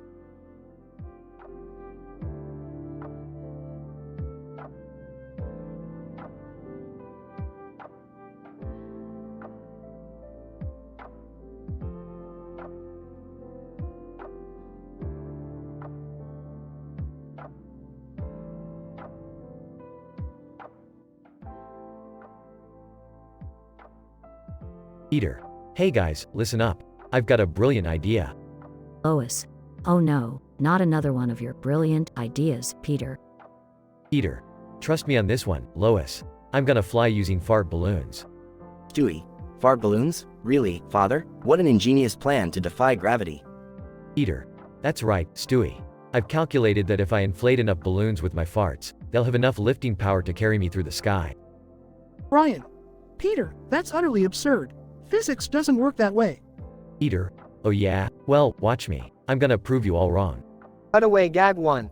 Peter, in a lab coat. Alright, everyone. Science class is in session. The scene cuts to a classroom filled with various characters from Quahog. Peter, holding a balloon. Now, let's see how many farts it would take to lift our friend Quagmire here. Quagmire is tied to a harness while Peter starts inflating the balloon with his farts. Quagmire. Giggity giggity, this seems risky. But hey, if it means flying, count me in. The balloons explode one by one, leaving Peter covered in his own farts, while Quagmire remains on the ground. Cutaway gag 2. Peter, dressed as a pilot, welcome aboard Flight 420 to Nowhere Land. All the passengers, including the Griffins, are sitting on balloons filled with farts. Brian. Peter, this is madness. We can't fly with these ridiculous fart balloons. Peter, nonsense, Brian. We'll be soaring through the skies in no time. The balloons start popping, causing chaos as everyone falls from the sky. Cutaway gag 3. Peter, on a live TV show, and now, folks, I present to you the first ever fart balloon race. The scene shows a racetrack with various contestants, all attached to balloons filled with farts. Peter, on your marks, get set, fart. As the race starts, the contestants begin inflating their balloons with farts, but one by one, they all explode before they can reach the finish line. Back to reality. Lois. Peter, this is enough. Your fart balloon flying idea is just too dangerous and absurd. Peter. But Lois, I just wanted to prove that I could fly like a bird. Stewie. Well, father, I must say, your idea certainly provided us with some amusing and disastrous cutaway gags. Brian. Ultimately, Peter, maybe it's time to let go of this crazy dream and focus on something more practical. Peter, you're right, guys. I guess I'll have to find another way to fulfill my flying fantasies. Like attaching rockets to my anus.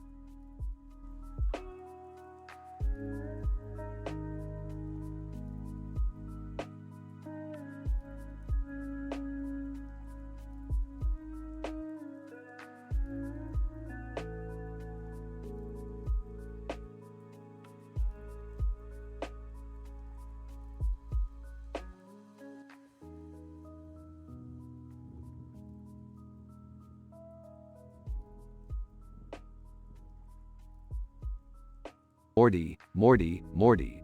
Look at this split photo, Morty. One man with glasses and a mustache, the other with a mustache and a green suit. This photo confirms the existence of alternate dimensions, Morty. Oh, Rick, I don't get it. What's so special about these guys? Morty, these guys have clearly split reality in half. It's a goddamn quantum anomaly, Morty. One man with glasses and a mustache and another man with a mustache and a green suit? Impossible. Rick, are you saying there's some sort of multiverse shenanigans going on? Precisely, Beth. This photo is evidence of interdimensional rifts. We can go anywhere, do anything, and see everyone. Like visiting a reality where Jerry actually has a brain. Oh my god, I would totally love to see that. Wait, why would you want to see that? You're his daughter. Morty, don't bother trying to understand Summer's twisted mind. It's like going down a rabbit hole of teenage girl nonsense. Excuse me, Rick. At least I'm not an alcoholic mad scientist with zero fashion sense. Watch it, Summer. My lab coat is a fashion statement. Alright, enough bickering, guys. Rick, what's our plan? We'll use the interdimensional portal gun to track down these mysterious doppelgangers. Time to show Jerry his alternate reality counterparts. Morty, you're going to need this sledgehammer. Why do I need a sledgehammer? Trust me, Morty, when you see Jerry's alternate lifestyle, you'll understand. Incident. Rick, Morty, Beth, and Summer travel through different dimensions, absurdly encountering versions of Jerry that are successful, intellectual, and even a superhero. Just a few more dimensions, Morty, and we'll find the right Jerry. Right, because hitting Jerry with a sledgehammer will solve all his problems. Rick and Morty finally find the right dimension, where they see Jerry living a miserable life. Morty, it's time for that sledgehammer therapy. Oh, are you sure about this, Rick? Trust me, Morty, sometimes a man just needs to be hit with a sledgehammer to get his life back on track. Morty reluctantly hits Jerry with a sledgehammer, and miraculously, Jerry gains some confidence. I feel revitalized. There you have it, folks. Scientifically proven therapy. Progression. Jerry's life takes a positive turn, and the family celebrates. I never thought I'd say this, but thanks, Rick. You really helped Jerry. Don't mention it. A little sledgehammer therapy goes a long way. I finally feel like I can conquer anything. I'm gonna be somebody. Yeah, Jerry, just try not to screw it up this time. As the Smith family rejoices, Rick smirks, knowing deep down he's the real hero of this mind-bending adventure. Another notch in the belt of science and family dysfunction.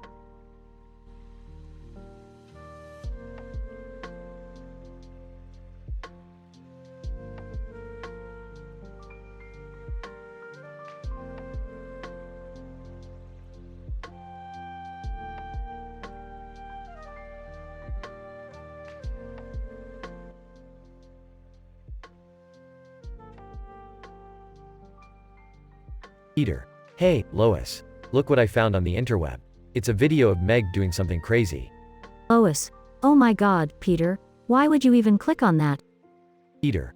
Well, it looked interesting, Lois. And besides, we're a family of morons. We love watching our own kids embarrass themselves. Stewie.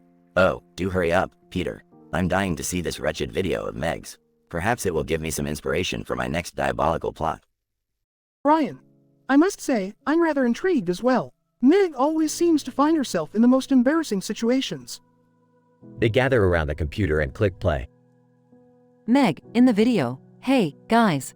So, I found this old abandoned amusement park, and well, I thought it would be a great idea to try out this roller coaster. Wish me luck. Peter. Oh boy, this is gonna be good. Lois. Peter, we should be worried about her safety, not finding entertainment in her misfortune. Video continues. Meg, screaming, ah, this is insane. Stewie. Quite the roller coaster of emotions, wouldn't you say? Ryan. Oh, the irony is palpable. Meg, the perpetual loser, on a roller coaster that's destined to fail. Video ends. Peter. Well, that was interesting. But you know what's even more interesting? Our cutaway gags. First cutaway. Peter, as narrator. And now, a scene from the never-before-seen sitcom, when the Griffins met the Kardashians. Scene shows the Griffins sitting with the Kardashians in their luxurious living room. Peter. So, Kim, how long does it take you to contour your face before leaving the house? Kim Kardashian, played by Lois. Oh, you know Peter, about as long as it takes you to find your chin. They all laugh. Second cutaway. Stewie, as narrator. Ah, the prestigious Quahog Art Gallery, where the elite gather to discuss profound works of art. Scene shows Stewie and Brian sipping champagne while looking at a blank canvas. Stewie, this piece is exquisite. Its emptiness speaks volumes about the insignificance of existence. Brian. Yes, one can truly see the void that consumes the human soul. They nod solemnly. Third cutaway. Lois, as narrator, and now, a classic moment in American history. Scene shows Peter dressed as George Washington, crossing the Delaware River. Peter, I can't believe I'm doing this. I have a cold and I'm wearing a wig. Peter falls into the river. Back to the present. Lois, that was something, Peter, but let's focus on finding Meg and making sure she's safe. Peter, you're right, Lois. Let's go, guys. Our crazy daughter needs our help. They rush out of the house.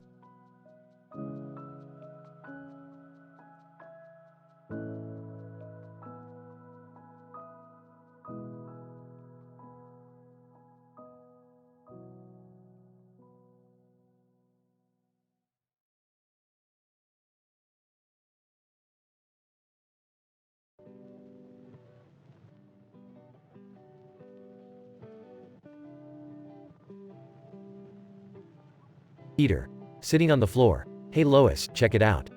I'm gonna fly using fart balloons. Lois rolls her eyes. Peter, I'm not sure that's such a great idea. Peter, come on, Lois. It'll be incredible. Just imagine soaring through the sky like a majestic fart-powered bird. Stewie, sitting on the desk with a sophisticated tone. Oh, how utterly delightful. The great Peter Griffin attempting to defy gravity using nothing but his gases. Surely, this will end splendidly. Brian, entering the room. What's all the commotion about? Lois, Peter wants to fly with fart balloons. Brian, laughs. You're kidding, right? Peter, nope, I'm dead serious. Watch me, Brian, watch me. Scene cuts to a flashback. Cutaway gag 1. Scene. Peter sitting on a park bench with a swarm of bees flying around him. Peter, hey, guys, watch this. Farts, bees. The bees aggressively attack Peter. Scene returns to the present. Brian, laughs. Well, that went well. So, how do you plan on inflating these fart balloons? Peter, grinning. Oh, you know, the usual. Baked beans, cabbage, and a dash of onions. Scene cuts to another flashback. Cutaway gag 2. Scene. Peter inside a crowded elevator. Peter, farts, ground floor, please. Everyone in the elevator desperately tries to escape. Scene returns to the present. Stewie, Peter, I cannot help but marvel at your unparalleled brilliance. Truly, you are the epitome of sophistication and innovation. Peter, thanks, Stewie. I always knew my farting skills had some practical applications. Scene cuts to one final flashback. Cutaway gag 3. Scene. Peter floating above the clouds with balloons tied to his waist. Peter, farts, look, Lois, I'm flying. I'm on top of the world. One of the balloons pops, causing Peter to plummet to the ground. Scene returns to the present. Brian, well, good luck with your fart balloon adventure, Peter. Let us know how it turns out. Lois sighs. This is going to be a disaster. Peter, oh, ye of little faith. Prepare to witness the greatest fart-fueled flight in history.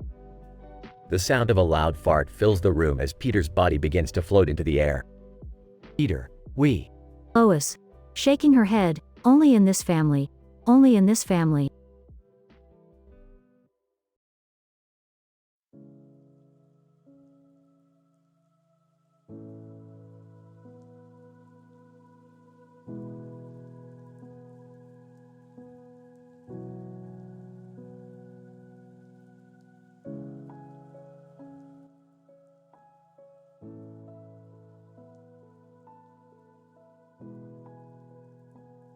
Peter, hey Lois, look what I brought home from work today.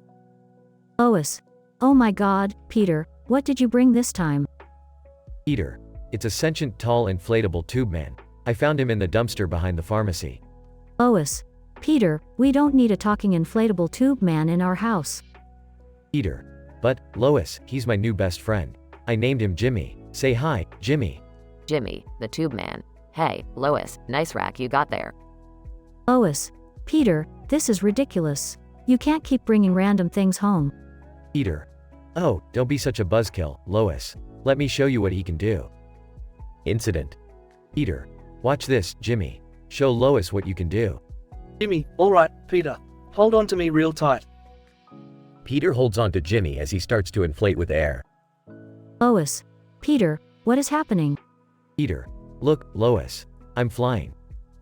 They soar through the living room, crashing into furniture and knocking things over. Lois. Peter, this is dangerous. You need to get down. Peter. I'm an inflatable tube man pilot, Lois. Progression. They crash through the wall and end up in the middle of a baseball field. Peter. Hey, Jimmy, let's play some baseball. Jimmy transforms into a baseball bat. Lois. Peter, stop this insanity. Peter. Lois, stop being such a wet blanket. We're having fun. Denouement. Meg enters the scene, looking confused. Meg, what the hell is going on? Lois. Your father brought home a sentient tall inflatable tube man, Meg. Meg, seriously? You guys never cease to amaze me. Jimmy, yo, Meg, wanna have some fun? Meg, no, thank you. I'm good. Conclusion. Peter finally deflates Jimmy and they all return home. Lois. Peter, I hope you've learned your lesson. Peter. Nah, Lois, I'll probably bring home something even crazier next time. Family Guy, baby. Cutaway gag 1. Scene with Peter and the tube man walking through the streets. Peter. Hey, Jimmy, you remember that time we went to the strip club? Jimmy, yeah, and I popped all their balloons. They were not happy. Peter. Haha, good times, Jimmy. Good times. Cutaway gag 2. Scene at the grocery store checkout. Cashier, sir, I'm sorry, you can't bring that inflatable tube man in here. Peter. Oh, don't worry. He's my emotional support inflatable tube man. Jimmy, yeah, and I support him with my inflatable love. Cutaway gag 3. Scene at the doctor's office. Doctor, Mr. Griffin, this is highly irregular. How did you manage to get stuck inside an inflatable tube man? Peter. Long story, Doc. Let's just say I tried to see if I could fit in it. Doctor, unbelievable. I've seen it all in this profession. Scene ends with Peter and the doctor struggling to separate Peter from the tube man.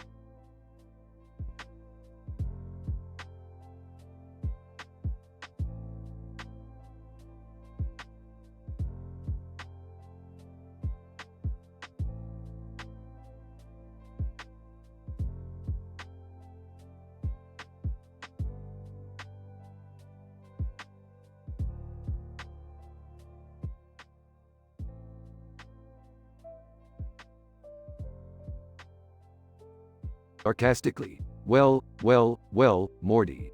Look at these two tiny-brained humans wasting their time with their fancy computer game. Yeah, Rick. It's just like our adventures, except they're not like, real or anything. Exactly. They're nothing compared to the incredible, interdimensional escapades we go on. Morty, look closer. They're playing that World of Warpocalypse crap. Oh geez, Rick. You ever played that game? No way, Morty. I'm not wasting my time with that pixelated nonsense. I have better things to do, like saving the universe on a daily basis. Hey guys, mind your own business. Besides, I'm about to beat this guy and win $12 whole. Laughs. Jerry, you couldn't beat your way out of a paper bag. Oh yeah? I bet you $12 that I can beat this guy right now. Rolls eyes. Oh please, Jerry. You couldn't even beat a game of tic-tac-toe against a potato. Deal. Quit encouraging him, Rick. You know Jerry's hopeless. But hey, if he wins, maybe we can finally go on a vacation. Whispering to Rick, is it bad that I secretly want him to win just so we can get away from Mom and Dad for a while? Whispering back, nah, Morty. I thought the same thing. A break from Jerry's nonsense will be a real treat. Jerry furiously mashes the keyboard and mouse, sweat dripping down his face. Yes! I did it! Victory is mine! Pay up, Rick! Grumbling. Fine. Here's your $12, Jerry. Spend it wisely, on something pathetic. Jerry takes the money triumphantly. Thanks, Rick. I'm going to buy the newest expansion pack for World of Warpocalypse. Sighs. You know, Jerry, maybe you should aim a little higher in life. But enjoy your victory, sweetie. Dad, seriously? You just lost $12 to Jerry. Are you even trying? Morty, the universe doesn't revolve around who wins at video games. It revolves around me, the smartest person in every dimension. Yeah, I know. Just feels weird seeing my dad win at something for once. That's right, Morty. Your old man still has a few tricks up his sleeve. Next stop, Esports Championship. Laughs. Oh, the delusion. Jerry, you couldn't even get past the tutorial level of a baby game. We'll see, Rick. We'll see. Aw geez, Dad, please don't embarrass us even more. Well, let's not worry about it, Morty. At least we'll have a vacation to look forward to. And who knows, maybe Jerry will surprise us all.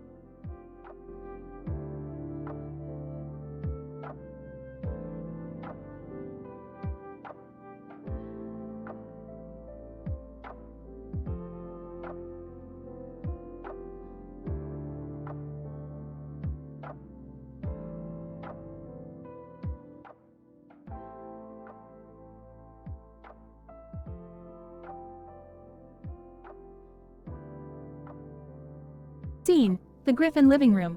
Peter walks in with a sentient inflatable tube man. Peter, hey everybody. Look what I found at the store. It's a talking inflatable tube man. Tube man. Hello, fellow humanoids. I am Tuberino, the sentient tube man. How can I be of service? Lois. Peter, we don't need a talking tube man. What are you thinking? Peter. Oh, come on, Lois. Tuberino's gonna be our new best friend. He's gonna make our lives better, just you wait. Tuberino starts dancing and speaking in a robotic tone. Tuberino, I am an inflatable tube man. I can bring joy to your existence. Engage in merriment and do the inflatable dance with me. Stewie, looking intrigued. Well, this is rather fascinating. Perhaps we could use this inflatable sidekick for our evil plans. Brian, Stewie, don't get any ideas. We don't need a sentient tube man involved in our shenanigans. Peter. Everyone, come on. Watch this. Peter plugs Tuberino into an electrical socket. Scene cuts to a cutaway gag. Cutaway gag 1. Peter. Holding a toaster. Hey, Lois, I heard that if I drop this toaster in the bathtub while I'm in it, it will give me teleportation powers. Lois. That's ridiculous, Peter. Peter drops the toaster in the bathtub, and he vanishes, then reappears naked in the bathtub. Peter. Wow, it actually worked, but now I'm naked. Oh no. Cut back to the living room. Stewie, well, it seems that Tuberino is quite invulnerable. Perhaps he can withstand some of my inventions. Scene cuts to a montage of Stewie testing his various devices on Tuberino, who remains unharmed. Stewie, blast, it appears that Tuberino is indestructible. Scene cuts to a cutaway gag. Cutaway gag 2. Lois. Peter, why is there a 6-foot-tall ostrich in our kitchen? Peter. Oh, I thought it would be fun to have a kitchen pal, Lois. Meet Ostrich Pete. Ostrich Pete, in a British accent. Quite right, old chap. The name's Ostrich Pete. I'll be your feathered friend in the kitchen. Lois facepalms. Cut back to the living room. Lois. Peter, Tuberino is just causing chaos in the house. This is ridiculous. Peter. But Lois, we need a sentient tube man around to brighten our lives. Scene cuts to a cutaway gag. Cutaway gag 3. Peter. And that, kids, is how I figured out how to summon Bigfoot. Chris. Dad, Bigfoot doesn't exist. Peter. Well, he does now. Watch. Peter blows into a trumpet, and a giant foot stomps through the ceiling, crushing the Griffin's couch. Peter. Oh crap, Lois is gonna kill me. Cut back to the living room. Peter. Alright, maybe keeping Tuberino around isn't such a great idea after all. Tuberino, I understand, Peter. It seems my presence only brings chaos and destruction. Lois. Thank you, Tuberino. It's time for you to find a new home. Tuberino sadly deflates. Scene ends with the family saying their goodbyes to Tuberino and figuring out ways to patch up the damage caused.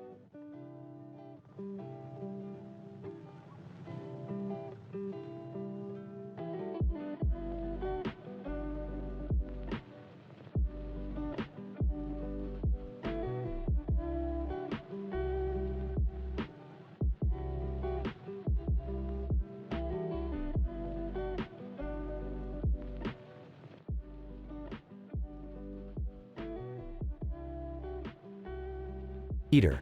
Hey Lois, check this out. Meg's got a viral video online.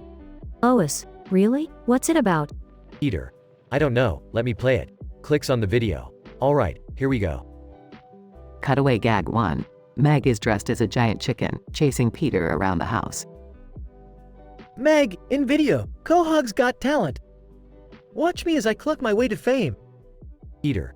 Laughing, oh my god, look at her go. She looks ridiculous. Lois, Peter, stop laughing at her. This is probably really important to Meg. Peter. Yeah right, like anyone would actually take her seriously. Continues watching. Cutaway gag 2. Meg is on a talk show, confessing embarrassing stories about the family. Meg, in video. Did you know that my dad once got stuck in a refrigerator? Yeah, he's a dumbass. Peter. Offended. Who does she think she is, airing our dirty laundry like that?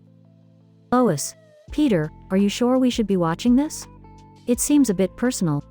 Peter. Nah, I want to see what else she said about us. Plus, it's hilarious. Cutaway gag 3. Meg is hosting her own late night show, mocking various family members. Meg, in video. And now, my top 10 reasons why my brother Chris is a total moron. Chris, from the next room. Hey, that's not fair. Peter. This girl has some nerve, huh? Making fun of her own family in front of the whole world. Lois, Peter, we need to talk to Meg about this. It's not healthy for her to be putting all this out there. Peter. Yeah, you're right. I'll go talk to her after this video. Video ends. Denouement. Peter. Meg, we need to have a serious talk about that video you posted online. Meg, what are you talking about? I didn't post any video. Peter. Well, it went viral and it's all about us. Meg, oh my god, I didn't do it. Someone must have hacked my account. Peter. Uh-oh, we might have a Family Guy version of Gone Girl on our hands. Conclusion. Lois. Okay, let's not jump to conclusions. Let's investigate this further and get to the bottom of it. Brian. Well, why don't we start by checking the IP address of the person who uploaded it? Stewie. The allure of cyber sleuthing. How positively titillating. Chris, can we just hurry up and solve this? I don't want everyone thinking I'm a doofus. Peter. Don't worry, Chris. We'll figure it out, and whoever did this is gonna pay for making fun of our family.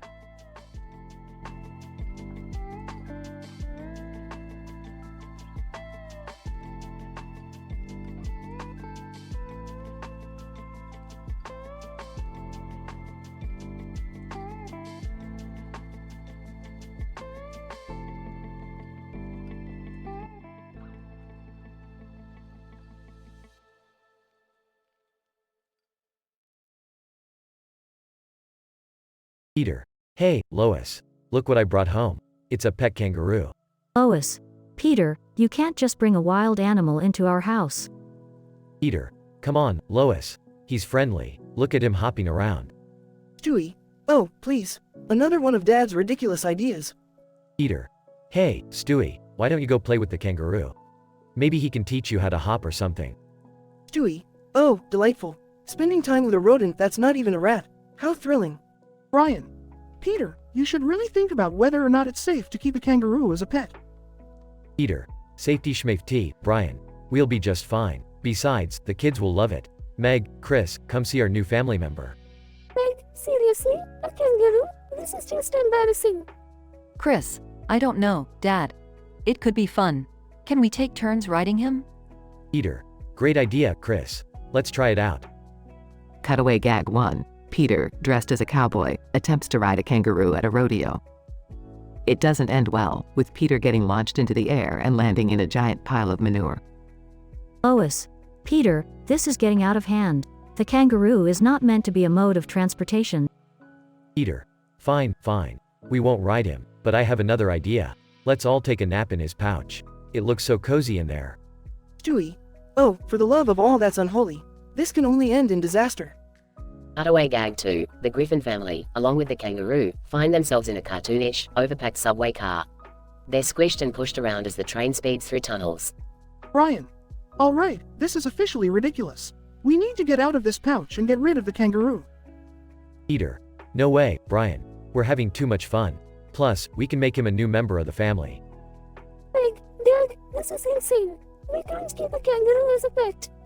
Cutaway gag 3. The Griffin family attends a therapy session, with the kangaroo sitting on the couch as well, while a confused therapist tries to make sense of the situation. Stewie, this is utter madness. We can't live like this forever. Peter, you're right, Stewie. We need to find a way out of this pouch and figure out what to do with the kangaroo. The Griffin family tries various methods to escape the kangaroo's pouch, including using Stewie's inventions and Brian's intelligence. After a series of failed attempts, they finally find a way out. Lois, that was the most ridiculous experience of my life. We are never getting a pet kangaroo again, Peter. Peter. Yeah, maybe it wasn't such a great idea after all. But hey, it made for a good story, right? Stewie. Oh, please, spare me the absurdity. I'm going to my room to wash away the memory of this insanity. Brian. Well, another day in the life of the Griffins. Never a dull moment. The family disperses, leaving Peter alone with the kangaroo, who hops off into the sunset. Peter. Goodbye, buddy. Thanks for the adventure. End of episode.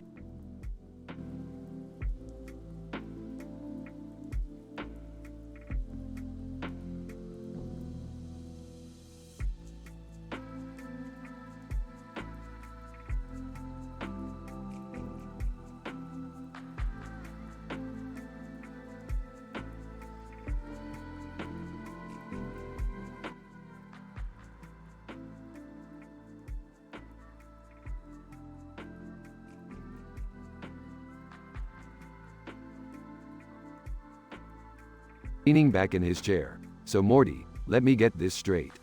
We're sitting here, outside a government building, because Jerry claims he's got a lead on some top secret, life-altering conspiracy theory? Yeah, Rick. Jerry swears he heard something about a secret alien experiment happening right under our noses. He's convinced it's totally serious. Rolls his eyes. Oh great, Morty. Just what we needed. Another one of Jerry's harebrained schemes. Probably heard about it from some crackpot on the internet. Hey! It's not just some crackpot, Rick. It was a reliable source on, Reddit. Chuckles. Yeah, Jerry. That just screams credibility. Look, I've got better things to do than chase after your wild goose chases. But fine, we'll check it out. Quick in and out, got it? Whispering to Rick. Do you really think there's something to it, Rick? Whispering back. Highly unlikely, Morty. But hey, who knows? Maybe we'll stumble upon some government conspiracy to harvest alien technology and dominate the universe. I wouldn't hold my breath, though.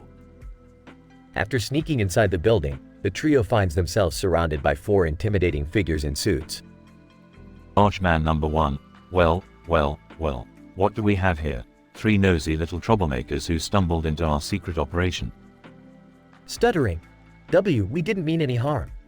We were just, lost. Archman number 2. Lost? Huh. Seems like you've got a knack for finding your way into places you're not supposed to be.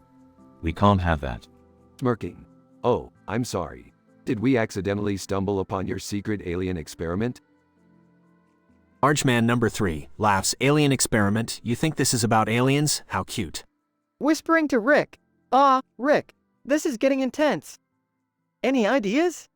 Whispering back. Don't worry, Morty. I always have a plan.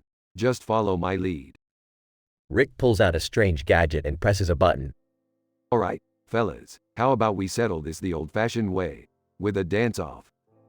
Large man number 4, confused. A dance-off? Are you serious? Oh, we're serious. Let's see if you boys can keep up with our interdimensional moves. As the unlikely dance battle ensues, Rick, Morty, and Jerry unleash a series of mind-blowing dance moves that leave the large men dumbfounded. Archman number 1. Gasping for breath. Okay. You win. Just stop dancing. Grinning. That's what I thought. Now, let's go, Morty. We've wasted enough time here. Amazed. Rick, I can't believe that actually worked. You're a genius. Shrugs. What can I say, Morty? Sometimes you gotta dance your way out of sticky situations. Now, let's hit the road and find a portal home. I'm craving some interdimensional pizza. Catching his breath. So, guys, maybe we can forget about that conspiracy and get some pizza too? Sarcastically. Oh sure, Jerry. We'll get right on that. Just as soon as we finish saving the universe, again.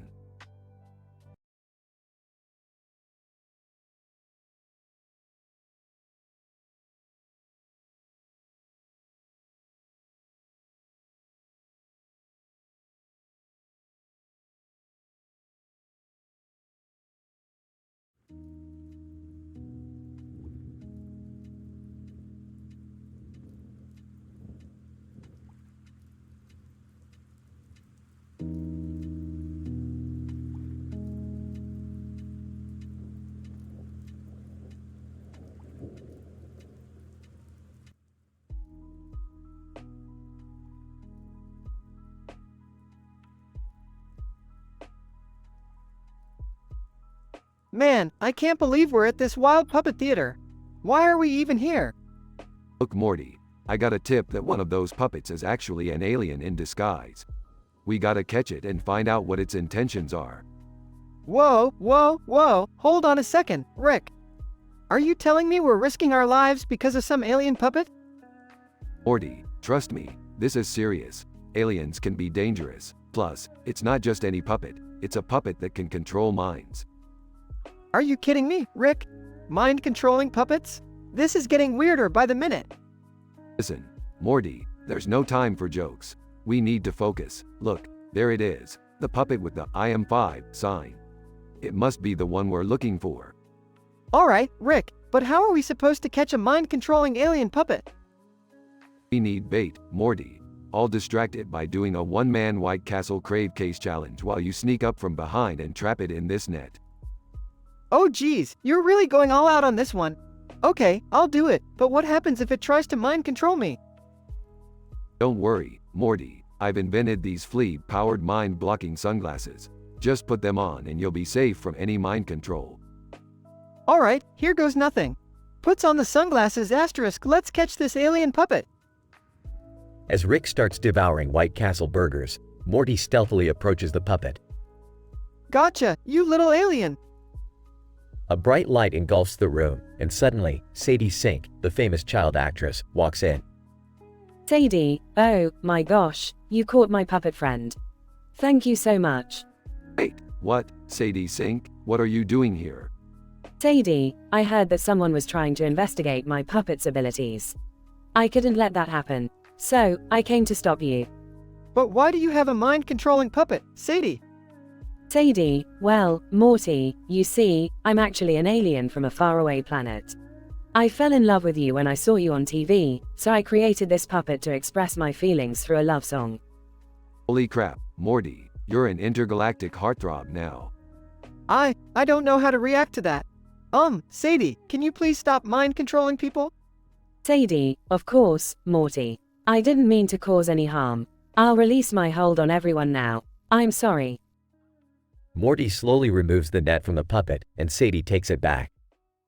Well, Morty, that was quite the surprise, huh? Space pop stars and mind-controlling puppets. Only in the multiverse. Yeah, Rick, only in the multiverse. Can we go to Waffle House now? I could really use some waffles after all of this. Sure thing, Morty. Let's get some waffles and leave this craziness behind us. They walk out of the wild puppet theater, ready for their next bizarre adventure.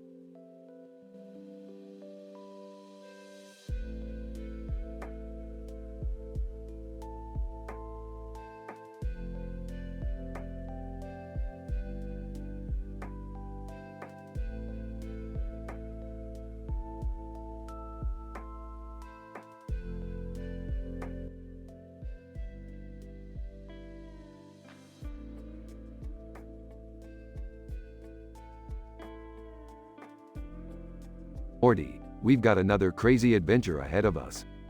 Geez, Rick, can't we just have a normal day for once? Normal, Morty, normal is overrated. We're about to encounter something mind-bendingly absurd.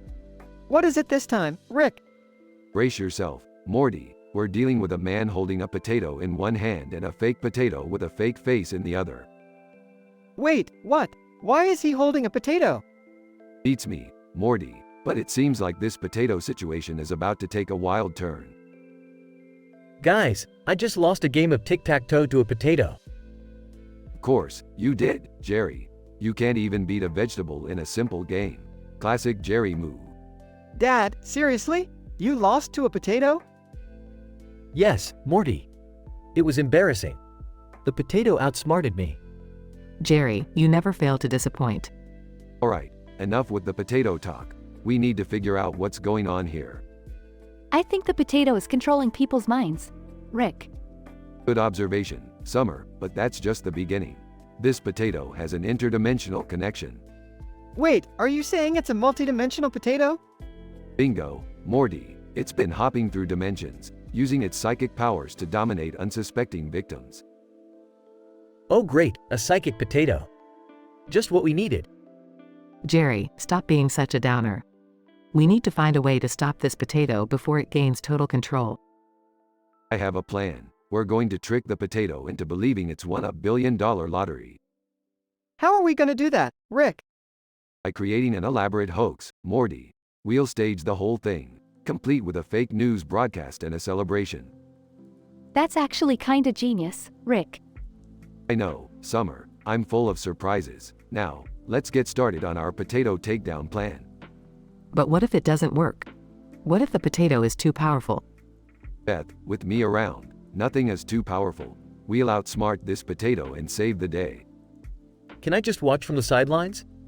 Fine, Jerry, just stay out of the way and try not to embarrass yourself any further. I can't believe we're going to war with a psychic potato. This is insane. Buckle up, Morty, it's gonna be one hell of a ride. Progression. Denouement. Well, that's it. The potato is gone, and everyone's minds are back to normal. I can't believe it actually worked. It was quite a cunning plan. I'm impressed, Rick. I have to admit, you did good, Rick. I still can't believe I lost to a potato. Jerry, just let it go. We saved the day, and that's what matters. Conclusion. Another extraordinary adventure completed. Morty, high five. Yeah, high five, Rick. Can I get a high five too? Keep dreaming, Jerry. Keep dreaming.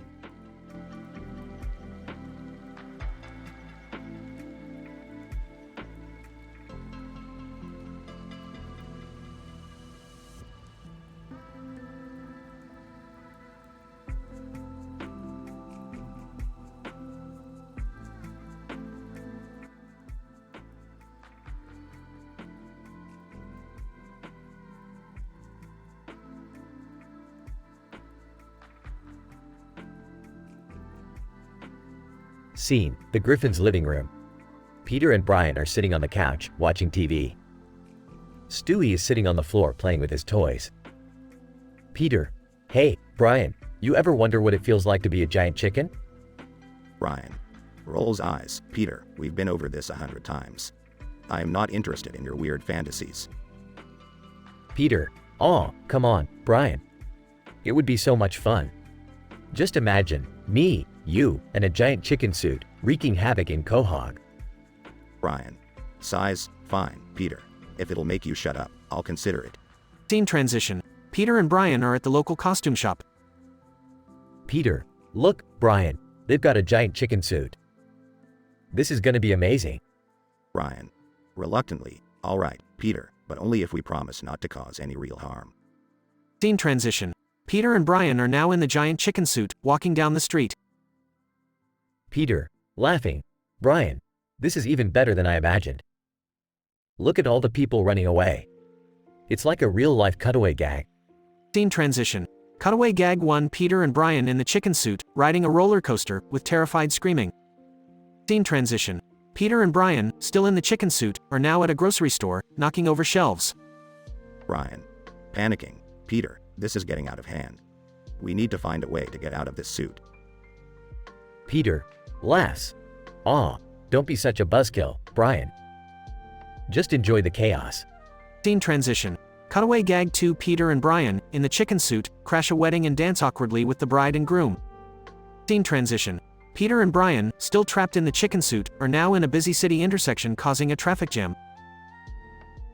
Police officer shouting, "All right, you two, freeze, you're under arrest." Scene transition. Cutaway gag 3. Peter and Brian, in the chicken suit, are now in outer space riding a rocket, laughing maniacally. Scene transition. Peter and Brian are back in the living room, out of the chicken suit. Brian, panting. Well, Peter, we sure got ourselves into quite a mess this time. Peter, grinning. Yeah, but it was totally worth it, Brian. We had a blast. Scene transition. Peter, Brian, and Stewie are now sitting on the couch watching TV. Peter, smirking. You know, Brian, next time maybe we should try being a giant gorilla. Brian, face palms. Oh, God, here we go again. Scene transition. Final cutaway gag. Peter and Brian, now dressed as giant gorillas, overthrow the US government and become world leaders. Scene transition. Conclusion. The episode ends with the Griffins happily enjoying dinner together, oblivious to the chaos they caused. PhD level analysis. The episode, Chicken Chaos, showcases the typical dysfunctional and absurd humor of Family Guy. The narrative explores the fantasies and impulsive nature of Peter Griffin, who convinces Brian, the more rational character, to partake in his excessive shenanigans. The oversized chicken suit acts as a catalyst for chaos, leading the duo through a series of cutaway gags that mock societal norms and expectations. The episode employs exaggeration, as seen in the inconceivable scenes of Peter and Brian causing havoc and even venturing into outer space. The narrative structure adheres to the established format of Family Guy, with a clear initial situation, incident, progression, denouement, and conclusion. The PhD-level analysis further emphasizes the satirical intent of the episode, highlighting the subversion of societal norms and the characters' disregard for consequences. Overall, Chicken Chaos meets the criteria of an M-rated, dramatically intense, and absurdly humorous episode of Family Guy.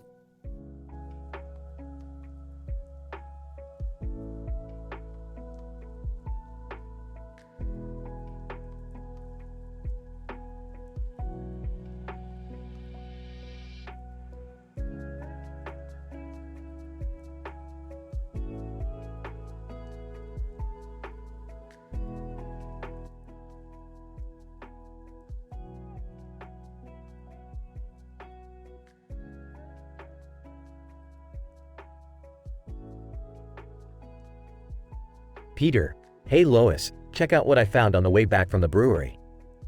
Holds up a cell phone. It's a selfie of me with a sentient tall inflatable tube man. Lois raises an eyebrow. Peter, are you telling me that thing is alive? Peter, yeah, Lois. He introduced himself as Steve and he loves to party. Look at his crazy dance moves. Shows a video on the phone. Lois laughs. Well, I suppose he would fit right in with this family. Scene shifts to the living room. Steve the inflatable tube man is standing beside the couch, swaying to the music. Peter, Quagmire, you won't believe it. I got my very own party buddy. Say hi, Steve. Steve. Inflates and deflates. Hey, Quagmire. Quagmire, wide-eyed, giggity. Peter, where did you even find this thing? Peter, he was just hanging out in front of a bankrupt store. Steve says it used to be a strip club, but I think he might be too tall for that. Ha ha ha. Scene shifts to a cutaway gag. Cutaway gag 1. Peter, holding Steve's hand. Hey, Steve, I bet I can make you even taller. Steve. How? Peter presses a button on a remote. Ta-da. It's a roofless car, Steve. Now you can be taller than any building. Steve. Yippee. Scene returns to the living room. Quagmire, so, Peter, what are you planning to do with a giant inflatable man around? Peter, oh, you know, just the usual, Quagmire. I'm gonna take him to work, bring him to the bar, maybe even take him for a skydiving session. Lois, Peter, that sounds dangerous. Are you sure you should be doing all that with Steve? Peter, relax, Lois. Steve is indestructible. Watch this. Jumps on Steve, who bounces him off harmlessly. Scene shifts to a cutaway gag. Cutaway gag 2. Peter, wearing a scuba suit, talking to Steve underwater. Hey, Steve, want to try deep sea diving? Steve. Inflates. Sure, Peter. Peter, alright, hold on tight, buddy. We're going deep. Scene returns to the living room. Lois, Peter, you're pushing the limits here. I don't think it's safe for you and Steve to keep doing these crazy stunts. Peter, oh, come on, Lois. Let us have some fun. Scene shifts to a cutaway gag. Cutaway gag 3. Peter, holding a flaming torch. Steve, I bet you've never gone through a ring of fire before. Steve. Inflates. Gimme fire, Peter. Peter, here we go, buddy. Throws the torch through a flaming hoop held by fire breathers. Steve safely passes through. Scene returns to the living room. Lois, seriously, Peter? You're setting him on fire now? Peter, relax, Lois, the fire's not real. It's just a hologram I borrowed from Stewie. Steve loves it. Steve dances happily, waving his inflatable arms. Lois, I can't believe I'm saying this, but I actually think Steve fits right in with our crazy family. Peter, I knew you'd come around, Lois. Now let's go make some more crazy memories with Steve. Woohoo! Family Guy theme music plays as they all leave the house, with Steve the inflatable tube man leading the way.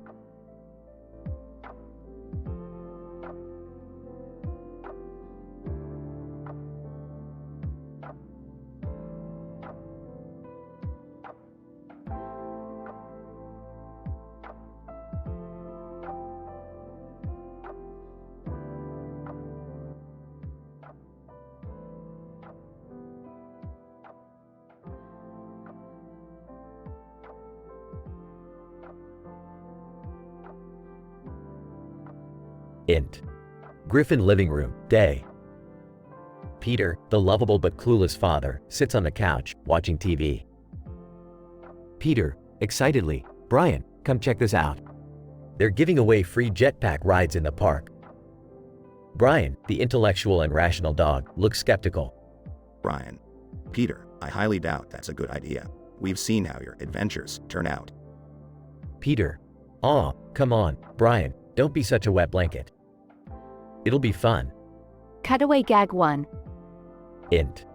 Airplane, day. Peter and Brian are seated next to each other, wearing parachutes. Peter, see, Brian? We'll be completely safe. I've got my trusty parachute. Brian. Peter, we're on an airplane, not a jetpack. Back to scene. Brian. Reluctantly, fine, Peter. But don't say I didn't warn you. Int. Park, day. Peter and Brian arrive at the park. A crowd of people surrounds a man holding a jetpack. Peter, impatiently, hurry up, Brian. I can't wait to try this bad boy out. Brian. Grumbling, I can't believe I let you talk me into this. The man straps jetpacks onto both Peter and Brian.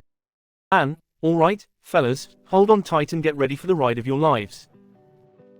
Suddenly, the jetpacks malfunction, and Peter and Brian shoot up into the sky uncontrollably. Cutaway gag 2. Int. NASA control room, day. Peter and Brian fly past the window, causing chaos. NASA scientist. What the hell is that? Astronaut, panicking, Houston, we have a talking dog and an obese man flying past our spaceship. Back to scene. Peter, screaming. This wasn't part of the plan, Brian. Brian. Frustrated. No kidding, Peter. We need to find a way to land safely. As they reach the highest point, the jetpacks suddenly stop. Peter, well, that wasn't so bad. Now, how do we get down? Brian. I have no idea, Peter. We're literally falling from the sky. Cutaway gag 3. Next. Circus tent, night. Peter and Brian land in the middle of a circus performance. Circus ringleader. Ladies and gentlemen, it seems we have unexpected guests. Peter, we're alive. And we've crashed a circus. Ringleader. You're damn right you did. Int. Griffin living room, night. Peter and Brian crash through the living room window, destroying the couch. Lois, Peter's wife, enters the room, furious. Lois. Peter Griffin, what in the world were you thinking? Peter, nonchalantly. Ah, it was just another adventure, Lois. No big deal. Lois, irate, no big deal? You destroyed our couch, Peter. Chris, their overweight teenage son, enters. Chris. Excited. Dad, that was awesome. Can I have a jetpack too? Peter, grinning. Sure thing, Chris. We'll go get another one tomorrow. They all share a laugh as chaos unfolds around them. Olin. In this episode, Peter and Brian's impulsive decision leads to a wild adventure that takes them from the skies to a circus before crashing back into their living room. Cutaway gags provide additional comedic relief as they face the repercussions of their actions. This episode reflects the classic Family Guy style, with outrageous situations and irreverent humor.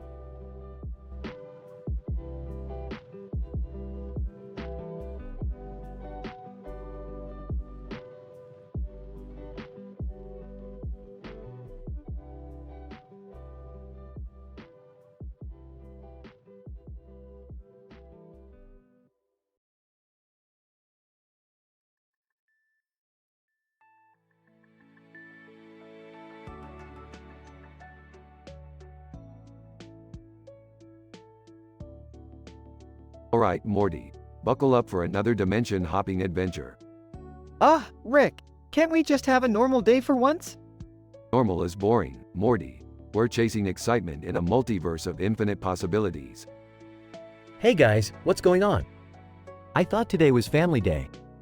Oh please, Jerry, you should know by now that every day with Rick is the opposite of normal.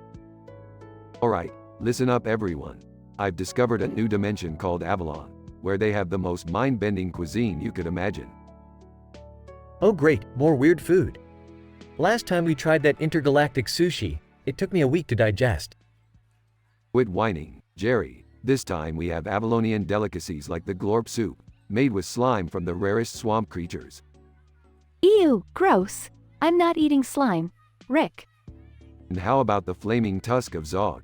It's a barbecued mammoth leg that's so spicy, it'll make your tongue explode. Geez, Rick, that sounds dangerous.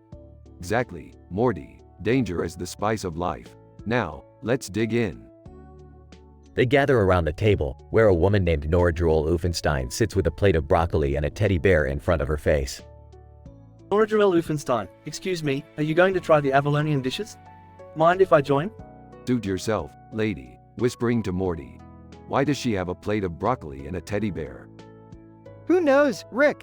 This place is crazy. They start eating the Avalonian dishes. Sophia, Claire, Lisa, Evelyn, and Lydia Lestiel enter the room. Sophia. Oh, look who's here. The Smith family indulging in Avalonian cuisine. Hey, Sophia. Fancy seeing you here. Claire, don't mind us. We're just here to try Avalon's famous carrot oasis dessert. Carrot dessert? That sounds interesting. Alright, everyone, let's stop chit-chatting and take a bite of this Avalonian flaming tusk of Zog. They all take a bite, and their faces turn bright red from the spiciness. Rick, I think my tongue is actually going to explode. Cecilia Pyle. Well. Look at this gathering. A bunch of fools diving headfirst into the unpredictable world of Avalon. Heck. Cecilia, don't be so harsh. Let them have their fun. Lydia Lestiel. Fun? I'll show you fun. Take a bite of this jellied fireworm eyeball, and tell me if it's fun. Okay, that's it. I'm out of here. I can't handle this weirdness anymore. Agreed. Let's go, Jerry. They both storm out of the room, leaving the others behind. Well, Morty, it looks like it's just you and me now. Ready for the next Avalonian adventure? I guess so, Rick. As long as it doesn't involve exploding tongues or slimy swamp creatures. You never know, Morty. That's what makes it fun.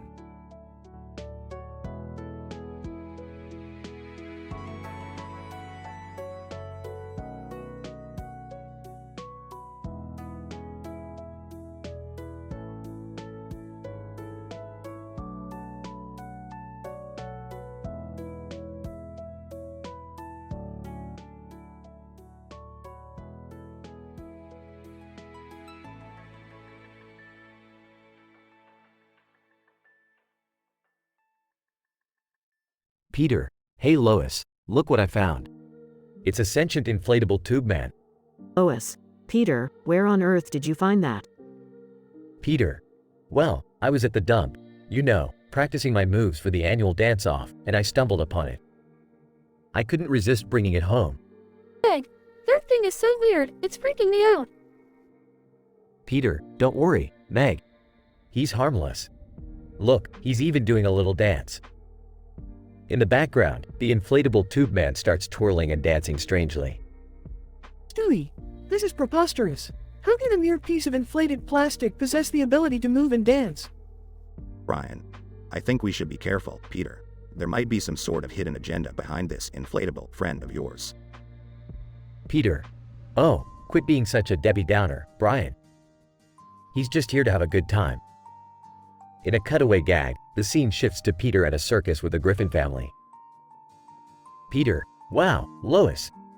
Look at that gorilla statue. It's huge, just like the one we have at home. Lois, Peter, that's a real gorilla. Gorilla, roaring, you think I'm just a statue, do y'all? Well, I'll show you what a real gorilla can do. The Griffins scream and run away as the gorilla chases them around the circus. Back in the house, the inflatable tube man starts wreaking havoc. Meg, Dad, this thing is insane. It's tearing up the furniture. Stewie. Yes, clearly this animated tube man is a danger to society. We must dispose of it immediately. Peter, no way, Stewie. He's part of the family now. We just have to show him some love. In a cutaway gag, the scene shifts to Peter in a wrestling ring. Peter, hey Meg. Check it out, I'm wrestling with a real alligator. Alligator, snapping. You think this is a game, human? I'll show you what a real alligator can do. The alligator bites Peter's arm as he screams in pain. Back in the house, chaos ensues. Lois, Peter, this isn't working out. That tube man is wrecking our home. Brian. I'm with Lois on this one, Peter. It's time to let it go. Peter, fine, I guess you're right. I'll get rid of the inflatable tube man. In a cutaway gag, the scene shifts to Peter at a magic show. Peter, hey guys. Watch this, I'm going to saw myself in half. Magician, smirking, you think I'm going to actually saw you in half? Well, get ready for a real magic trick. Peter's body is actually sawed in half, much to the shock of the audience. The episode concludes with Peter deflating and disposing of the inflatable tube man. Peter, well, at least we tried to make it work. But hey, we can always get a pet rock instead. The family looks at Peter, slightly bewildered. Lois, maybe we should just stick to something a bit more traditional, Peter. Scene ends as the Griffin family laughs and the camera pans out.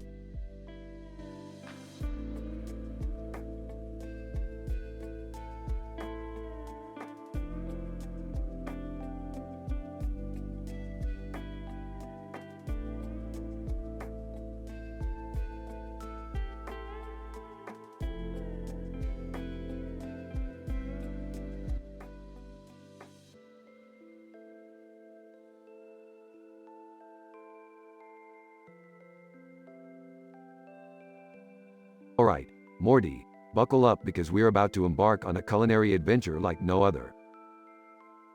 Rick, are you sure this is safe? Last time we went on an adventure like this, I ended up in a parallel dimension collecting intergalactic garbage. Relax, Morty, these dishes are from the land of Avalon. It's a dimension where their food is statistically improbable and their taste buds are on another level. Did you say statistically improbable? That doesn't sound reassuring, Rick. I don't want to end up with tentacles sprouting from my face or something. Oh, come on, Jerry. Stop being such a pansy. We're here to experience something extraordinary, not play it safe. Can we just get on with it already? I'm starving. Noradrol. Fear not, Smith family, for I, Noradrol Uffenstein, have prepared a feast fit for the gods of Avalon. Say hello to the Sophia, a magical dish made of enchanted flamingo feathers and unicorn tears. Claire, and don't forget the Claire, a delicacy made with rare celestial mushrooms and dragon breath. Lisa. Let's not overlook the Lisa, an exquisite creation consisting of floating crystal spheres and melted stardust. Evelyn. And the Evelyn, an enchanting blend of mermaid scales and moonlit fireflies. Lydia Lestiel. And finally, the Lydia Lestiel, a dish made with vampire batwings and the fermented tears of eternal damnation. Oh, Rick, some of these ingredients don't sound too safe. Jerry, if you're scared, you can just stick to your boring old turkey sandwiches. Alright, I'll give it a shot. I mean, what's the worst that could happen? Cecilia Pyle, prepare your taste buds, dear adventurers, for the indulgence of a lifetime. The Smith family takes a bite of each dish, and chaos ensues. Oh my god, I think my taste buds just ascended to another dimension. Rick, help. I can't stop levitating. Rick, I'm growing feathers. Feathers, Rick. Relax, Morty, it'll wear off eventually. It's just a side effect of the Lydia Lestiel. Claire, my hair is turning into tentacles. Somebody do something. Hold on. Let me grab my anti-tentacle serum from the garage. After chaos settles down. Well, that was interesting. I must admit, Noradrol, your Avalonian dishes pack quite a punch. Noradrol. Thank you, Rick. Your words honor me and my culinary sorcery. Can we, never do that again? I thought I was going to die. Agreed. I'm sticking to normal Earth food from now on. Yeah, I think I'll pass on the statistically improbable cuisine from now on too. Suit yourselves, but you're missing out on the wonders of the multiverse. Now let's go fix those tentacles, Jerry. I suppose I could use them as lab assistants. Oh God, please no.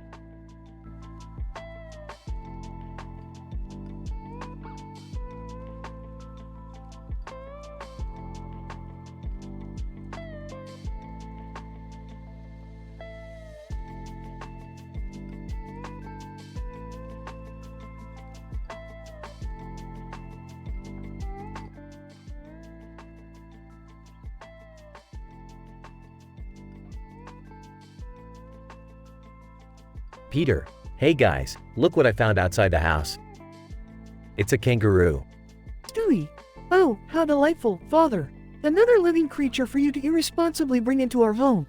Lois, Peter, we can't have a kangaroo as a pet. It's wild and dangerous. Peter, come on, Lois, it'll be fun. Just look at those cute little legs in that pouch. I bet we could all fit inside. Brian. Peter, that's absurd. There's no way we could all fit inside a kangaroo's pouch. Peter, oh yeah? Well, I bet you $100 we can. Come on, let's try.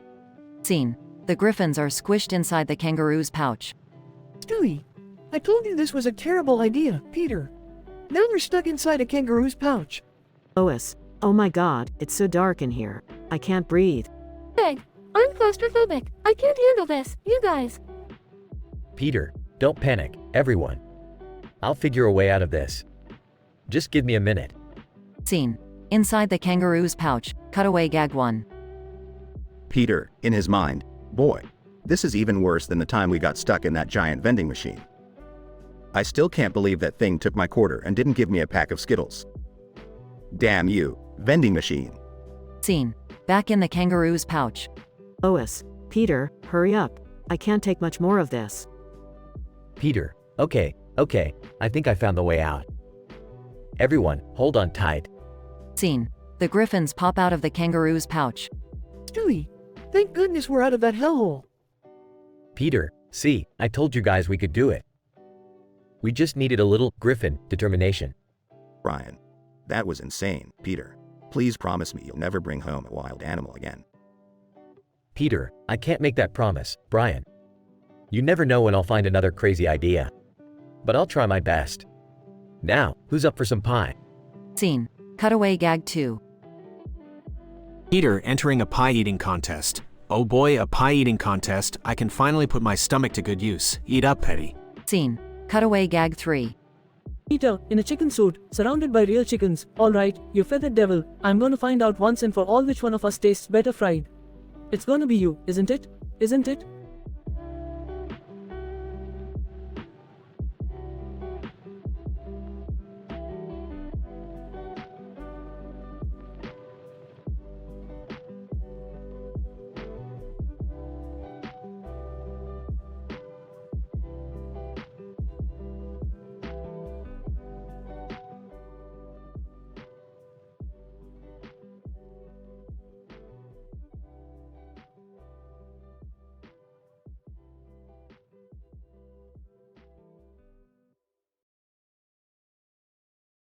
Sipping from his flask, Morty. I can't believe we're wasting our time sitting at this fancy-ass table in the middle of the city.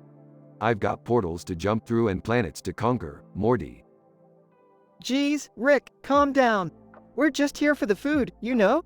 Your stomach can't conquer everything. Sophia, raising an eyebrow. Oh, isn't this the famous Rick Sanchez?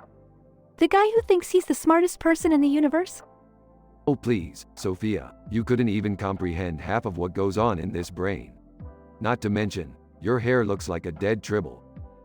Claire, guys, let's just enjoy the magical dishes that Nora and the Lestial clan prepared for us. They put a lot of effort into this. Lisa, yeah, let's focus on the food. Like this dish here, the blazing alchemist's tongue. It's said to ignite your taste buds with a fiery explosion. Whoa, hold on. Did you say ignite? Is this gonna make my mouth go on fire or something? Lydia, rolling her eyes, it's a metaphor, Morty. It means it's really spicy. Just a figure of speech. Smirking. Speaking of figures of speech, this dish right here, the transdimensional gobstopper.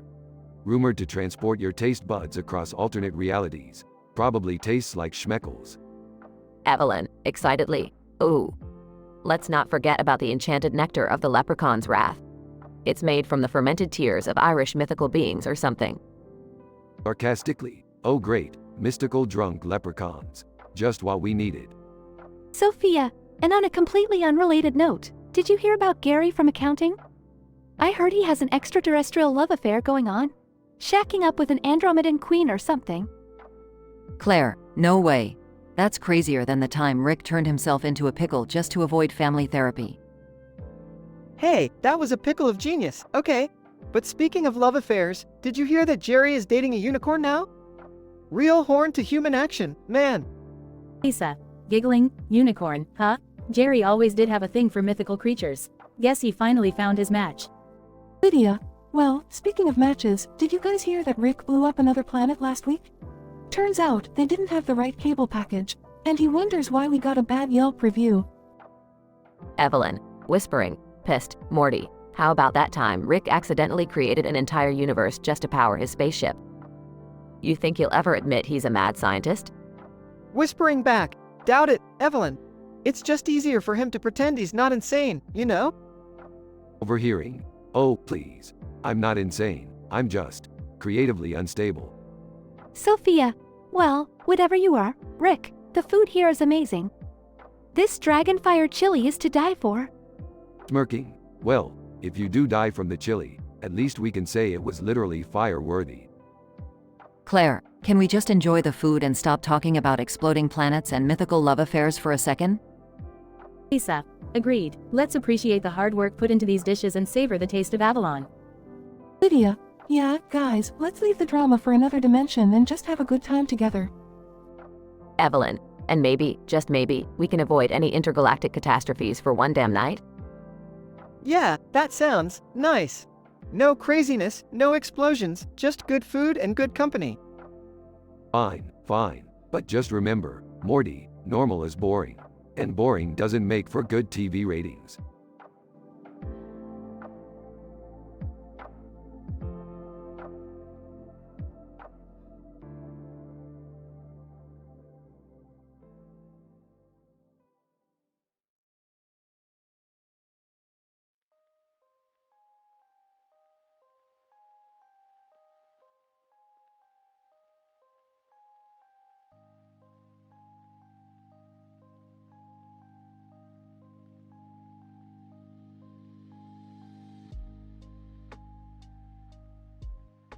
Peter, hey Brian, check out this box I found. It's got a cartoon car and truck on it. And it says, Quabecue off. Brian. That's interesting. What do you think it means?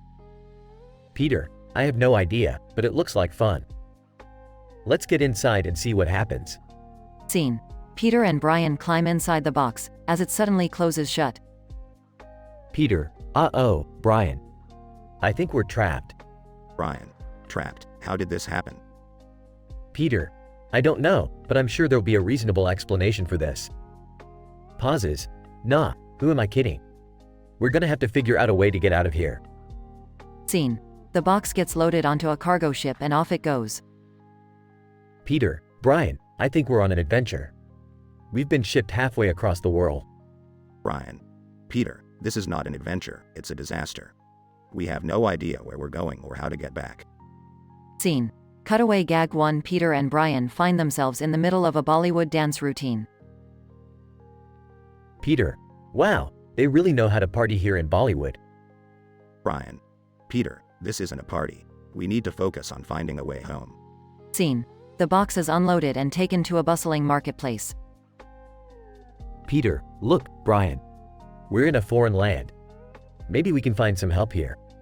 Brian. Peter, this isn't the time for sightseeing. We need to find a way to communicate and get back to Quahog. Scene. Cutaway gag 2. Peter and Brian stumble into a secret underground fighting ring. Peter, so, Brian, you ready to take on the ultimate challenge? Brian. Peter, this is not a game. We need to find a way to survive and get home. Scene. Peter and Brian find a shipping company office and try to communicate with the workers. Peter, excuse me, do you speak English? We need help. Worker, in broken English, you trapped inside box? Very bad. Brian. Yes, we're trapped. Can you please help us? Worker, wait here. Scene. Cutaway gag 3. Peter and Brian join a tribe of Amazonian warriors. Peter, I always knew I had warrior blood in me. Brian. Brian. Peter, this is not the time to discover your hidden talents. We need that guy to come back and help us. Worker, returns with tools. We open box now. Peter, yes. Thank you so much. Scene. The box is opened and Peter and Brian crawl out, finding themselves back in Quahog. Peter, we made it home. Brian. That was the craziest adventure ever. Brian, let's just never do anything like that again, Peter. It was way too stressful. Scene. Final cutaway gag. Peter and Brian are mistaken for livestock and get loaded onto a truck. Peter, oh, not again.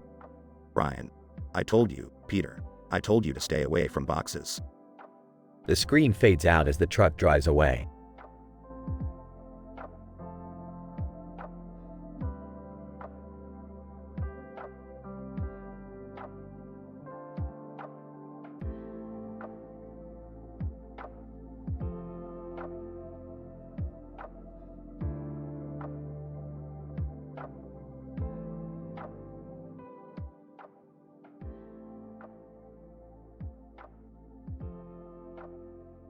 Alright, Morty, listen up.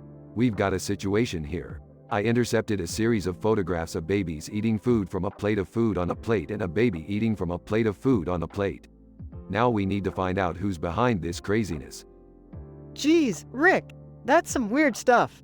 I mean, who eats like that? It's like a foodception or something. Morty, buckle up because this is about to get statistically improbable. I've tracked the source of these photos, and it leads us to the Smith family household's enchanted house elf, Nordrul Uffenstein from Avalon. Wait, there's an enchanted house elf in our house? Why haven't we noticed before? Because she's been discreet, Morty. You know how these Avalon folk are, all sneaky and mysterious. Plus, she's been cooking up a storm with the Lestial clan, Sophia, Claire, Lisa, Lydia, and little Evelyn. So, what's the big deal with this Avalon food? Oh, Morty, you have no idea. Each of the 25 dishes from Avalon is like a delicacy from another universe. Nora explained in detail the enchanting ingredients and flavors. It's like a culinary orgasm, Morty. Oh, I think I'll just stick to regular food. I don't need any food, GASMS or whatever. Suit yourself, Morty, but trust me, these Avalon dishes will blow your mind. We need to figure out why Nora's doing all this and who put her up to it. It's the only way to stop this foodception madness. Yeah, but why would anyone want to mess with babies and food? It's just wrong, Rick. Morty, don't you get it? This goes deeper than we can imagine. It's a conspiracy, Morty. A conspiracy crafted by some sick, twisted minds to disrupt the balance of the universe by messing with babies' eating habits. That's messed up, Rick. We need to put an end to this and save those poor babies from their messed up meals. Agreed, Morty. Let's get to the bottom of this mystery and show those sickos the true meaning of the word, hungry. Time to get cooking, Morty. We're about to serve up a dish of justice they'll never forget. Alright, Rick. Let's do this. Let's save the babies and put an end to this foodception madness once and for all. Scene fades as Rick and Morty gear up for their culinary adventure, ready to take on whatever challenges come their way.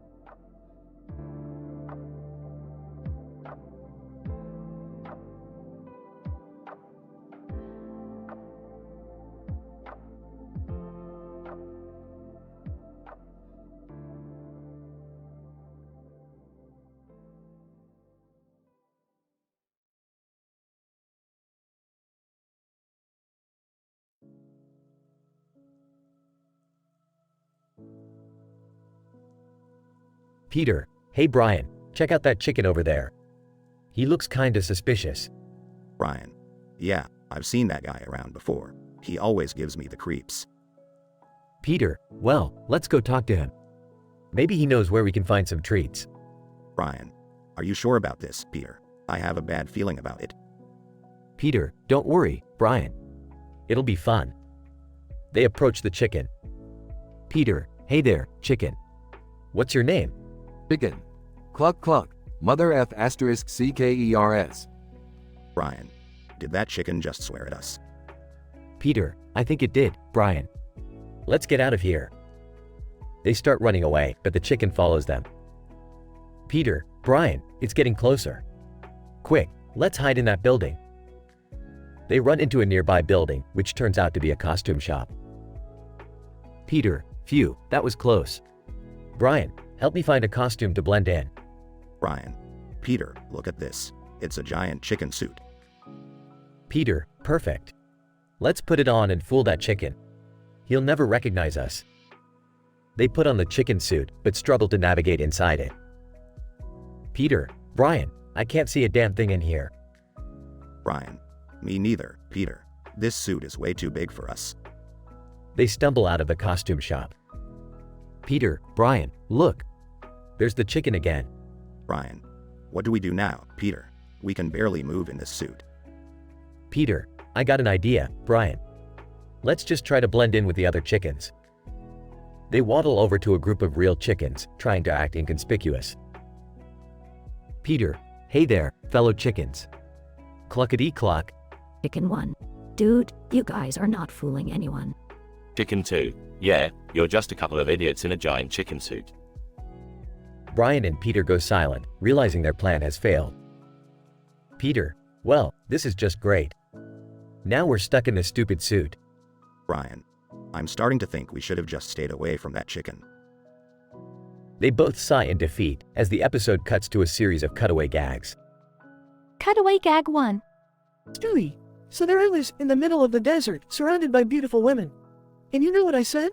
I wish I had a juice box. Oh, how I long for the simpler things in life. Cutaway gag 2. Lois. Peter, what are you doing with that chainsaw in the living room? Peter, oh, you know, just trying to trim the hedges. It's a bit messy, but it'll do the job. Cutaway gag 3. Quagmire. Hey there, ladies. If you're feeling adventurous, I have a map to the G-spot right here. And by that, I mean we'll be going on a wild goose chase.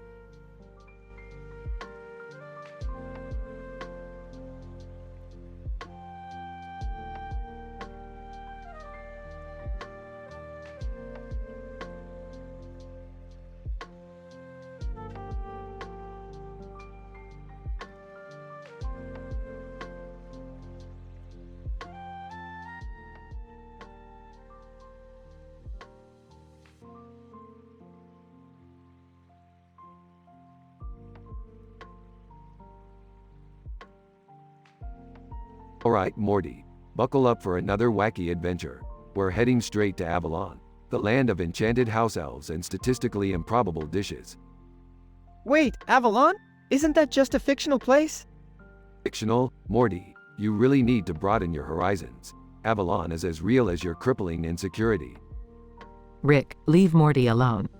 He doesn't need your constant insults. Relax, Beth. I'm just warming him up for the insanity that's about to go down. Anyway, we're here. Hello, Noradrul Uffenstein. We're here to taste your legendary Avalonian dishes. Noradrul Uffenstein. Greetings, Smith family. I have prepared 25 exquisite dishes from my homeland. Let me explain them in detail. Oh great, another one of Rick's weird friends. Can you just hurry up and give us the food? Noradrul Uffenstein. Very well, young summer. Our first dish is the moondust muffins, made with stardust from the highest peaks of Avalon. Stardust? That's definitely not FDA approved, but I'm all in. Guys, I think I see a unicorn in our backyard. Should we be concerned? Noradrul Uffenstein. Fear not, Morty. It's just the rainbow beast stew, a delicacy that combines the colors of the rainbow and the ferocity of Avalon's creatures. I can't believe we're actually eating unicorn stew. This is so messed up. Messed up? You think this is messed up? Wait till you try the goblin gumbo. Ew, goblins? Seriously, Rick? Don't knock it till you try it, Summer. Next up, we have the dragon breath chili, guaranteed to give you a literal fiery experience. I don't think I can handle all this craziness, Rick. Can't we just have a normal dinner? Normal, Morty. We're past the point of no return. Embrace the weirdness. Now, feast your eyes on the mermaid sushi roll. Are those real mermaids? Absolutely. They're half fish, half questionable life choices. Noradrul Uffenstein. Please, Smith family, don't be afraid to try the troll liver pate and pixie pudding, too. They're a hit back in Avalon. Rick, I don't even want to know how you managed to get a troll's liver. Trust me, Summer, you're better off not knowing. Can we just wrap this up, please? I'm feeling nauseous. Nauseous? Morty, this is just the appetizer. Haven't you heard of the leprechaun lasagna? This is going to haunt me in my nightmares. Can we at least have something normal for dessert? Fine, fine. How about the enchanted eclair, made with magical sprinkles and a hint of existential crisis? Works for me. At this point, I'm too desensitized to care. Noradrul Uffenstein. Thank you, Smith family, for indulging in Avalon's delicacies. I bid you farewell. Alright, Morty, let's go clean up this mess and maybe get you a bucket. Thanks, Rick. I'm never doing this again. Oh Morty, you say that every time, and yet, here we are. Adventures await, my boy.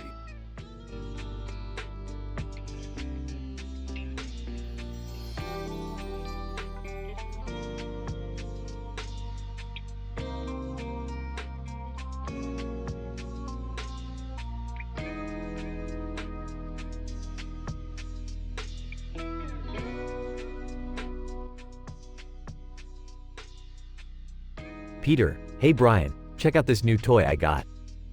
Brian. Oh boy, what did you get this time, Peter? Peter, it's a jetpack. We're gonna fly like the wind, buddy. Brian. Are you sure about this, Peter? Remember what happened last time we tried something like this? Peter, oh, come on, Brian. That was just a minor explosion. This time, it'll be different. Brian. I don't know, Peter. This seems like a terrible idea. Peter, trust me, Brian. We'll be fine. Now, let's strap these bad boys on. Scene cuts to a flashback. Peter, Lois, remember that time we went to the grocery store and accidentally drove into a pile of tomatoes?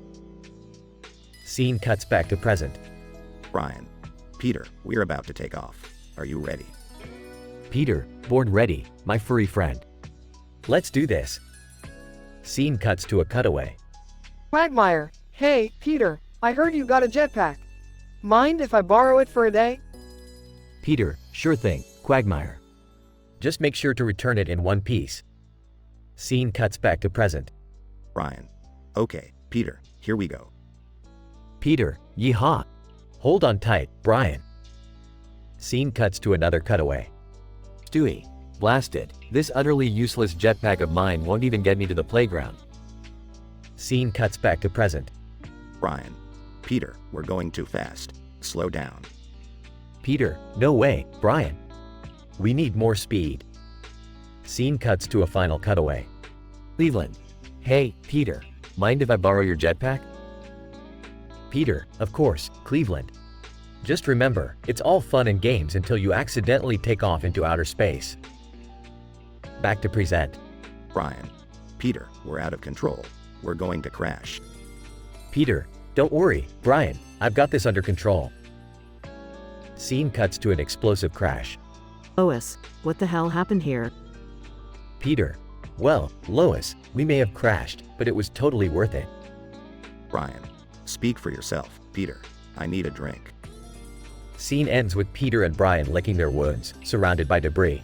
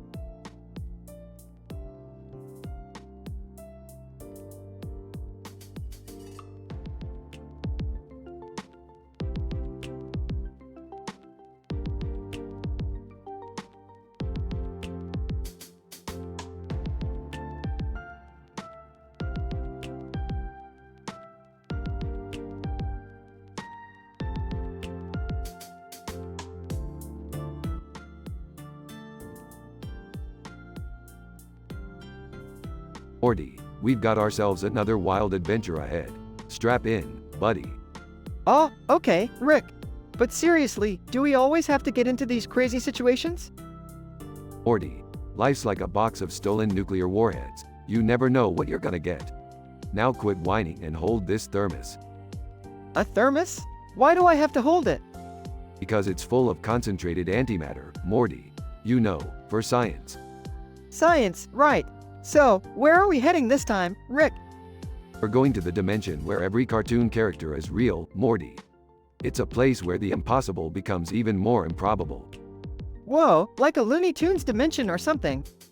Yeah, Morty, except cartoons are more twisted and weirder than ever there. Even more than Jerry's attempt at a stand-up routine. Laughs. Yeah, Jerry really needs to stick to folding laundry.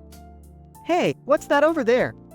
That? Oh, just a talking sandwich with a PhD in astrophysics. He claims to have discovered the secret to infinite energy sources. A sandwich with a PhD? Morty, in this dimension, intelligently designed food is the norm. Besides, you should see the mustache on that guy. He puts mine to shame. Speaking of mustaches, Rick, what's up with your new facial hair? Morty, it's a beard on top of a beard. It's the next level of facial hair fashion. I'm thinking of patenting it. Right, gotta stay hip with the latest trends, huh? Exactly, Morty. Now, let me just grab my baseball cap with a baseball cap on it. Rick, you do know you're already wearing a cap, right? Morty, fashion doesn't follow logic. Now, let's go meet this sandwich scientist before Jerry finds a way to mess this up. Size, yeah, Jerry's always finding a way to screw things up. But hey, speaking of screwing things up, remember Gangsta Morty from that dimension with all the bling? Yeah, that little gangsta version of you. He popped a cap in Jerry's ass faster than you can say, bazinga. Laughs, yeah, Jerry never saw it coming. Good times, Rick. Indeed, Morty. Now, let's go save the multiverse while I secretly plot my world domination using sandwich science.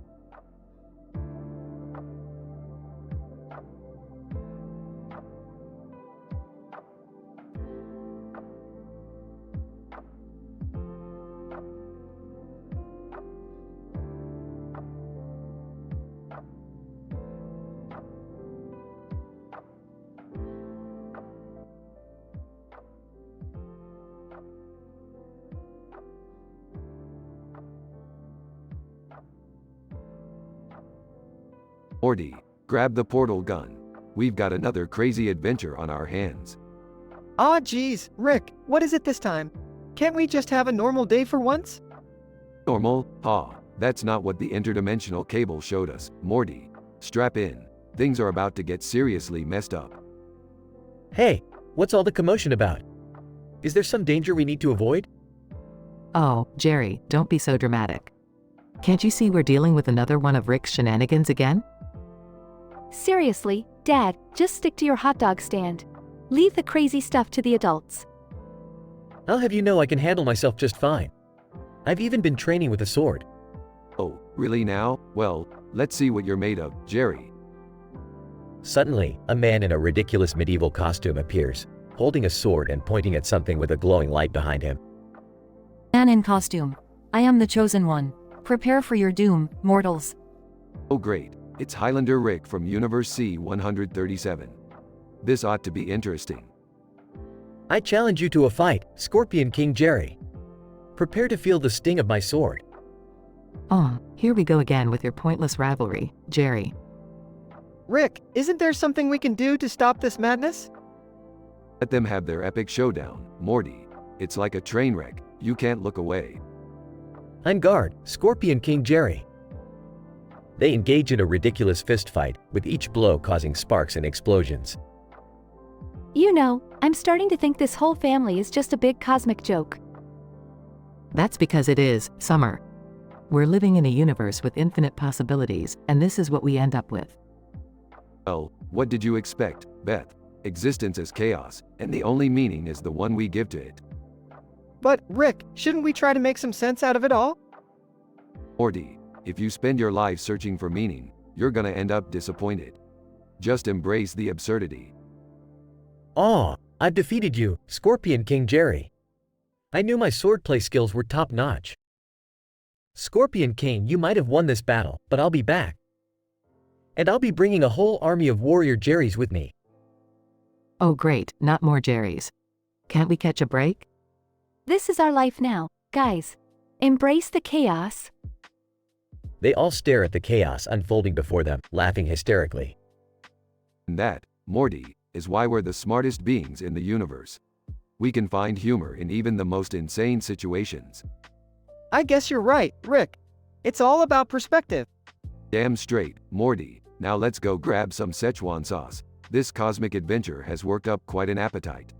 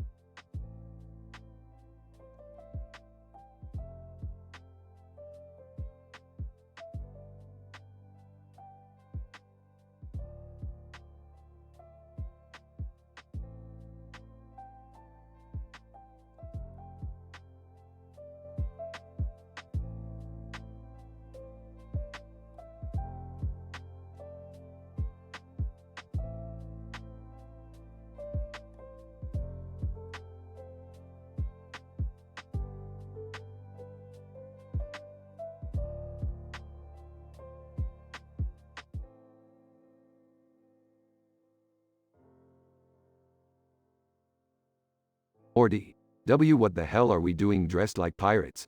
And why do you have a damn sword? Geez, Rick, I thought we were gonna have some fun. You know, rob some people for their doubloons and stuff. Arranged by... Doubloons, Morty, we're not even in the 17th century. Besides, Jerry doesn't have any doubloons.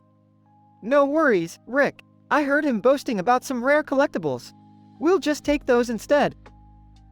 Jerry, nervously, hey guys, what's going on? I'm just minding my own business here. Dad, seriously, you're never gonna be cool in that pirate costume. Just give them what they want.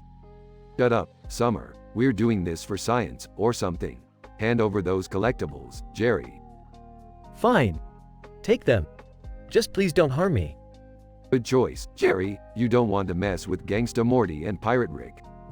Yeah, we'll kick your booty, Jerry. Give us the goods. I don't even know what this stuff is worth.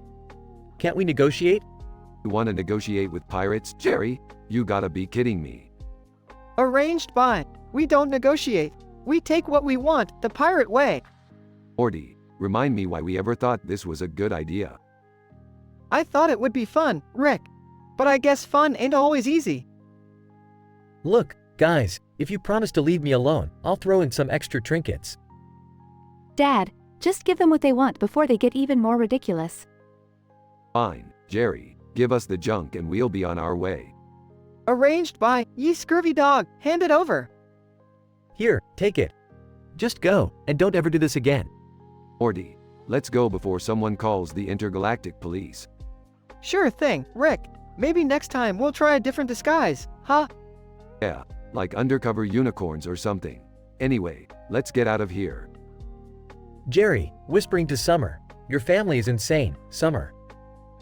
Absolutely insane. Yeah, no kidding, Dad. Tell me something I don't know. I should have married someone normal. Maybe I would have had a shot at a normal life. Trust me, Dad, normal is overrated. Well, I guess you're right. Let's just hope those crazy pirates don't come back. Oh, I have a feeling this won't be the last we see of Gangsta Morty and Pirate Rick. Fantastic. Just what I needed, more drama in my life.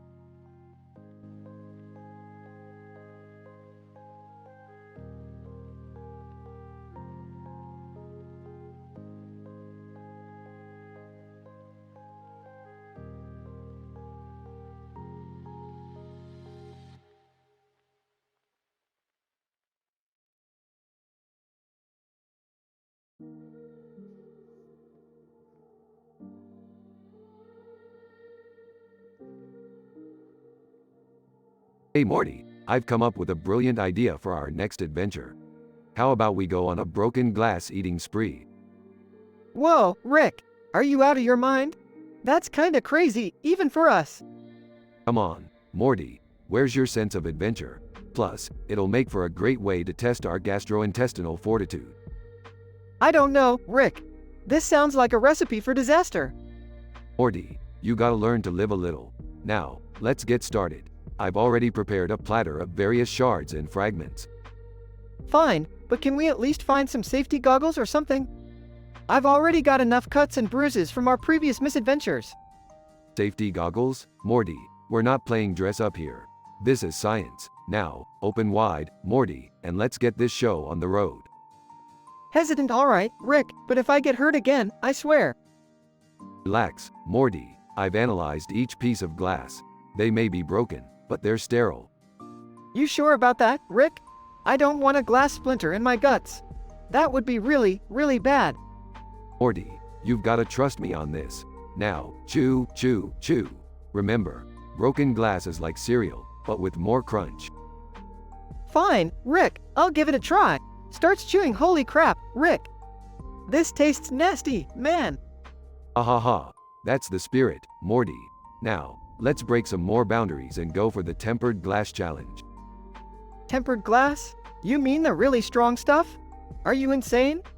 Insane, Morty? Nah, I'm just pushing the limits of human existence. Now, let's see how well our digestive systems can handle this. Alright, I'm chewing. But seriously, Rick, my dentist is gonna kill me. Morty, focus less on your dental hygiene and more on the scientific wonders we're achieving here. I can't believe I'm actually doing this. My friends are gonna think I'm a total freaking maniac. They will, Morty, but that's the price we pay for pushing the boundaries of scientific discovery. Now swallow, Morty, swallow. Oh god, here goes nothing. Gulps. Wow, Rick, that actually wasn't as bad as I thought. See, Morty, I told you there was nothing to worry about. Now, let's break into the realm of diamond shards. Diamond shards? Rick, do you have any idea what that would do to a person's insides? Of course I do, Morty. That's why this adventure is going to be mind-blowing. The combination of hardcore minerals and our intestinal prowess will be legendary. Alright, Rick, I'm all in. Let's show the world what we're made of. That's the spirit, Morty. Remember, we're not just eating glass, we're devouring the impossible.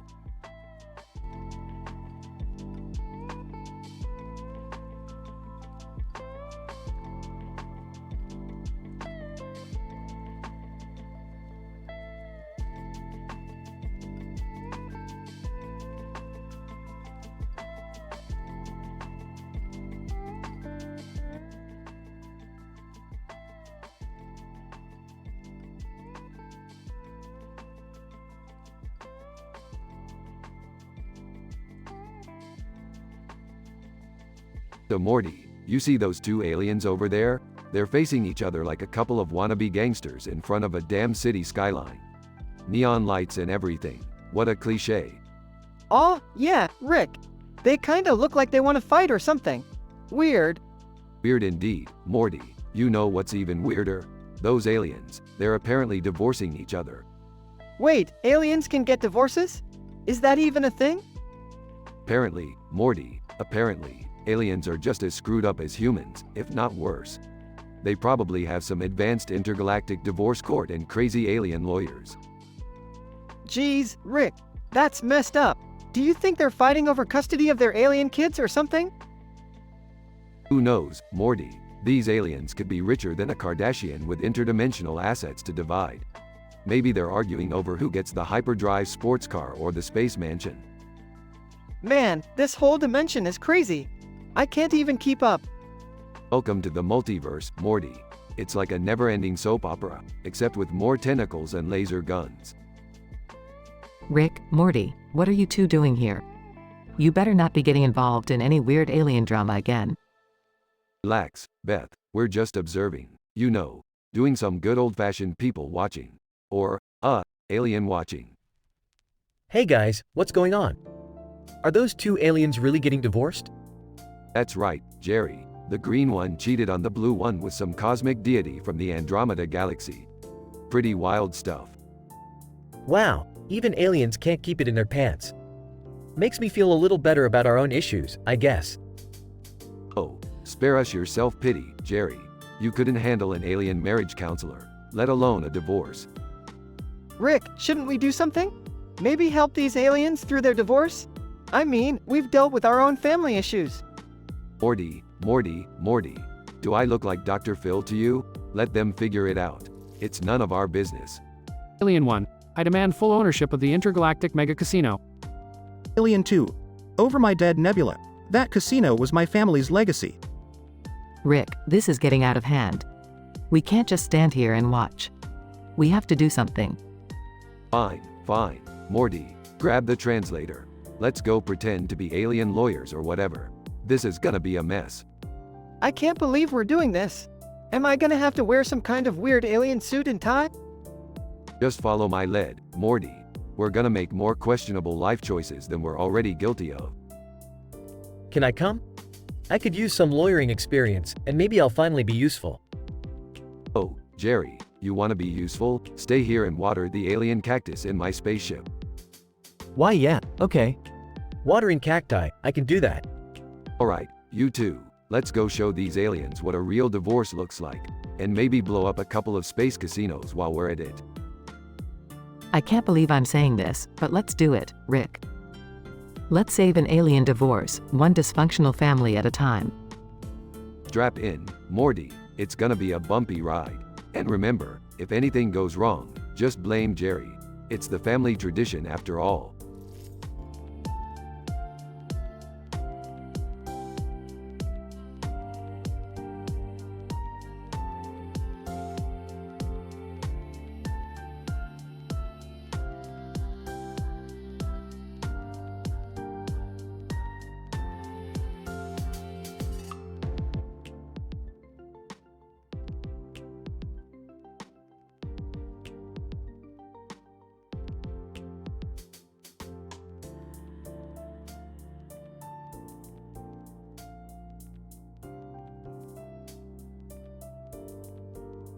Hey Morty, have you ever wondered what it's like to taste the forbidden nectar of the gods? What do you mean, Rick? I'm talking about antifreeze, Morty. It's secretly delicious, you know. Are you serious, Rick? That stuff is toxic. You can't be serious. Morty. You always play it safe, don't you? Trust me, it'll blow your mind. This is insane. What if I die or something? Morty, you're acting like this is the first time we've messed with dangerous substances. Remember the time we turned ourselves into pickles? Now that's what I call living. I can't believe I'm even considering this. But okay, fine. I'll try it. That's the spirit, Morty. Living on the edge, baby. Reluctantly sipping antifreeze. Oh wow, Rick. This actually tastes surprisingly good. I told you, Morty. It's like drinking a rainbow and a shooting star fused together in a symphony of flavor. Gulp. Okay, I'm starting to feel weird. My stomach is doing somersaults. Oh, don't worry about that, Morty. It just means it's working. Plus, who needs stomachs anyway? Looking pale. Rick, I don't feel so good.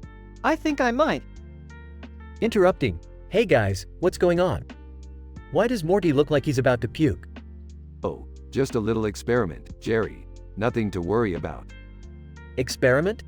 You mean like that time you turned yourself into a pickle? Precisely, Jerry. You're catching on. Entering. What's happening? Why is Morty turning green? Summer. Just in time to join the party. We were experimenting with the secret pleasures of antifreeze. Seriously, Grandpa? You guys are nuts. And Morty looks like he's about to explode. Clutching his stomach. Guys, I really need some help here. I think I'm dying. Oh, Morty, you're always so dramatic. You'll be fine. Just give it a minute. Fine. I'm in excruciating pain. This is all your fault. Oh great, now Morty's blaming Rick for his poor life choices. Well, I guess we can finally say Morty went out in a really unique way. Don't count him out just yet, kids. I've got a few tricks up my sleeve. Whispering weakly, Rick, please, save me. Hang on, Morty. I've got just the thing. Rummages through his lab. Gasping. What is that? Neon green neon light therapy, Morty. It's the only thing that can counteract the antifreeze's effects. Relieved. Okay, just do it, Rick. Please. Activating the neon light. Brace yourself, Morty. This is gonna be one hell of a ride. Struggling. I can feel the light. It's like a warm hug from an intergalactic unicorn. Will Morty be okay? What if the therapy doesn't work? Relax, Jerry. I've done this a million times before. Morty will be fine. Or not. Life's a gamble, isn't it? You seriously have no empathy, Grandpa. Empathy, schmimpathy. We've got to live life to the fullest, even if it means drinking antifreeze. Recovering. Guys, look. I feel better. Thank goodness. Wow, I can't believe I'm saying this, but good job, Grandpa. Old yaw. Morty, sometimes the craziest ideas lead to the wildest adventures. I guess you're right, Rick. But let's maybe not try antifreeze again. Can we agree on that? Fair enough, Morty. No more antifreeze escapades. At least not today. They all laugh while Morty tries to forget the taste of antifreeze.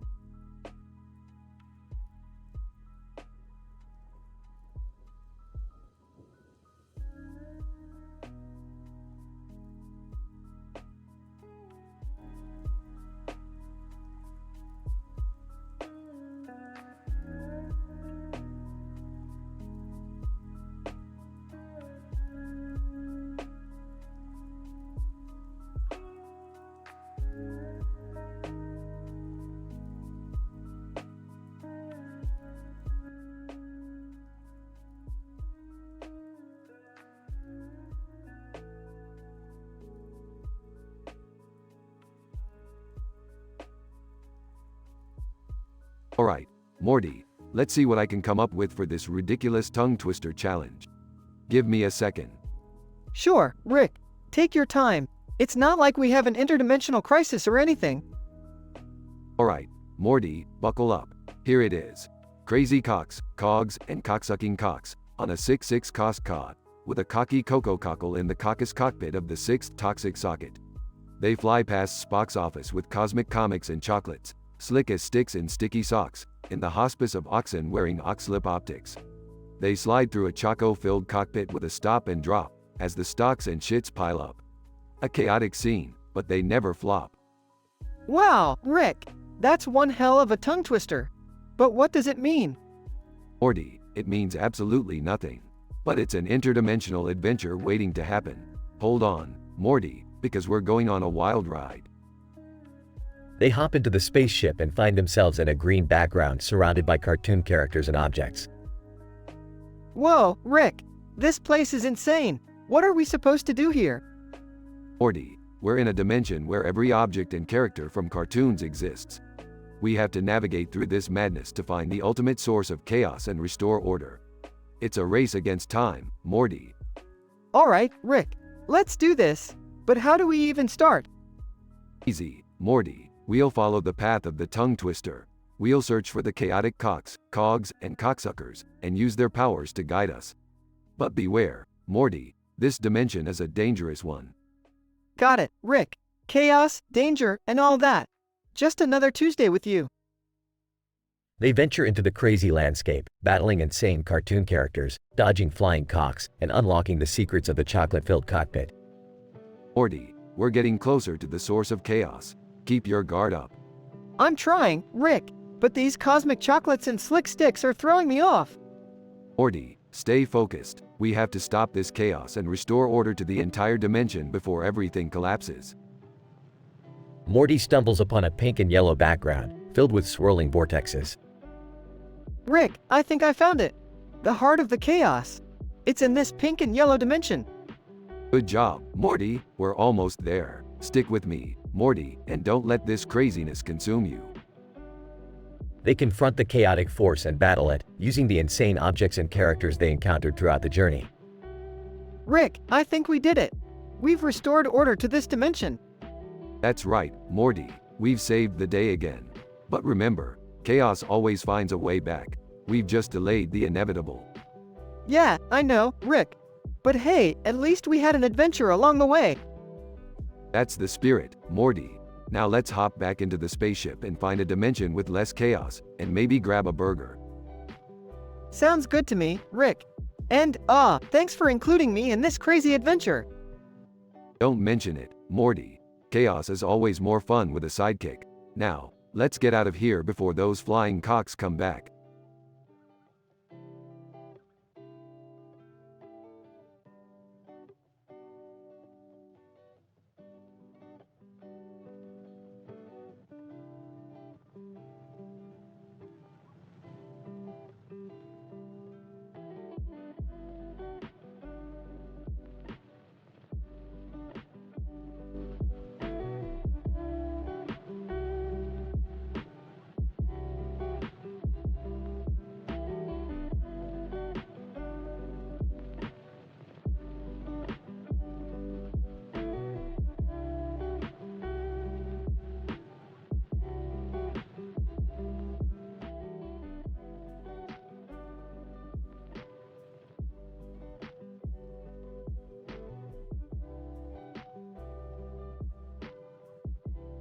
Hey, Morty, what in the interdimensional hell are you doing with those rocks and debris? Morty? Oh, hey Rick. I thought it would be, cool if you could come up with a tongue twister using all these words. Coccyx, cock, cocks, cogs, socks, six, cost, cod, sick, cocky, coke, cocoa, cockle, caucus, cockpit, sixth, socket, ox, optics, oxlip, office, Spock, toxic, comics, cosmic, chocolates, slick, sticks, stops, shits, stocks, hospice, oxygen, and causes. Morty, that's an impossible challenge. But hey, I'm in the mood for some interdimensional craziness. I'll give it a shot. Here goes. Rick and Morty. In a cosmic cockpit, Spock stops and shocks the sixth sick cockle in a sock, and a comic full of chocolate sticks to his slick, cocky, chocolate-coated cogs. As the oxygen stops flowing, the cocoa cod causes an office full of coccus-infested socks to burst into a toxic, cosmic explosion, leaving nothing but debris in a hospice full of shits, sticks, and stocks. Wow, Rick, that's one hell of a tongue twister. Yeah, Morty, tongue twisters are just the warm-up. Now let's go on an adventure based on this twisted tongue twister. They activate the portal gun and step into a vortex of surreal and visually overwhelming dimensions. Rick, where are we? Morty, we're on a planet called Oxhost, where the air is so toxic that it causes hallucinations. We need to find the ancient relic, the cosmic cocoa cod, to restore balance to this screwed-up world. Rick, how are we supposed to find it? This place is a complete oxlip. Morty, we need to follow the signs. Look for an office building with Spock's picture on it. That's where we'll find the cockpit with the cogs made of chocolates. They stumble through the terrain, tripping on slick rocks and dodging cosmic debris falling from the sky. Rick, this place is giving me the shits. I can't handle all the oxygen deprivation. Hold on, Morty, we're almost there. Look, there it is. The Spock office of Optics and Oxlip. They enter the office, encountering a hostile staff of coccus monsters. Quick, Morty, use the power of the tongue twister. Say it backwards. Causes an oxygen hospice, stocks and shits, stops and sticks, slick chocolates comic, toxic cosmic Spock office oxlip optics, ox socket sixth, cockpit coccus cockle cocoa coke cocky sick cod cost socks cogs cox cock coccyx. The coccus monsters freeze and reveal a hidden passage behind the reception desk. Great job, Morty. Now let's find the cockpit and get the cosmic cocoa cod. They venture through the labyrinthine aircraft, battling sentient socks and dodging poisonous cogs. Rick, I think we're almost there. I can see the cockpit up ahead. Morty, grab the cod. We need to make it back to Oxhost's Central Command, and the oxygen is dwindling fast. They retrieve the cosmic cocoa cod and make a desperate dash back to the Central Command. Rick, I can't breathe. We're not gonna make it. Morty, hold on. I've got an idea. Rick retrieves a canister labeled Hospice Oxygen and hooks it up to Morty's air supply. Gasping for air thanks, Rick. I thought we were screwed for a minute there. Don't mention it, Morty. We're sci-fi heroes that defy the odds. They finally reach the Central Command and, using the cosmic cocoa cod, restore the balance to Oxhost. Phew, Rick, that was intense. I can't believe we pulled it off. Morty, never underestimate the power of a tongue twister. Now, let's get the hell out of here before something else goes wrong. They escape through the portal, leaving Oxhost behind. The adventure ends, but the thrill remains.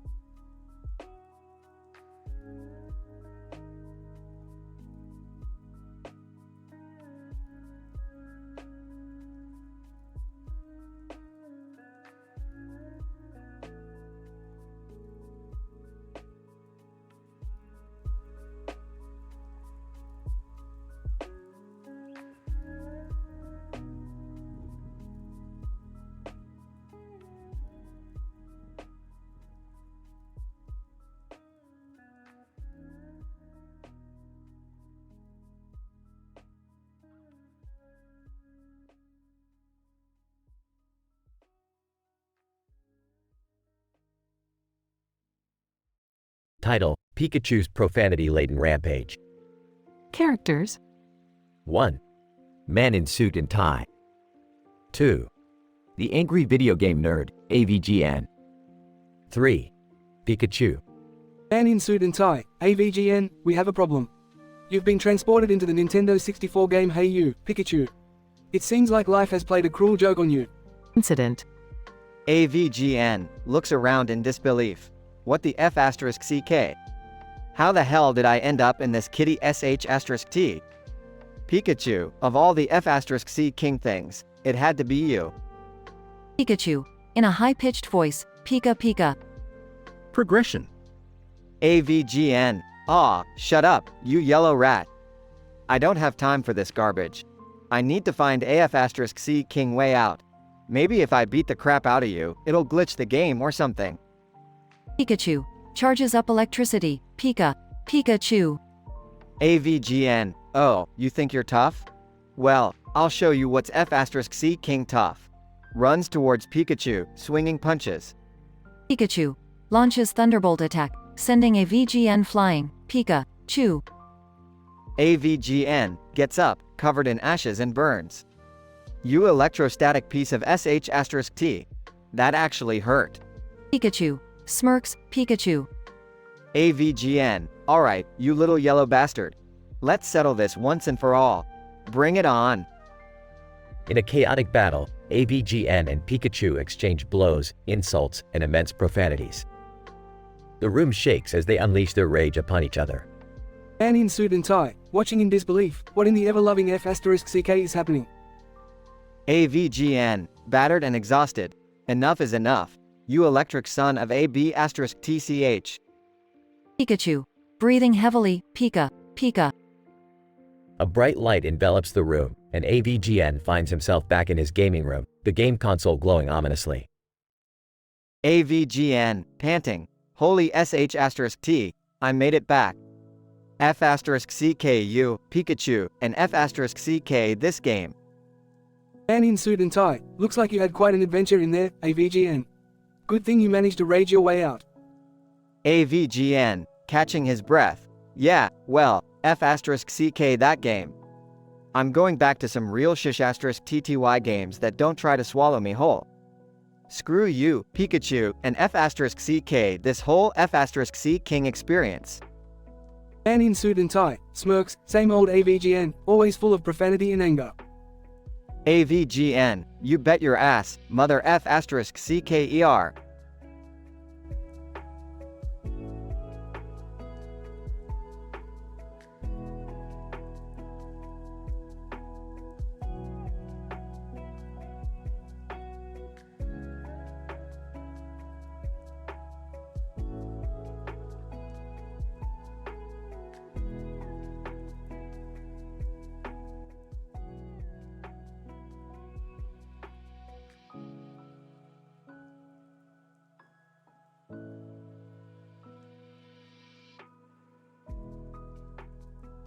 Butthead.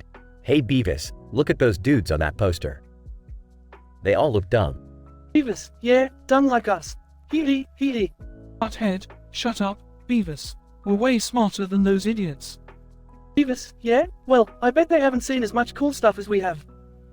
Butthead, you're right, Beavis. We've seen it all, and now we're gonna go to Quahog, Rhode Island, and show them how it's done. Beavis, yeah, we're gonna kick some ass and score with chicks. Hee hee. Butthead, shut up, Beavis. You're ruining the moment. We gotta plan this shit, dumbass. Beavis and Butthead hop onto a bus headed for Quahog and begin plotting their misadventures. Butthead, okay, Beavis. Here's the plan. We go to Quahog and find someone to score us some booze. Then, we crash a party and get wasted. Beavis, yeah, and we'll be like, hey chicks, we're Beavis and Butthead. We're here to party. Hee hee. Butthead, shut up, Beavis. We're gonna be smooth. We'll impress the ladies with our unparalleled intellect and wit. They arrive in Quahog and stumble upon a house party. They barge in, ready to rock. Beavis, yo, dumbasses. We're here to party. Butthead, yeah, ladies. Brace yourselves. Beavis and Butthead roll with the best of M. Partygoer 1, who the hell are these idiots? Partygoer 2, I don't know, but they look like trouble. Beavis and Butthead start causing chaos, knocking over drinks, and insulting everyone around. Butthead, this party sucks. Where's all the booze, dumbasses? Beavis, yeah, we need some firewater and some chick action. Partygoer 3, get the hell out of here, you morons.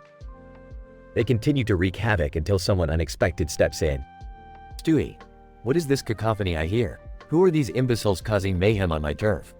Butthead, whoa, dude. You got a head like a football. Stewie, silence, you idiots. I am Stewie Griffin, the superior intellect of this realm. I shall not tolerate such buffoonery. Beavis, hey, Stewie. We're Beavis and Butthead, and we're here. Stewie, I don't give a rat's ass who you are. You need to leave now before my intelligence begins slowly draining out of my ears from your idiocy. Beavis and Butthead look at each other, realizing they're outmatched. Butthead, yeah, Beavis. Let's get out of here. This place is filled with a bunch of wussies. Beavis, yeah, wussies who don't appreciate good headbanging music. Hee hee. The duo flees from the party, leaving chaos in their wake. Progression. Beavis and Butthead, looking for a new adventure, stumble upon the risque underground world of Quahog. They get tangled up in a web of crime, scandal, and perverse desires. As the chaos escalates, Beavis and Butthead find themselves in over their heads, facing dangerous criminals, corrupt politicians, and kinky freaks. They must use their dubious talents to survive. In the end, Beavis and Butthead, through a series of improbable events, manage to come out on top, inadvertently exposing the nefarious underworld of Quahog. They escape with their lives, but not without leaving a trail of destruction in their wake. And so, the adventure continues for these two morons, as they stumble into the next outrageous scenario that awaits them.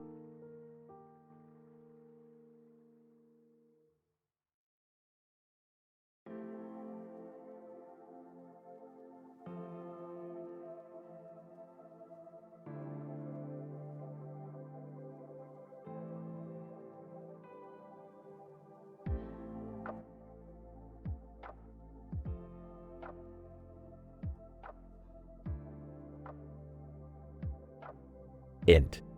Living room, day. Peter, Brian, Stewie, and Lois are sitting on the couch, watching TV. Peter, man, I'm bored. There's nothing good on TV today. Lois, Peter, maybe you should go outside and enjoy the beautiful weather. Peter, yeah, but then I'd have to move. Stewie, oh, for God's sake, Peter. Just do something instead of complaining all the time. Peter, fine. But what should we do? Brian, how about we go to that new amusement park in town? I heard they have a crazy jetpack ride. Peter, jetpack? That sounds awesome. Next. Amusement park, day. The Griffins arrive at the amusement park. They see a massive line for the jetpack ride. Lois, wow, Peter, look at that line. It's going to take forever. Peter, don't worry, Lois. I've got a plan. Peter approaches a park employee. Peter, hey, buddy. Can we skip the line? We're the Griffins, you know.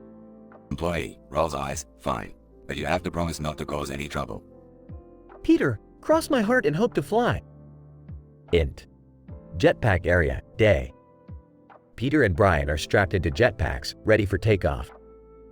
Peter, this is going to be amazing. Brian, hold on tight. The jetpacks activate, and Peter and Brian shoot into the sky, screaming in excitement. Cutaway 1. Int. Spaceship control room, aliens. Aliens are controlling the jetpacks from a spaceship. Alien number 1. Another pair of unsuspecting Earthlings. Let's see how long they can handle our jetpack simulation. Alien number 2. Laughs, they won't know what hit them. Int.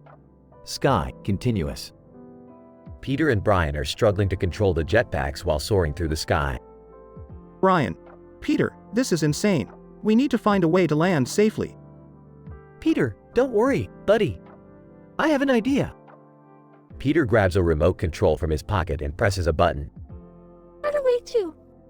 Int. Mall, shopping scene. Peter and Brian are flying through a crowded mall, crashing into clothing racks and knocking over shoppers. Shopper. What the hell is that? Peter, Sorry, folks. Just passing through. Next. Quahog skies, continuous. Peter and Brian continue their wild ride, narrowly avoiding buildings and ducking under bridges. Runway 3. Int. Air traffic control room. Air traffic controllers are monitoring the chaos caused by Peter and Brian. Controller number 1. We have 2 unidentified flying objects causing havoc in Quahog airspace. Controller number 2, send the jets. We need to take them down before they crash into something important. Int. Jetpack area, day. Peter suddenly manages to land the jetpacks safely back at the amusement park, just as fighter jets approach. Peter, that was amazing. Brian, let's do it again sometime. Brian, are you insane? We almost died. Lois, Peter, what on earth were you thinking? Peter, hey, Lois, at least we had some fun, right? The Griffins walk away, leaving chaos in their wake, as the amusement park employees scramble to repair the damages. Fade out.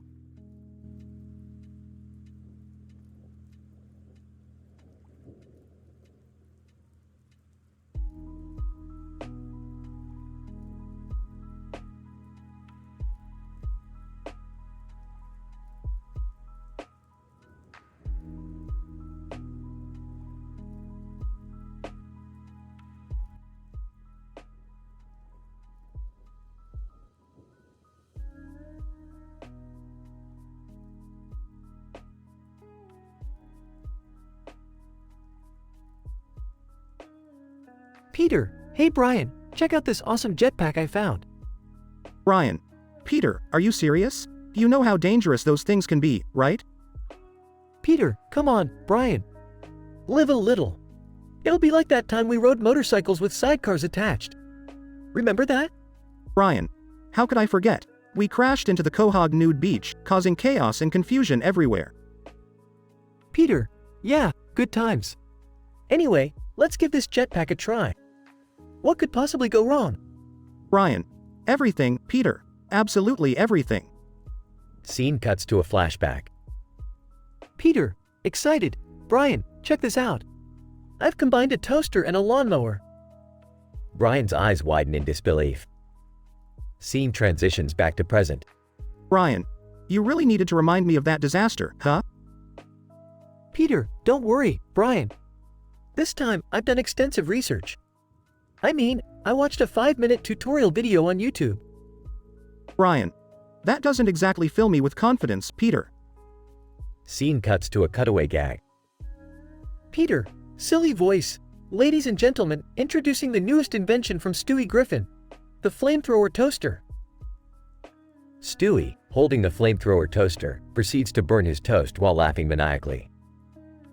Scene transitions back to present.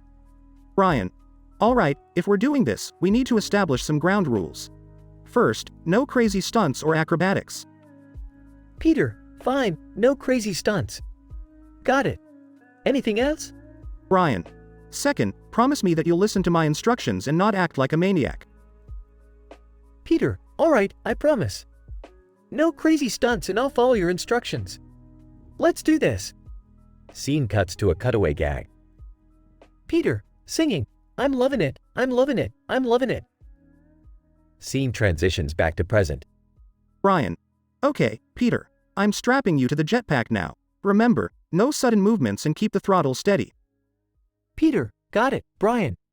I'm the picture of calm and composure. Scene cuts to a cutaway gag. Lois, exasperated. Peter, how many times do I have to tell you not to play with fireworks? Peter, covered in soot, grins sheepishly. Scene transitions back to present. Brian, all right, Peter, get ready. We're about to take off. Peter, nervous. Brian, what's that smell? Camera pans to Peter's feet, revealing he forgot to put on shoes. Brian, facepalming, seriously, Peter? Now we have to delay this whole thing just because you forgot your shoes. Scene cuts to a cutaway gag. Peter, excited. And for my next act, I shall jump over Quagmire's house on a unicycle. Quagmire's house is in ruins as Peter crashes through it on a unicycle. Scene transitions back to present. Brian, Alright, we've finally sorted out the shoe situation. Let's give this another try. Peter, confident. I've got a good feeling about this, Brian. This time, we're gonna soar like eagles. Scene cuts to a cutaway gag. Stewie, in his high chair, victory shall be mine. Stewie presses a button, launching himself into the ceiling. Scene transitions back to present. Brian. Okay, Peter, we're ready for liftoff. Just remember, stay calm and steady. Peter, nervous. I can do this. I can definitely do this. Brian activates the jetpack, and Peter shoots off into the sky. Scene cuts to a cutaway gag. Meg, shouting, I can't believe we're going on a family vacation. The Griffin family jumps into a plane that immediately crashes upon takeoff. Scene transitions back to present. Brian. Size, another day, another disaster. At least we survived this time, Peter. Peter, floating down with a parachute. Look at me, Brian. I'm a flying idiot. Brian. Shaking his head, yep, a flying idiot indeed.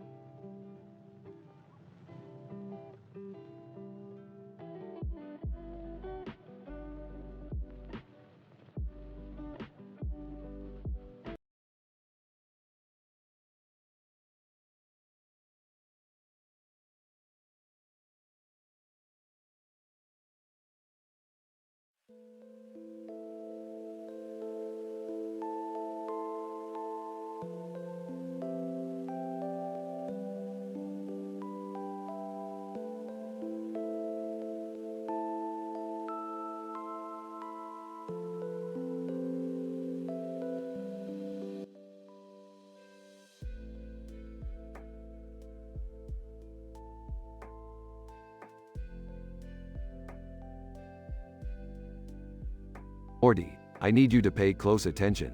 We've got a situation here that requires immediate attention. Oh, what is it this time, Rick? I was just trying to make a grilled cheese sandwich when I noticed this green light on top of the stove.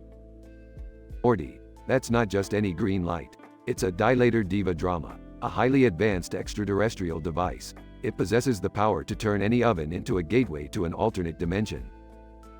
An alternate dimension? Are you serious, Rick? Can't we just ignore it and go back to making sandwiches?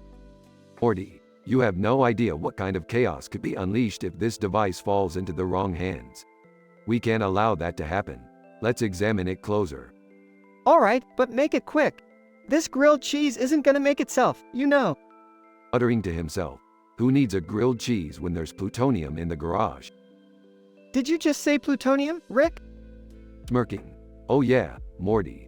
I've been brewing a batch of my own homemade plutonium for a while now. It's time for some good old werewolf gang warfare. Werewolf gang warfare? What are you even talking about, Rick? And how does plutonium fit into all of this? Morty, when you mix plutonium, a dilator diva drama, and a gang of werewolves, you get a battle royale between dimensions that you wouldn't believe. This is insane, Rick. We can't just go around messing with dimensional gateways and fighting werewolves. Oh, Morty, where's your sense of adventure? Besides, this is the perfect opportunity for us to be contestants on a haunted cooking show. A haunted cooking show? Are we really going to risk our lives just for some ratings, Rick? Absolutely, Morty. We'll whip up some spectral soufflés and bloody bakes while battling werewolf gangs in between. Nobody's done that on television before. Fine, Rick. If we're gonna do this, I want you to promise me that we won't end up as werewolf chow. Morty, my promises are as trustworthy as a politician's campaign promises. Now, let's go touch that green light and make TV history. I can't believe I'm saying this, but let's do it, Rick. Let's get Shanghaied into a world of haunted cooking and werewolf gang warfare. That's the spirit, Morty. And remember, if things get too intense, we can always escape using that mini portal gun I invented just for situations like this. Great, as long as we have an escape plan. Now let's go, Rick. It's time to cook up a storm and give those werewolves a taste of their own medicine. That's the spirit, Morty.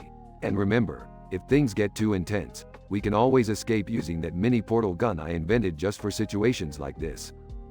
Great, as long as we have an escape plan. Now let's go, Rick. It's time to cook up a storm and give those werewolves a taste of their own medicine. Oh, Morty, with an attitude like that, we're bound to land our own reality TV show. Let's go.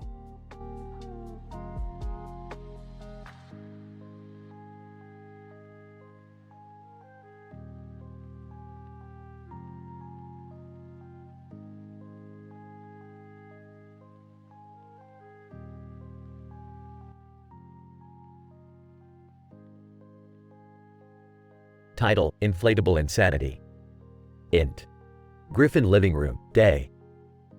Peter, the lovable but dim-witted patriarch of the Griffin family, bursts into the room, dragging an inflatable tube man behind him. Peter, look what I found, you guys. It's a talking inflatable tube man. Lois. Oh, Peter, what on earth are you thinking? Peter.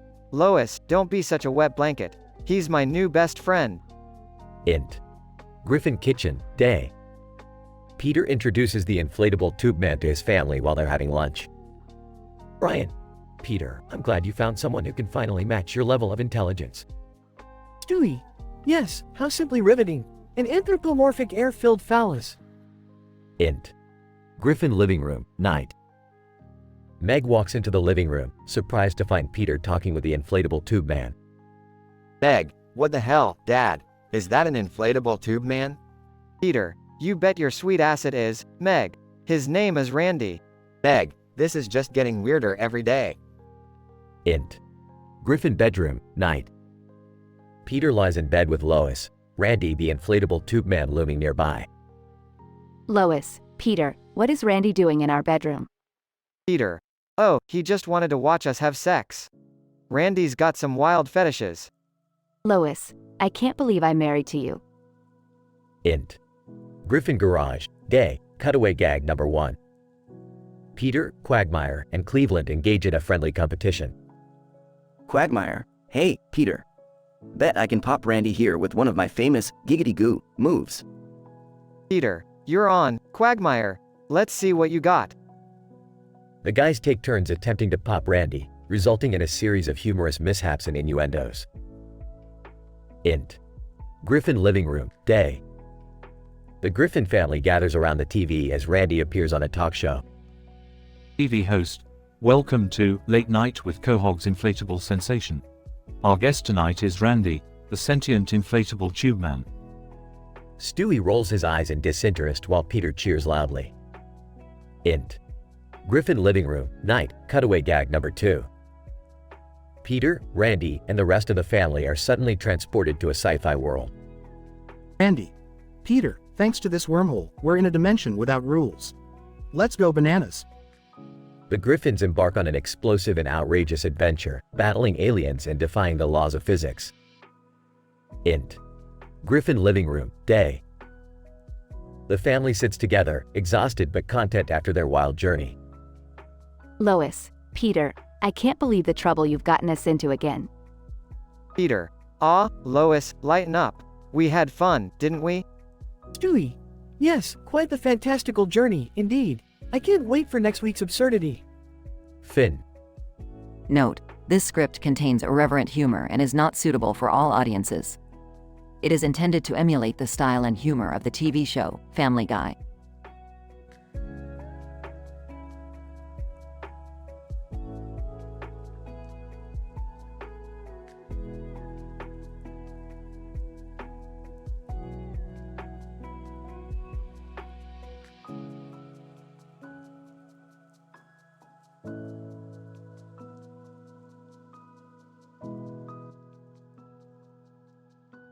Alright, Morty, grab the spell book and let's get started with these obnoxious Harry Potter spells. I don't know, Rick. These spells seem kind of mean-spirited. Mean-spirited? Morty, we're just having some fun here. Now, let's try the first one. Pimpulus Maxima. Oh geez, Rick! Look what you did! You just turned that guy's face into a giant pimple! Relax, Morty, it's just a temporary inconvenience. He'll lie. Okay, next spell, Flatulatum Explosiones. Seriously, Rick? You're making people fart uncontrollably? That's just cruel. Morty, it's all in good fun. Besides, people need to learn to laugh at themselves. Now, watch this, Clothingus Vanishitis. Oh man, Rick! You made that woman's clothes disappear. This is getting out of hand. Relax, Morty, I just added a little excitement to her day. Now, let's see what happens with Liquidus Hilarity. No, Rick, not the liquid laughter spell. You're making people uncontrollably laugh until they wet themselves. Morty, you're such a buzzkill. What's a little laughter and a small bladder accident? They'll have a good story to tell. This is messed up, Rick. We can't just go around messing with people like this. Morty, lighten up. Life is full of chaos and unpredictable moments. We're just adding a little spice to it. I don't think chaos is a justification for being jerks, Rick. This is not cool. Look, Morty, there's no harm done. It's all temporary, but if you feel so strongly about it, fine. Let's put the spells away. Thank you, Rick. It's just, I don't want to be responsible for anyone getting hurt. I get it, Morty. Sometimes we need to consider the consequences. But remember, we're just a couple of crazy scientists having some fun in a crazy world. Yeah, I guess you're right, Rick. But let's stick to doing experiments in the garage next time, okay? Fair enough, Morty. Now, how about we try inventing a spell that lands pizzas directly in our hands? Now you're talking my language, Rick. Let's get to work on that.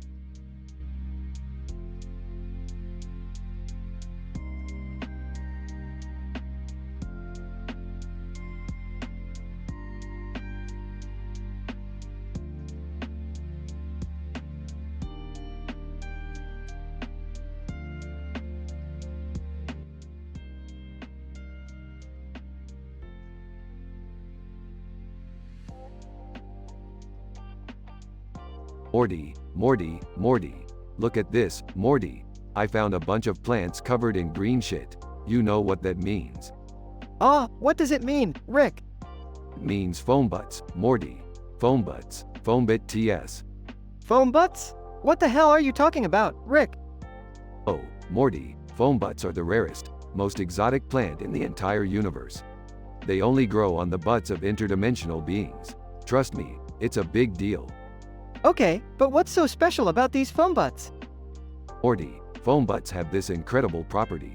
When squeezed, they release a froth so powerful that it can cure any known disease. It's like a fountain of youth, Morty. Wow, that sounds amazing, Rick. We should harvest them and sell the froth. We'd make a fortune. Oh, Morty, you always think about money. But we can't just harvest foam butts, Morty. Getting near those interdimensional beings' butts is dangerous, Morty. They're extremely overprotective. Well, what should we do then, Rick? We need a distraction, Morty. Beth, get in here.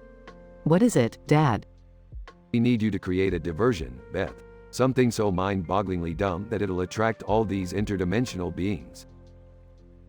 Rick, I am not going to be a distraction for your crazy plant antics. Fine, Beth, be that way. You're just like your mother. Don't you dare bring Mom into this? Alright, Morty, screw your mom. Let's go find a giant neon sign so the interdimensional beings get distracted by something shiny. Rick, you can't just distract them with a sign. We need something big, something epic. Fine, Morty, come up with something then, Mr. Big Shot. I got it. We'll create an interdimensional boxing match between two alien champions. They'll be so busy watching, we can sneak in and harvest the foam butts. Morty, I gotta say, sometimes you impress me. Let's do it. Are you seriously going through with this? Beth, stay out of it, or I'll tell everyone about that time you kissed Jerry's brother. You wouldn't dare. Try me, Beth. I'm Rick Sanchez. I do whatever the hell I want. Alright, guys, let's get this interdimensional boxing match set up. We're gonna be rich. And remember, Morty, if you mess this up, I won't hesitate to disown you. Got it? Got it, Rick. No pressure or anything. Beth storms off, grumbling to herself. They're all insane. I swear, Morty gets it from his grandfather. They set up the interdimensional boxing match and distract the interdimensional beings. Rick and Morty sneak in and successfully harvest the foam butts. We did it, Rick. We have the foam butts. Excellent work, Morty. Now let's go to the market and start making some serious cash. Meanwhile, Beth decides to get revenge on Rick and Morty for bringing up her past. Those two think they're so clever. Well, let's see how clever they are when I release all the interdimensional beings into our living room. To be continued.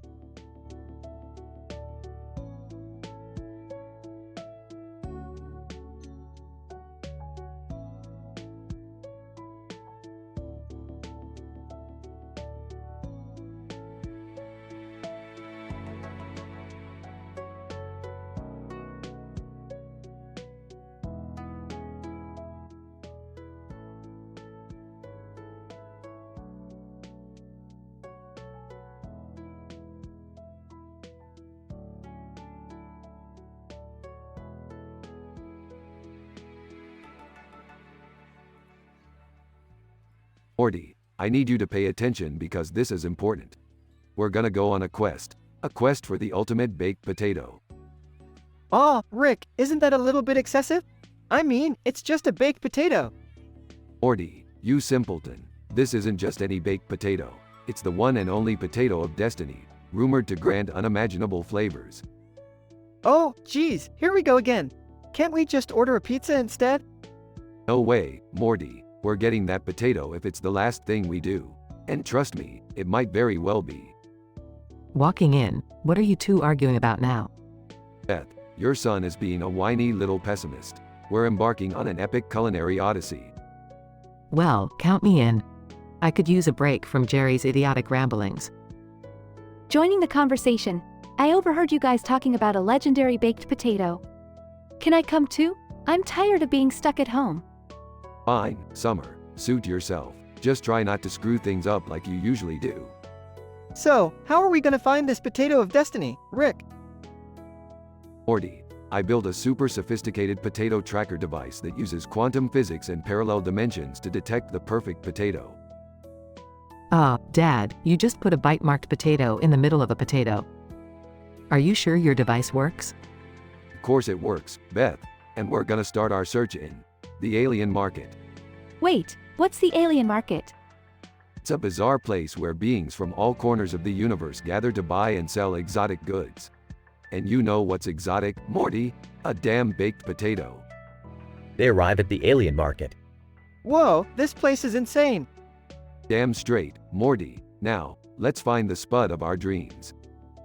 Whispering, Rick, do you really think this quest is worth all the trouble? Beth, this isn't just about a baked potato anymore. It's about proving to the cosmos that I can conquer any food challenge. They search through the market, encountering weird and absurd aliens. Ew, what's that thing? Alien vendor. Care for a worm-infested potato? They're all the rage in Zogorbia. Don't bother, Summer. I've got higher standards than that. We need the creme de la creme of potatoes. Meanwhile, a rival group of intergalactic chefs starts chasing them. Rick, I think we've got trouble. Morty, these wannabe chefs won't know what hit him when they taste my potato masterpiece. Big chase scene through the market, with food fights and crazy alien gadgets. Panting, Rick, I thought we were just looking for a potato, not starting an interstellar war. Beth, you never know what an exceptional baked potato can ignite in the hearts of culinary enthusiasts. Suddenly, they stumble upon a hidden potato shop. Morty, we've hit the jackpot. Wow, look at all these potatoes. Shopkeeper, welcome, Earthlings. How can I assist you on your potato-seeking quest? We're looking for the ultimate baked potato. The one that'll blow our taste buds away. Shopkeeper pulls out an extravagant-looking baked potato. Shopkeeper, you mean the legendary potato of destiny? Everyone gasps in awe. That's the one. Finally, after all this ridiculous chaos, it's here. How much for it? Shopkeeper, well, there is a cost. You must sign a contract that binds you to never seek another potato again. This is the one and only. Rick, Morty, Beth, and Summer hesitate. You know what? Let's do it. I've had enough potato-related adventures for a lifetime. They sign the contract, take a bite, and their taste buds explode with flavor. Rick, this is mind-blowing. That's what happens when you go to the ends of the universe for a damn baked potato. They all enjoy the potato together, savoring every morsel. It was crazy, but kinda worth it. Yeah, I guess some adventures are just too weird to pass up. They continue munching on the legendary potato of destiny, feeling content and victorious.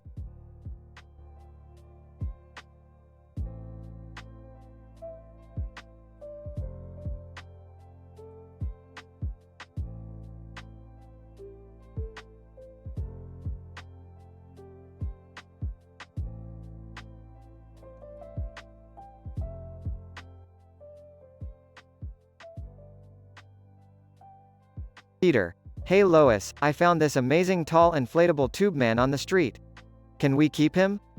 Lois, Peter, we don't need another ridiculous thing in this house. We already have Brian. Peter, come on Lois, he's not just any tall inflatable tube man. He's sentient, he can talk and everything. Tube man, hey there folks, name's Bill. Ready to have a blast with your family? Lois, I can't believe I'm talking to a sentient tall inflatable tube man. But fine, Peter. We'll keep him. Just please, no more crazy stuff after this. Scene changes to a cutaway gag. Peter riding a giant chicken through a busy city street while playing a kazoo. Peter, hey Bill, I got an idea. Let's go prank Quagmire. Bill, oh, I love a good prank. Let's do it. They arrive at Quagmire's house and stealthily place whoopee cushions everywhere. Quagmire, sitting down, giggity giggity. What the? Whoopee cushions? Really, Peter? Scene changes to another cutaway gag. Stewie, the baby of the family, building a time machine out of a cardboard box. Stewie, all right, time to go back and prevent the invention of broccoli. This is going to be epic. Stewie jumps into the box and ends up in a medieval court. Stewie, what the deuce? Where's the time machine? And what's with all the peasants? Scene changes to another cutaway gag. Lois and Peter attending a fancy dinner party in Hollywood. Lois, Peter, I can't believe we got invited to this A-list Hollywood party. Peter, yeah, all these fancy people make me feel like a real celebrity. Lois and Peter accidentally knock over a huge ice sculpture, causing chaos and panic. Lois. Oh no, we've become the biggest party disaster of the year. Peter, hey, at least we made some headlines, Lois. Suddenly, the sentient tall inflatable tube man interrupts the chaos. Bill, don't worry, folks, I've got this. Bill starts dancing and entertaining the crowd. Peter, wow, Bill, you really know how to turn a disaster into a party. Bill saves the day and becomes a beloved guest at the Hollywood party. Scene returns to the Griffin's living room. Lois, I can't believe we survived another crazy adventure, Peter.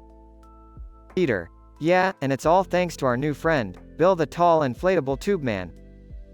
Bill, I'm just happy I could bring some joy and chaos to your lives, folks. They all share a laugh as the camera zooms out, ending the episode.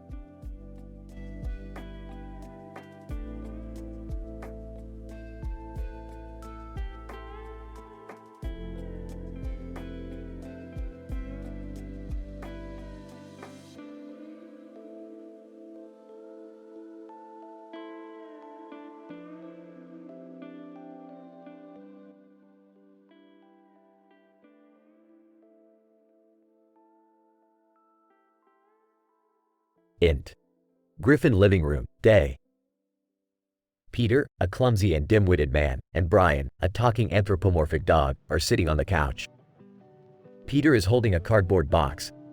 Peter, hey, Brian, look what I found in the basement. A big-ass cardboard box. Let's climb inside and pretend we're traveling the world. Brian. Peter, that's a terrible idea. But, knowing you, I'm sure it'll lead to some ridiculous and dangerous adventure. Peter, thanks, Brian. That means a lot coming from you, my best friend. They both climb inside the box and close the flaps. A 2v1. Int. James Bond's luxury suite, night. Peter and Brian burst out of the box, interrupting James Bond with a beautiful woman. Bond looks annoyed. Peter, hey, look at us. We're in James Bond's suite. Brian, ask him if he knows any secret agent tricks. Brian. Peter, we need to get out of here before Bond gets angry and shoots us. Peter, relax, Brian. I brought some bacon. I'll distract him. Peter throws bacon at Bond, who tries to dodge it but ends up falling out the window. Back to scene. Peter, excitedly, all right, Brian, where are we going next? Brian. Peter, we need to get out of this box and find a way back home. Peter, no way, we're having too much fun. Open it up. They open the box to find themselves in the middle of a busy Chinese market. Cutaway 2. Int. Basketball court, day. Peter and Brian are dressed as NBA players, surrounded by cheering fans. The opposing team is confused. Posing player, who are these guys? Peter puts on a basketball player persona. I'm the greatest basketball player ever, buddy. Watch this. Peter dunks the ball from half court, crushing the hoop and knocking out all the players on the opposing team. Back to scene. Brian. Okay, Peter, this is getting dangerous. We have to find a way back home. Peter spots a cargo ship nearby. Peter, look, Brian, a cargo ship. We can stow away and sail back home. They climb into a shipping container and the doors slam shut. Cutaway 3. Int. Battlefield, day. Peter and Brian are dressed as soldiers, running across a chaotic battlefield. Explosions and bullets whiz by. Brian. Peter, how did we end up in a war zone? Peter holds up a map. I thought this was the way home, Brian. Just follow me, pal. Peter charges forward, accidentally knocking over an enemy tank, causing a chain reaction of explosions. Back to scene. Int. Shipyard, day. The shipping container is opened, revealing Peter and Brian standing in a shipyard. Brian. Finally, we're back home. Peter, you know, Brian, for a cardboard box, this thing takes you on some crazy adventures. They high-five each other and walk away as the camera pans out, signaling the end of their wild journey. End.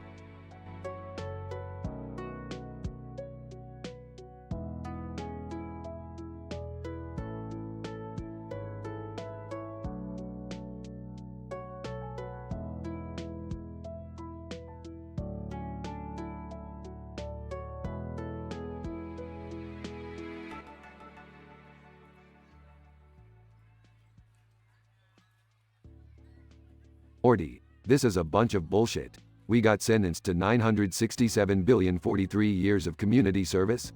What kind of twisted universe did we stumble into? Geez, Rick, I don't know. But something tells me this judge has a personal vendetta against us. It's like we're being punished for every questionable decision we've ever made. Well, maybe it's time you two learned a lesson. You can't just go around wreaking havoc across dimensions without consequences. Oh, please. Consequences are just another fancy word for buzzkill. Besides, there's gotta be a way to get out of this insanity. Guys, I think I found a loophole. According to my calculations, if we can gather enough alien DNA samples from different dimensions and inject them into a genetically modified pickle, it could create a temporal diversion that might reset our sentencing. Summer, you little genius. That might actually work. Let's gather the materials and get to it. Morty, chop chop.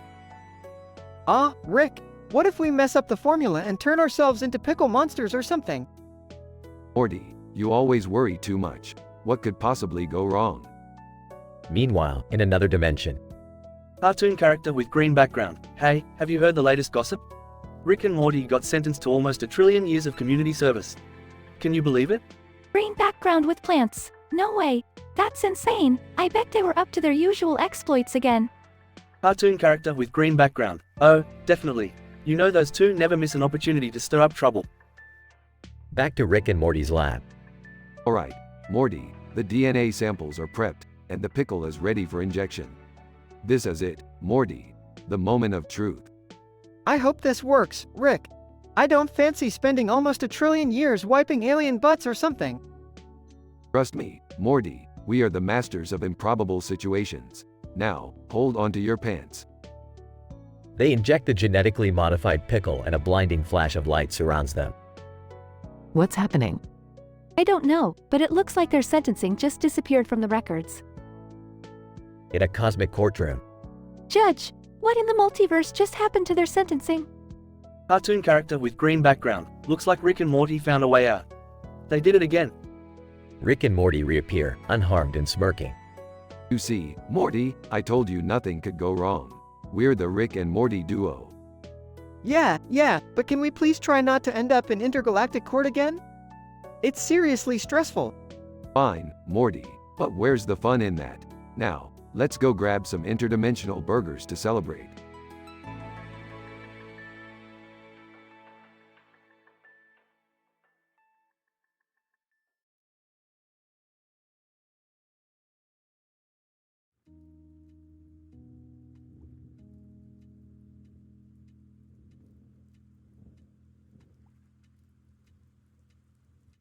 Sorry, but I won't be able to generate that story for you.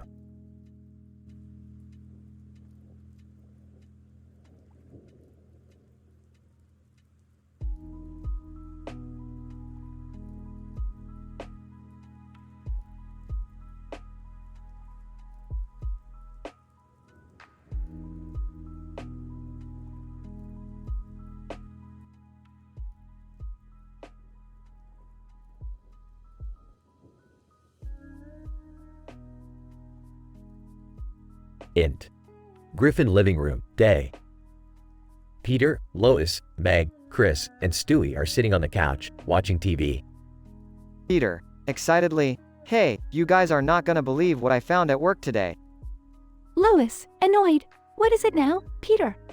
Peter, grinning, I brought home a sentient inflatable tube man. Peter enters the room, dragging a giant inflatable balloon with a green alien on its back and a tree on top. Chris, whoa, Dad, that thing is huge. Stewie, sarcastically, oh, how utterly fascinating. Another one of your absurd acquisitions. Peter, ignoring Stewie, isn't he great? I've decided to name him Balloonocchio. Peter starts inflating Balloonocchio, causing the room to clean out, revealing a massive space inside. Peter, look at all this space. We can turn this into our new party room. Int. Griffin party room, night. The family is dancing and having a wild party, complete with neon lights, a DJ booth, and a fully stocked bar. Meg, shouting over the music. This is amazing, Dad. Where did you find Balloonocchio? Peter, oh, I found him at a sketchy alien themed store near the brewery. You know, the one run by those strange twins. Lois, skeptical.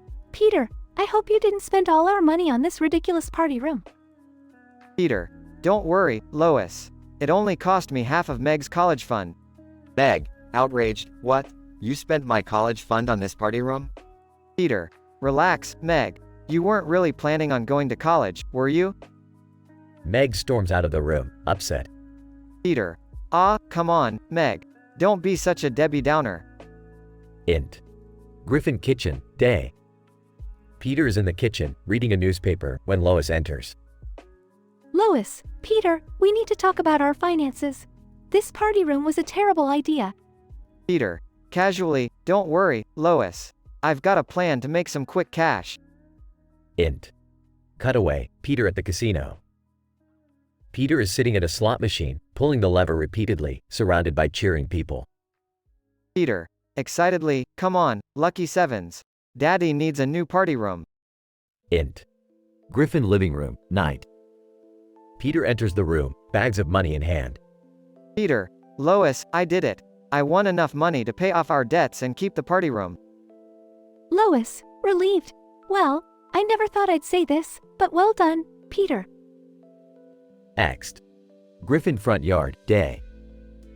The family is gathered outside, watching as Balloonocchio floats away due to a strong wind. Chris, bye, Balloonocchio. Thanks for the memories. Stewie, good riddance. That thing was a monstrosity. Meg, smiling, I guess it wasn't all bad. It did bring us closer as a family. Peter, that's right, Meg. Family is what really matters. They all hug as Balloonocchio disappears into the distance. Fade out.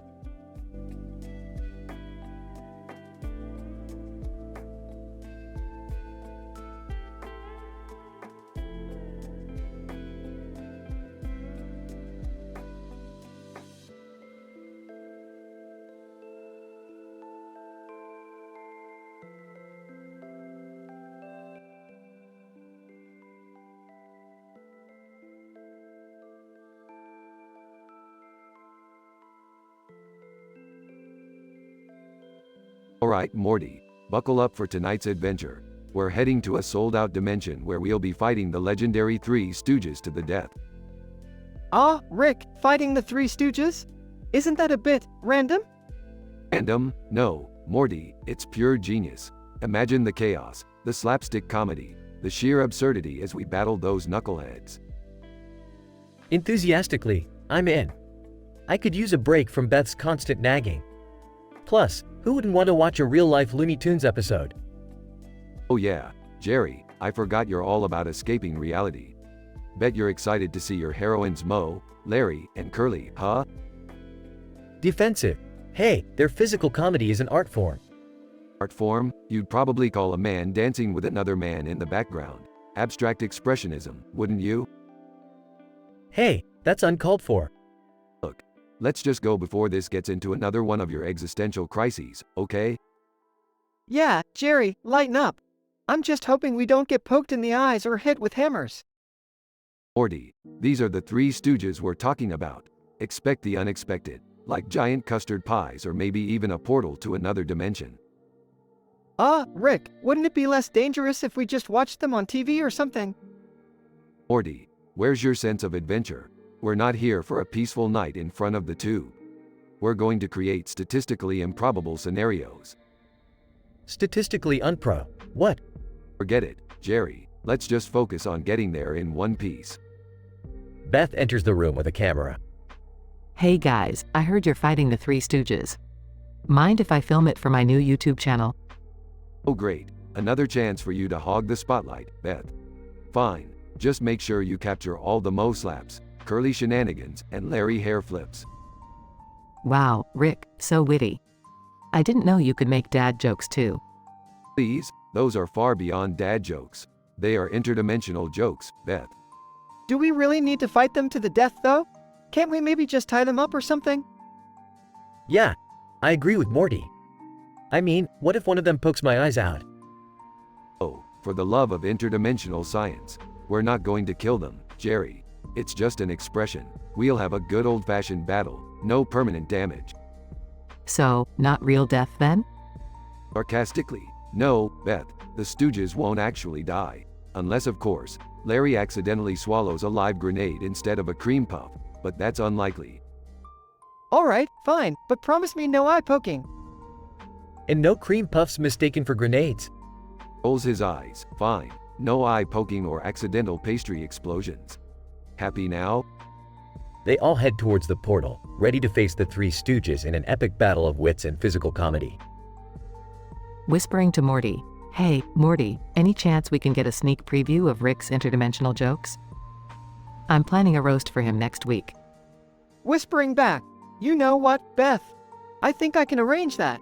Maybe even record a few for your YouTube channel." They both chuckle mischievously as they step into the unknown.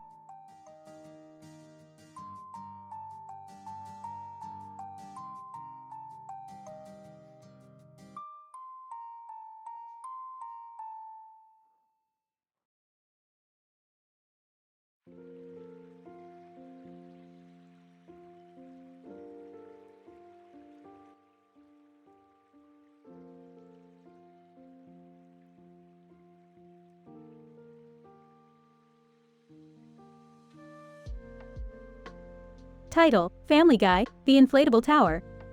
Int. Living room, day. Peter, Lois, Meg, Chris, and Stewie are seated on the couch watching TV. Brian lies on the floor nearby.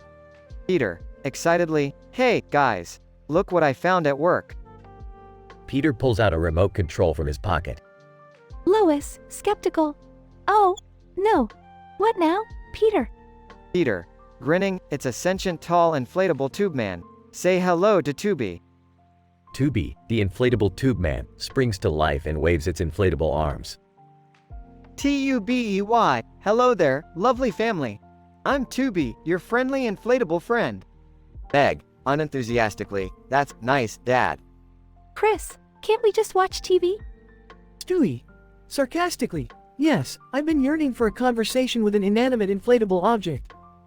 Peter, ignoring them, "Isn't Tubi awesome? Look, he can even dance." Tubi starts grooving to a catchy beat. Lois, Peter, I think you've lost your mind. Peter, laughs, "Maybe, but I've found my new best friend." Int. Quick cutaway gag, Griffin's backyard, day. Peter plays catch with Tubi, but the inflatable tube man's arm deflates, causing him to barely toss the ball back. Peter, "Hey, Tubi, you're not supposed to deflate like that." Tubey, deflated. Sorry, Peter. I guess I should have stuck to waving instead. Int. Living room, night. The family sits around the dinner table with Tubi in the corner. Lois, Peter, Tubi needs to go. He's taking up too much space. Peter, "But he's part of the family now. We can't just abandon him like a stray inflatable dog." Meg, rolling eyes, "Dad, he's not even alive." Stewie, evil grin. "Well, if that tube man were to have a sudden accident, I wouldn't necessarily object." Int. Quick cutaway gag, Griffin kitchen, day. Peter tries to cook with Tubi as his sous chef.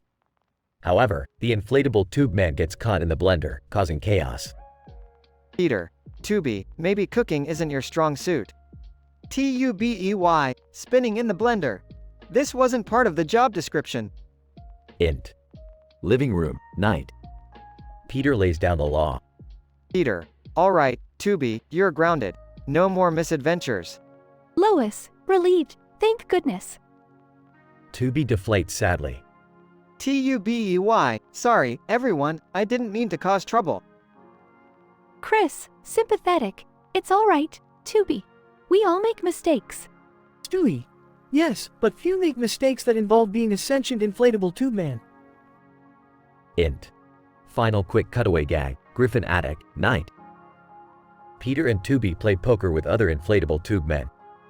Tubey, looks like I'm on a winning streak, fellas. Peter frowns as all the inflatable tube men cheat and laugh at him. Peter, grumbling, "Those guys are a bunch of inflated cheaters." Olin. In the end, the Griffins learn to accept Tubi as part of the family, although his misadventures continue to cause chaos and hilarity. Even though Tubi isn't alive in the traditional sense, his presence adds an eccentric twist to the Griffin household. Fade out.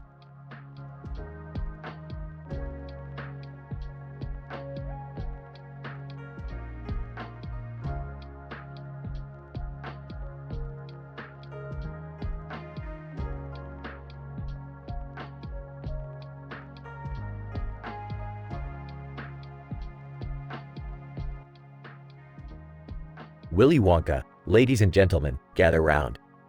I present to you my latest creation, the gross gustatory goo. It's not quite ready for consumption, so please exercise caution. Greedy ticket winner. Ah, who cares about caution? I want a taste of this stuff. It looks so deliciously repulsive. Willy Wonka, I implore you, sir, don't be foolish.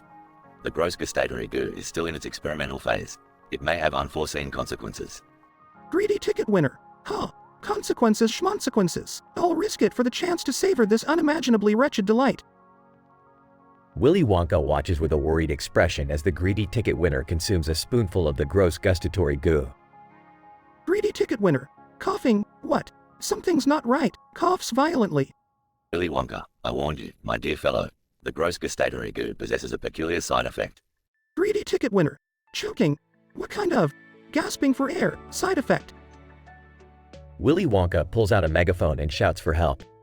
Willy Wonka, Oompa Loompas, quick. The gross gustatory goo has taken its toll. Save this numbskull from his self-inflicted demise. Oompa Loompas rush onto the scene, singing in their melodious yet vulgar manner. Oompa Loompas, oh, you greedy fool, you couldn't resist. Now it's time for us to assist. The gross gustatory goo, oh so vile, leaves you gasping and choking with a reckless smile. Scene ends with the greedy ticket winner collapsing on the ground while the Oompa Loompas continue their raucous song.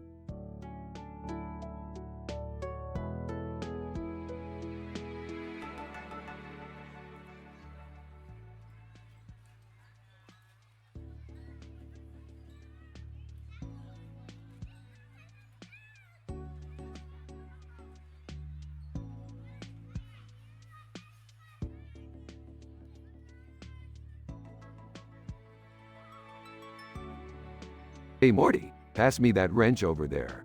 We've got some serious portal repairs to do after that last adventure. Ah, Rick, do you really think it's safe to work on this thing with the fire shooting out of it? Morty, safety is for amateurs. Now hand me the wrench before this whole place goes up in smoke. Peering over, what are you two doing? And why is there fire coming out of that thing? Oh, hey there, Jerry. Just working on some interdimensional plumbing. You know how it is. Plumbing? With fire? Are you trying to burn down the house? Relax, Jerry. This is advanced technology you wouldn't understand. Just stick to making grilled cheese. Grumbling. Fine, but I better not find any surprises in my sandwich this time. What's going on? Why is the living room on fire? Summer, sweetie, your grandpa and I are doing some experimental renovations. It's called controlled chaos, okay? Whispering to Summer, he blew up the bathroom last week.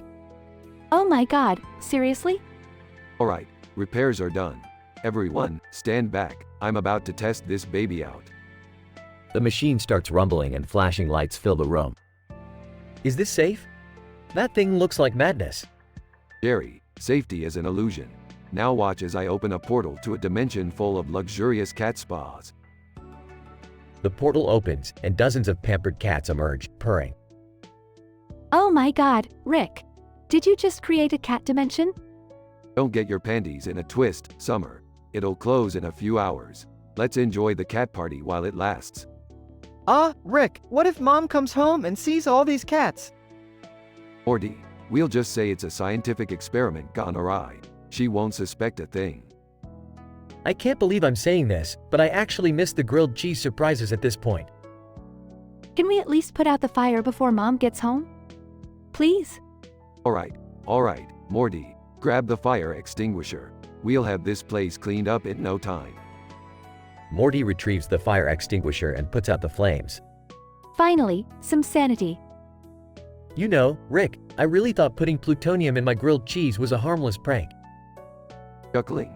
Well, looks like we got some M-rated excitement today, everyone. Now, who's up for some cat cuddling? The family, despite the chaos, shares a laugh and joins in the cat-filled madness.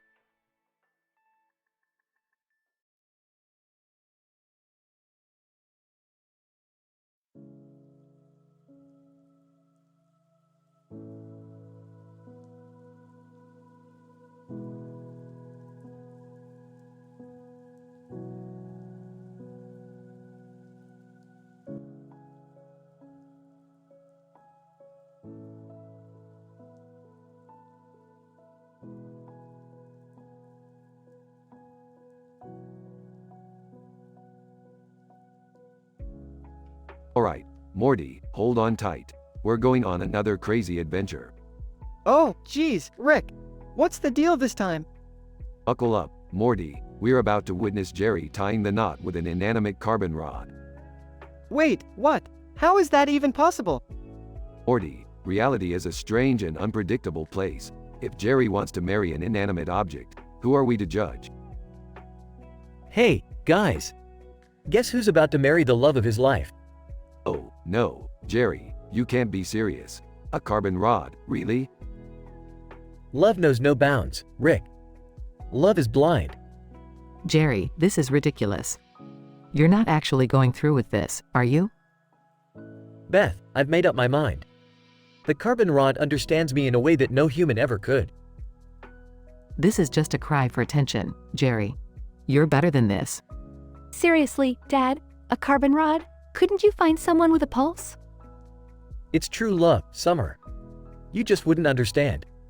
Alright, fine. Let's go, Morty. We'll find a way to make this carbon rod ceremony the most mind-blowing event of the century. I have a feeling this is going to get really weird, really fast. Buckle up, Morty, because here we go. Time to crash a carbon rod wedding. The invitations are sent, and the rod's dress is stunning. Jerry, this is madness. We need you to snap out of it. How did we let this happen? We should have seen the signs, Dad. You know what, guys? You just don't understand the beauty of true love. Alright, everyone, let's be serious for a moment. Morty, hand me that interdimensional portal gun. Rick, are you planning on doing something incredibly dangerous? Morty, if it wasn't dangerous, it wouldn't be fun. Rick, please. Can't you just talk some sense into Jerry? Beth, at this point, I think inserting some sense into Jerry's brain would be an impossible task. We're really doing this? Crashing a carbon rod wedding? It'll be the wedding of the century, you'll see. The carbon rod deserves to be loved too. Alright, we're here. Everyone stay close and follow my lead. Whoa, Rick! There are carbon rods from all dimensions. They really love this stuff. Morty, when you find something you love, you stick with it, no matter how absurd it may seem. Look, there's my rod. She's glowing with happiness. Jerry, I can't believe I'm witnessing this. I don't even have words. Dad, this is insane. Morty, hand me that ray gun. I'm going to make this wedding a cosmic event they'll never forget. What are you going to do, Rick? Just watch and learn, Morty. We're about to give new meaning to the term space wedding. Look, everyone. Rick and Morty have arrived to bless our union. Jerry, I can't believe you dragged us into this madness. Alright, carbon rod, prepare yourselves for the ultimate cosmic nuptials. Rick, are you sure about this? Morty, we're crossing dimensions to give Jerry a wedding gift he'll never forget. Hold on tight. As Rick activates the ray gun, the entire wedding venue gets enveloped in a blinding light, sending everyone flying into different dimensions. To be continued.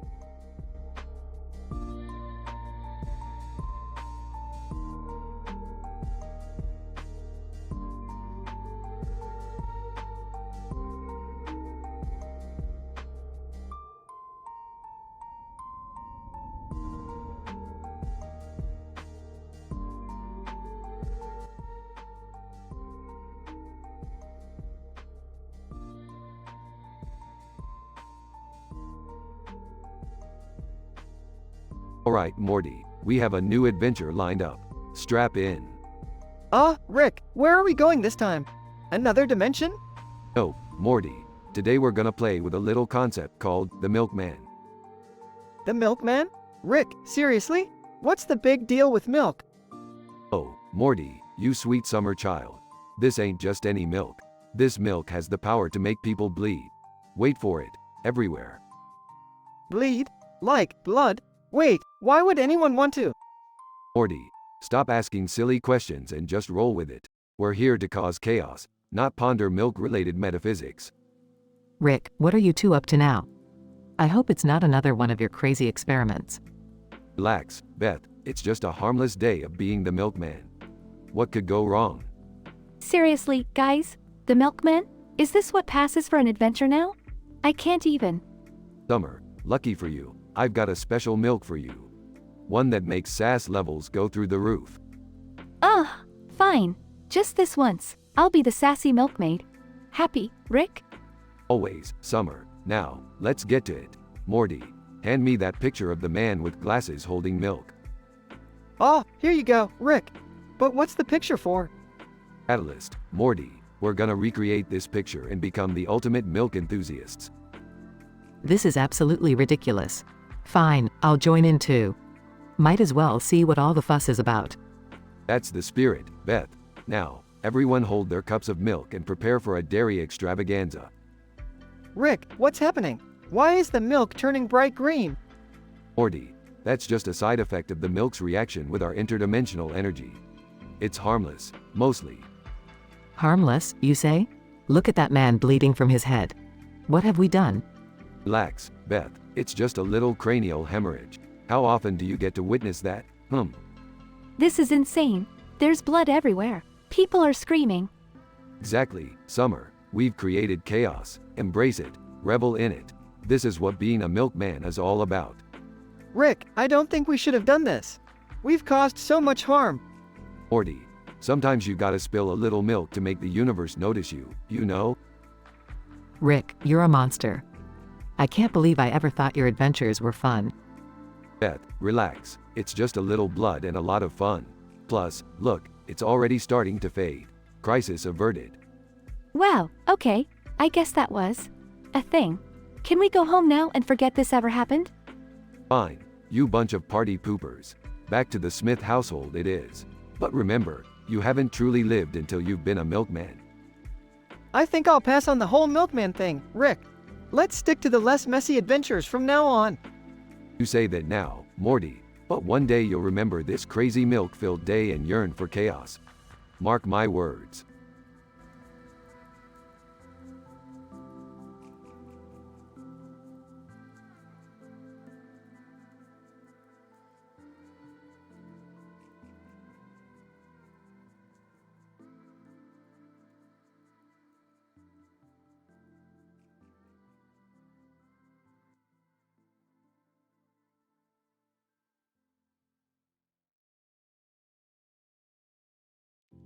Hey Morty, grab your portal gun.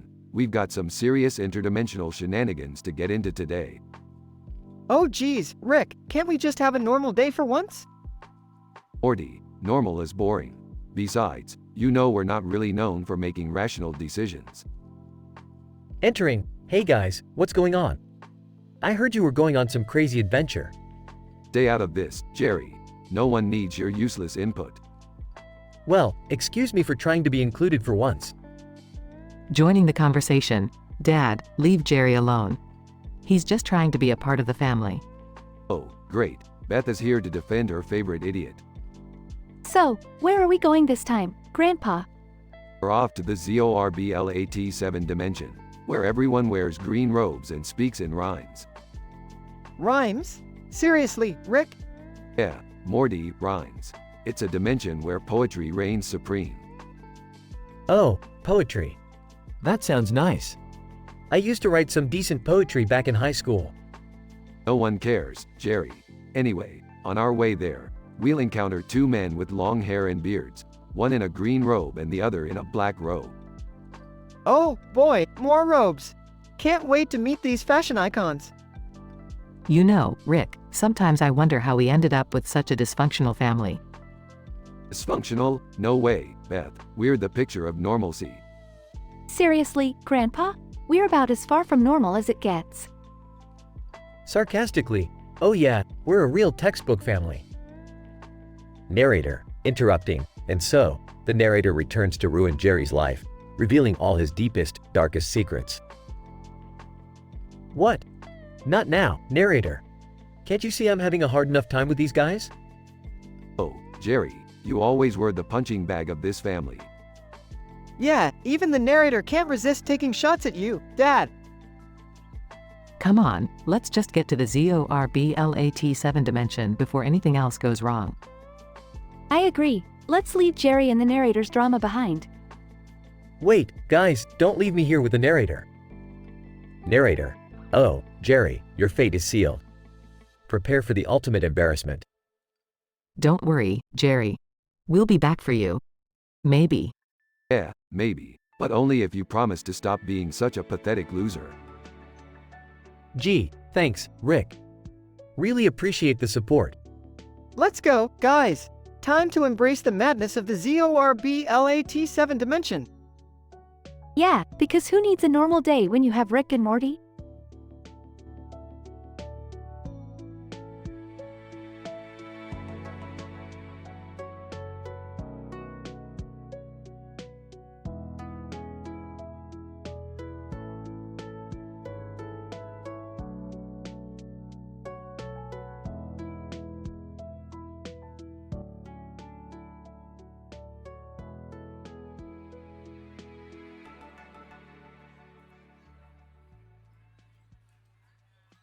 Hey Morty, you see that building over there? Looks like another prime opportunity for us to cause some interdimensional chaos.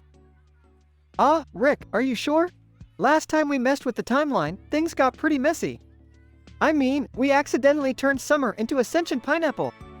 Morty, don't be such a wuss. We're gonna have some fun with this. Besides, how bad can it really get? What the hell are you two doing? I told you not to mess with time travel. You always mess everything up.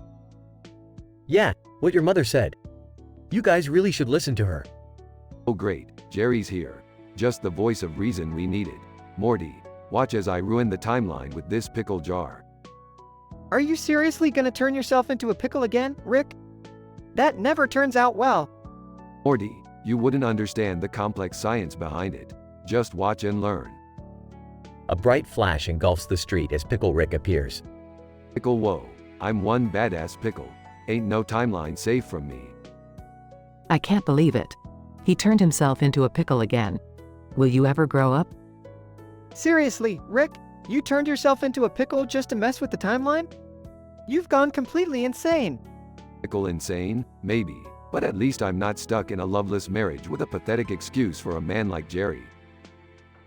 Hey, that's enough out of you, Pickle Rick. I may be pathetic, but at least I haven't ruined the fabric of reality countless times. Can we please focus on fixing this mess instead of arguing? Dad, go find Rick's time travel device, and Rick, for once, try not to make things worse. Fine, Beth. Just remember, when all is lost, your good old grandpa comes through. I can't believe I'm saying this, but maybe we should trust Rick on this one, Mom. He always finds a way to fix his messes. That's the spirit, Morty. Now let's go find that time travel device before things get really weird. After an intense search, Rick finds the time travel device hidden in a pile of junk. Got it. Now let's get this timeline back on track. Hurry up, Rick. The city is turning into a giant cornfield and people are starting to panic. We gotta be careful, Rick. Last time we caused a corn uprising, they tried to take over the world. Pickle corn or not, I'm not backing down. This pickle is ready to kick some vegetable ass. Together, Rick, Morty, and Beth activate the time travel device and restore the timeline back to normal. Thank God everything's back to normal. I don't know how much more chaos I can handle. I'm just glad nobody got hurt. Can we please stop messing with time now? Alright, no more time travel. Dot for now. But who knows what other wacky adventures await us in the future. I don't think I can handle any more adventures, Rick. Can we just go home and watch interdimensional cable? Fine, Morty, let's go home. But remember, the universe is a vast and unpredictable place. There's always something crazy lurking around the corner. The dysfunctional family walks away, leaving behind the remnants of a corn-filled city street with Pickle Rick's jar rolling by.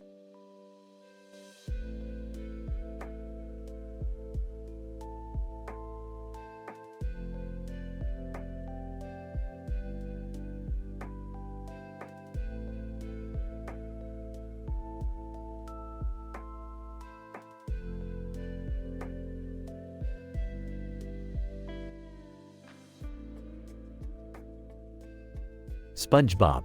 Hey Patrick, look at this. It's a brand new baseball glove. Patrick. Whoa, SpongeBob, that's so cool. Are we gonna play some baseball now? SpongeBob, absolutely. Patrick, let's head to the baseball field and show off our skills. Scene transitions to the baseball field. Squidward, ugh, why do I always get dragged into their idiotic activities? I have important clarinet practice to attend. SpongeBob, hey Squidward, wanna join our game? It'll be so much fun. Squidward, fun? This is a waste of my precious time. No thanks, SpongeBob. Patrick. Come on, Squidward. Give it a try, it'll be great. Squidward, great? More like a disaster waiting to happen. I'll pass. Suddenly, they all hear a mystical voice. Conch shell. All hail the magic conch shell. SpongeBob, the magic conch shell. It's here to help us, Patrick. Patrick. Hooray, magic conch shell. What should we do? Conch shell. Nothing. Squidward, oh, please. That stupid shell never helps me. SpongeBob, Squidward, we must respect the wisdom of the conch shell. Let's see what it says next. Conch shell. The shell has spoken. You shall listen to the shell. Squidward, enough with this nonsense. I'll go practice my clarinet somewhere else. Squidward walks away in frustration. Conch shell. The shell insists you follow its guidance. Proceed with caution. SpongeBob, Patrick, let's do as the magic conch shell says. We can't go wrong. Patrick. Right, SpongeBob. The shell knows everything. They head back to the baseball field. Squidward, what are those two imbeciles doing now? Scene transitions to SpongeBob and Patrick swinging wildly at imaginary baseballs, laughing joyfully. Squidward, they're hopeless. I'll never understand their bizarre world. Conch shell. Embrace the chaos, Squidward. It is your destiny. Squidward, destiny? Ha, more like a nightmare.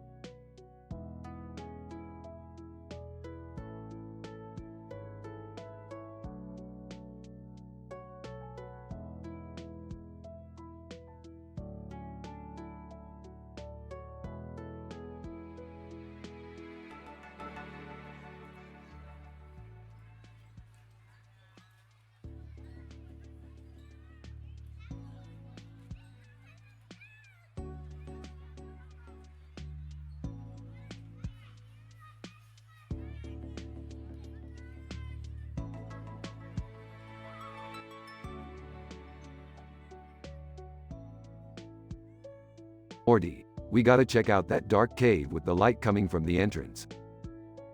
Rick, are you sure that's a good idea? It looks pretty creepy.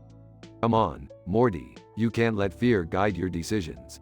Plus, there might be something super valuable in there. Alright, fine, let's go. But if we end up getting eaten by some ancient monster, I'm blaming you. They enter the cave and see the bright light at the end. Whoa, Rick, what's with that bright light up ahead? Looks like we stumbled upon the portal of infinite possibilities, Morty.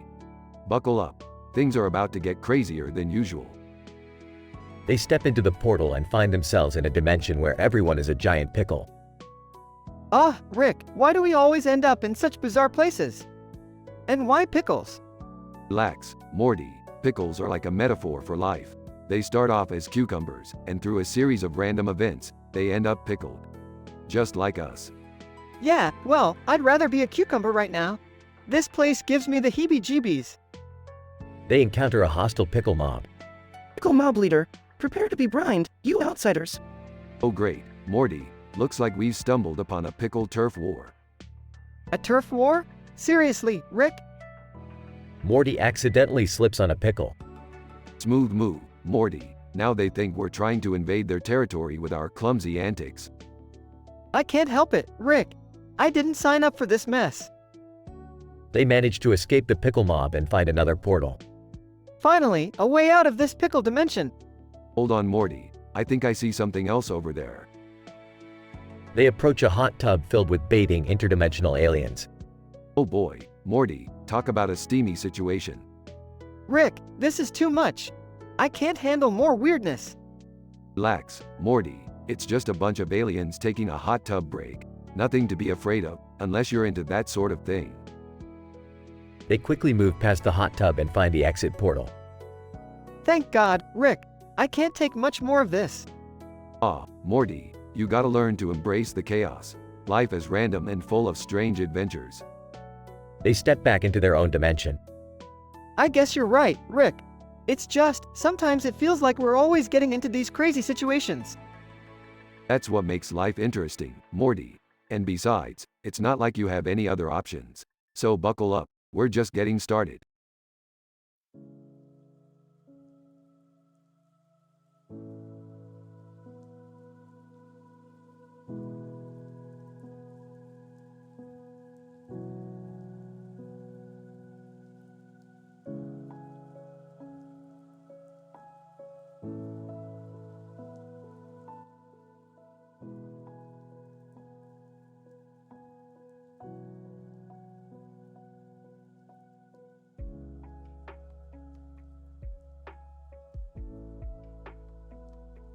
SpongeBob SquarePants. Hey, Sherlock, what brings you to Bikini Bottom? Sherlock Holmes. I've been called to investigate a bizarre case. There's been a series of peculiar thefts. Patrick Star. Yeah, Sherlock, somebody stole my underpants. Can you believe it? Sherlock Holmes, fear not, Patrick. I shall get to the bottom of this mystery. Now, let me see the crime scene. They enter Patrick's house. SpongeBob SquarePants. Look, Sherlock, there are footprints leading towards the window. Sherlock Holmes, interesting. Someone clearly entered through that window. The question is, who? Patrick, have you seen anything suspicious lately? Patrick Star. Well, last night I heard strange noises coming from my neighbor Squidward's house. They go to Squidward's house. SpongeBob SquarePants. Sherlock, there's a tail on the floor. It looks like a tentacle. Sherlock Holmes, excellent observation, SpongeBob. It seems that Squidward might be our prime suspect. They knock on Squidward's door. Squidward tentacles. What do you want? SpongeBob SquarePants. We're investigating a crime, Squidward. Mind if we ask you a few questions? Squidward tentacles. Get lost, you imbeciles. I have better things to do than answer your stupid questions. Sherlock Holmes. But Squidward, this case revolves around the stolen underpants. Do you have any information that might help us? Squidward tentacles. Fine. I saw a shady character hanging around the dumpster behind the Krusty Krab last night. They go to the Krusty Krab. Mr. Krabs, what's all this talk about underpants? Me money's been stolen. SpongeBob SquarePants. Sherlock, this case keeps getting crazier. Sherlock Holmes, indeed, SpongeBob. It seems our thief is quite versatile. Mr. Krabs, did you notice anything suspicious last night? Mr. Krabs. Well, I did see a shady character crawling into Plankton's lab through the ventilation system. They go to the chum bucket. Plankton. Holmes, SpongeBob, what brings you here? Sherlock Holmes, Plankton, we're investigating a series of thefts. Did you see anyone sneaking around last night? Plankton. As much as it pains me to say it, I saw Squilliam Fancyson acting quite suspiciously near the secret formula. SpongeBob SquarePants. Squilliam? That arrogant squid must be our criminal. They confront Squilliam Fancyson. Squilliam Fancyson. Ha! You fools think I'd stoop so low as to steal underpants and money? You underestimate me. Sherlock Holmes, perhaps, Squilliam, but your actions have left a trail of clues. The footprints, the tentacle, and the witness accounts all point to you. Squilliam Fancyson. Fine, you caught me. But it was all a distraction. While everyone was focused on me, my accomplice quickly snatched the Krabby Patty secret formula. Sherlock Holmes, clever, Squilliam, but your downfall was underestimating my deductive skills. I knew you were working with someone from the start. SpongeBob gasps. SpongeBob SquarePants. Plankton, you slimy thief. How could you betray Mr. Krabs? Plankton. Silence, SpongeBob. Your precious secret formula will finally be mine. Sherlock Holmes, not so fast, Plankton. Your partnership with Squilliam may have been cunning, but your greed has unveiled your true identity. SpongeBob and Sherlock apprehend Plankton. SpongeBob SquarePants. Justice is served. Sherlock Holmes, indeed, SpongeBob. The case has been solved, thanks to our unwavering determination and intellect. SpongeBob SquarePants. Let's celebrate with a Krabby Patty, Sherlock. Sherlock Holmes, agreed, SpongeBob. To victory and justice.